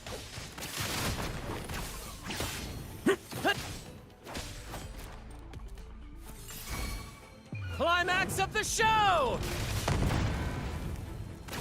Listen carefully. Pew pew!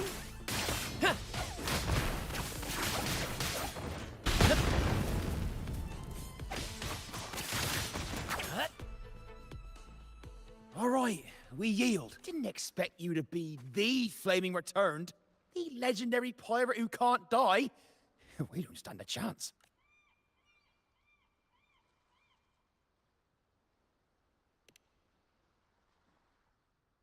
You think so too, huh? Oh, throwing in random plot twists like this will only confuse the audience. Stop playing coy. You know what I'm on about. It's a tale every sailor has heard.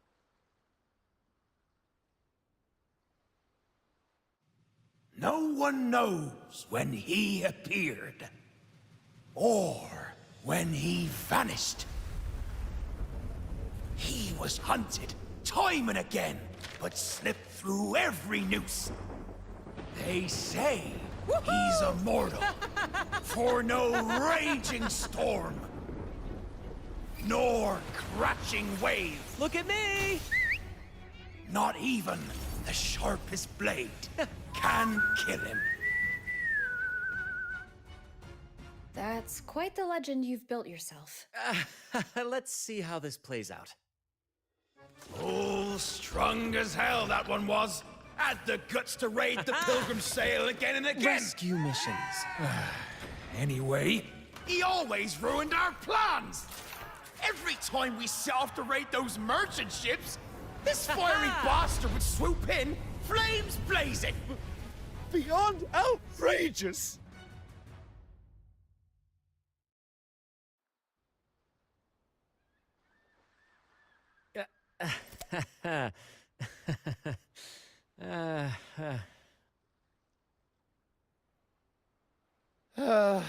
Now you know why we chose to surrender. Oh, right. I am the Flaming Returned, the immortal scourge of the seas. Cross me, and you'll be haunted by the crackle of flames every night. Gold, for the love of gold, don't. I'll spill everything. But wouldn't that be betraying our captain? Oh, fool. Didn't you hear the captain?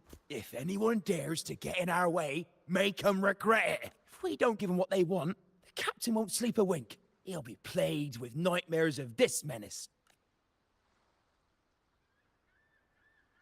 Besides, the captain's already offered the key we found. He promised to share the loot with us, huh? And soon, I'll be swimming in barrels of wine. And I can get a gold tooth. Oh, what a generous captain you serve. Truly selfless. And yet somehow these two were left behind to stop us? Well then, let's head to the next aisle.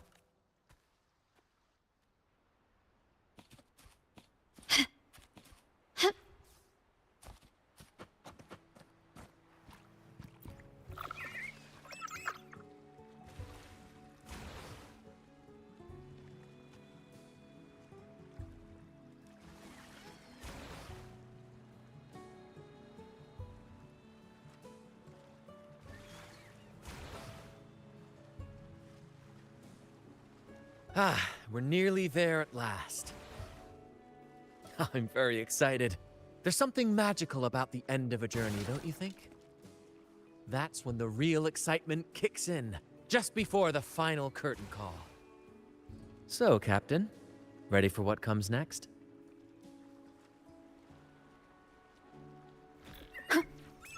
It's Aldrich. Right there, just as we thought.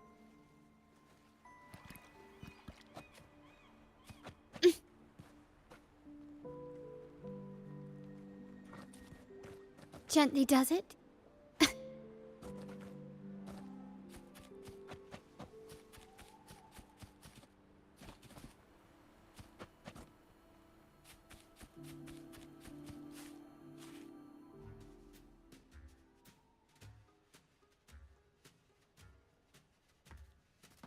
Bran, I didn't think you'd show up so soon. And I didn't think you'd still be here. Where's all that treasure then? Your crew is itching for the grand return of their selfless, heroic Captain Aldrich. Useless fools. Couldn't even slow you down. Fine. You want the key, don't you? I could give it to you, but... Ah, I see. You want an honorable duel with my captain. A proper Sea Knight's duel full of valor and... No, must we always resort to violence? See that? It takes 2 keys to unlock. You have one, and I have the other. We both want the treasures, right? So, how about this? I'll give you my key, but we split the treasure. 60-40. No. Wait, I'll be generous. You take the 60, and I'll settle for 40. You've seen my crew? Those poor souls. I'm doing this for them. To give them the life they deserve. A happy, peaceful life.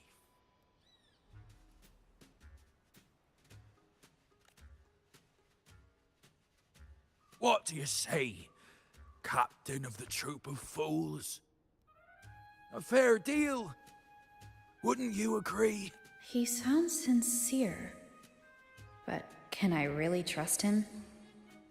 Regardless, agreeing to his deal to get a hold of the other key is in my best interest.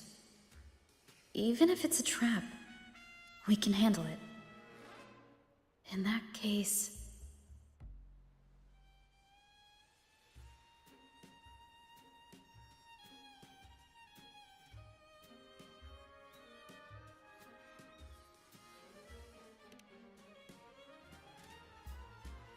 All right, we accept. Hand over the...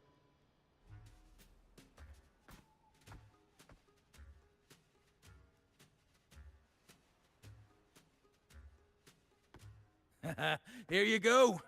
The gate's right over there.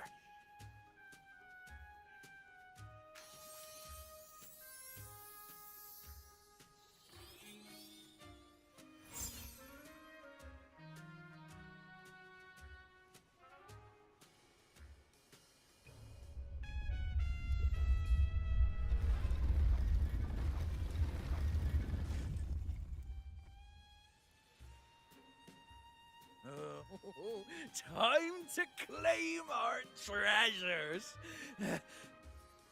Wait, what's that? You stay here and defend our great cause. Show them the true might of the Fool's Troop. Farewell.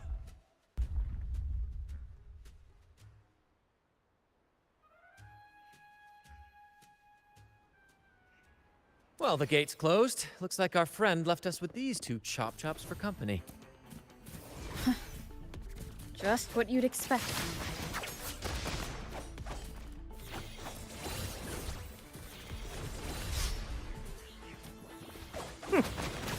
Same actor? Imitation. Going against wind. Bask in the sunlight.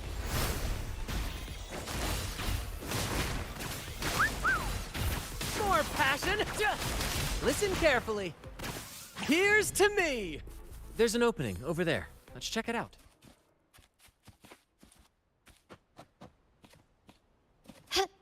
Can you keep up? Start small to build big. Ha! I knew there'd be a way forward. Let's keep moving.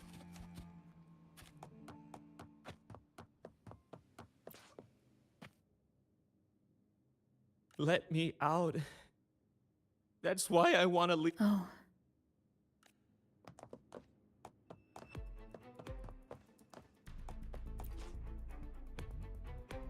No hope.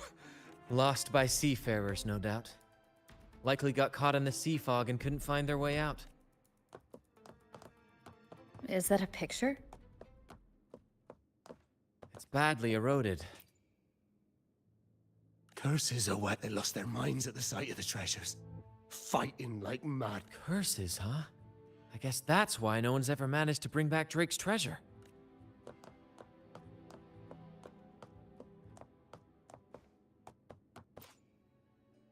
It says,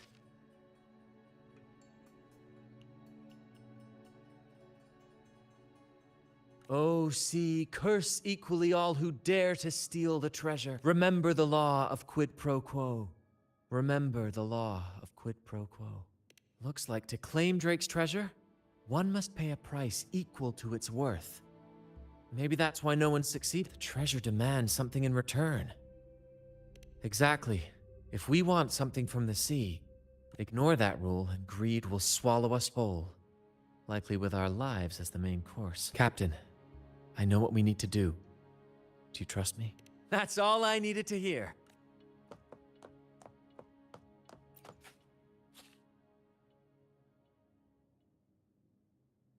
Looks like he's a captain.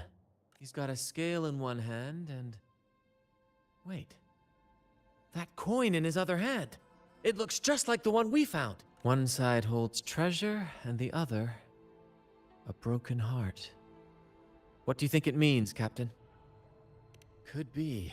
In stories like these, there's always a catch. Treasure hoarders love setting traps for any would-be thieves.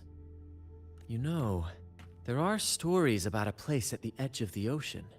A nation where people use scales to measure everything. Souls, wealth, nothing escapes the balance.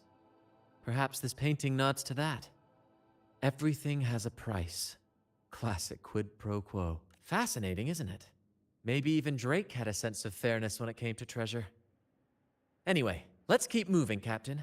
I have a hunch we'll uncover more soon.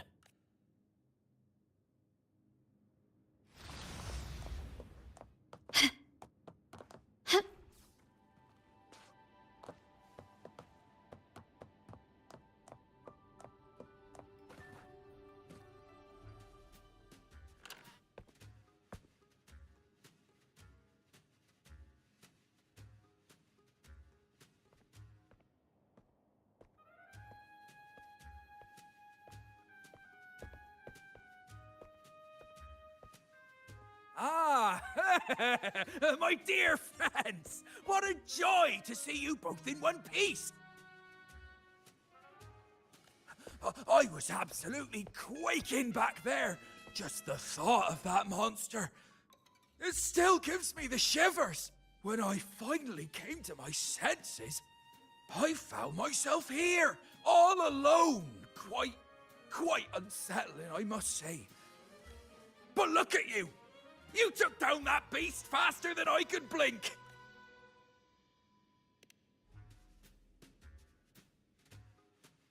Grand? Oh! Yes, my grand cause. I'm this close to realizing it, you see. Look, Drake's treasure is right there. So brilliant, so dazzling. But as a man of principle, I could never hoard such wealth all to myself. So, in the spirit of fairness, I'd like to give you the honor of opening it first. Please, go ahead. The first pick is yours. Curse? Do I look like the kind of man who fears mere legends? No. My offer comes straight from the heart.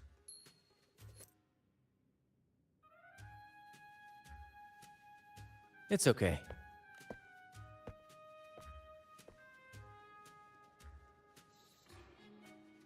In accordance with the law of the sea,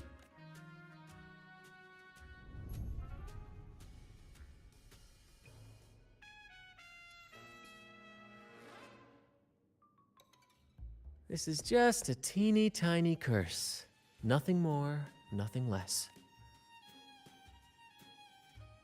You look fine.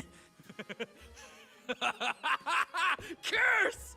Turns out it's as harmless as a kitten. Oh, I fretted for nothing. Yes! Now all this treasure is mine! Grand cause? My crew? Oh, right. I'll toss a modest pouch to each of my loyal mateys, and the rest, all mine! When I left the Pilgrim's Sail, there was only one thing that stayed with me. To chase my desires without chains. And after all these years, I've cracked the code! Money! That's my one-two calling! But everything comes with a price, Aldrich. And now, it's time to pay yours. What? Watch out, Captain.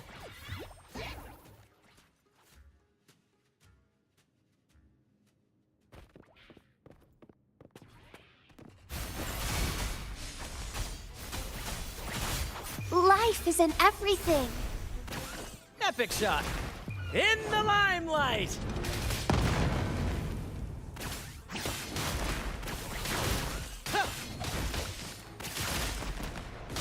Brad salutes you.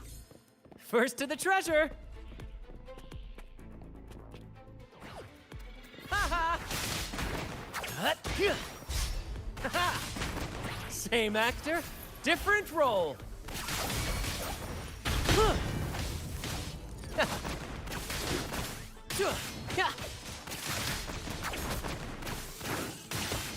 Let the flames rise!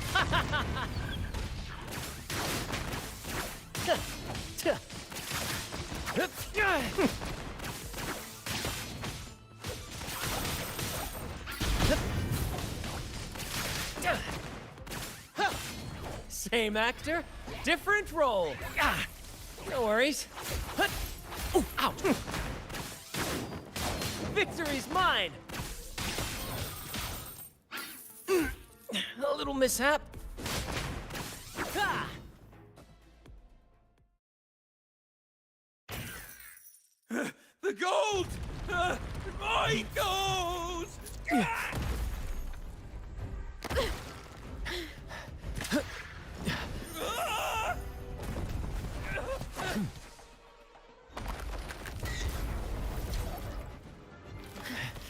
Treasure!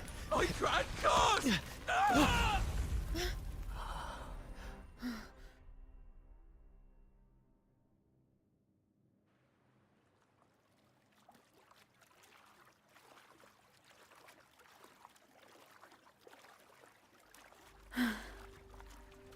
We managed to slip away. I never thought he'd pick those treasures over his own life. Back then, when Toscanini first told us about Drake's story, I said I wanted to be a captain who led the crew to countless triumphs, so that everyone gets to carve out their own destiny. Aldrich just laughed, calling it foolish. He said, "You fool! With Drake's treasure, you can crush anyone and make everyone's life better by force." I never bought into that. For me, it's not about riches or power. It's about freedom. The freedom to sail your own course. That's why we parted ways. He left the troop of fools and became a pirate. Amidst all your theatrics, you always remain true to your code. As a captain, you're quite different yourself. Certainly one I'd be proud to follow.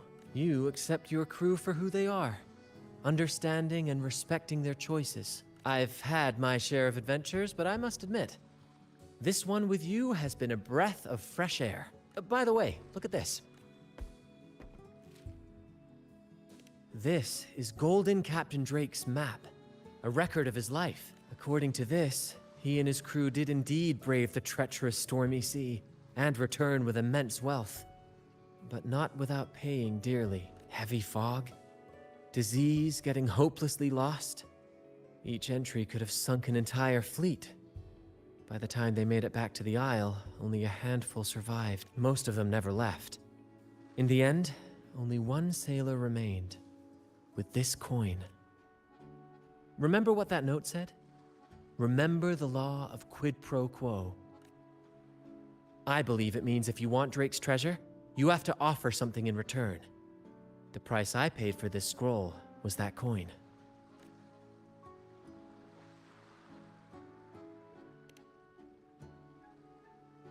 Yes, but isn't it fascinating? A single coin can lead to both dreadful curses and priceless treasures. Who would have guessed that Drake's most valuable treasure would be a map worth just one coin? Honestly, when I made the trade, I wasn't sure what I'd get.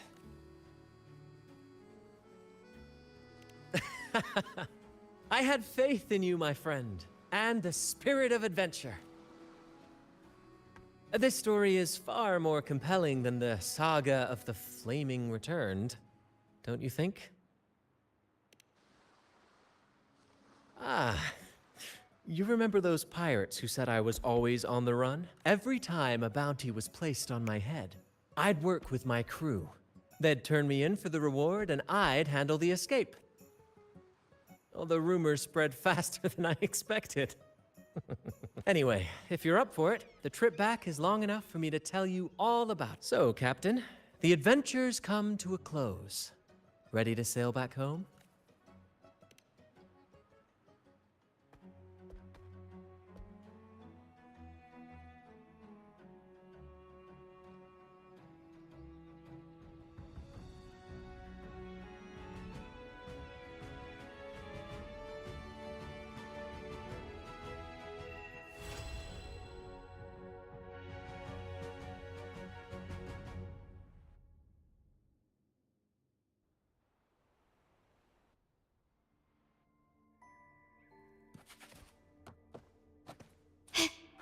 Can you keep up?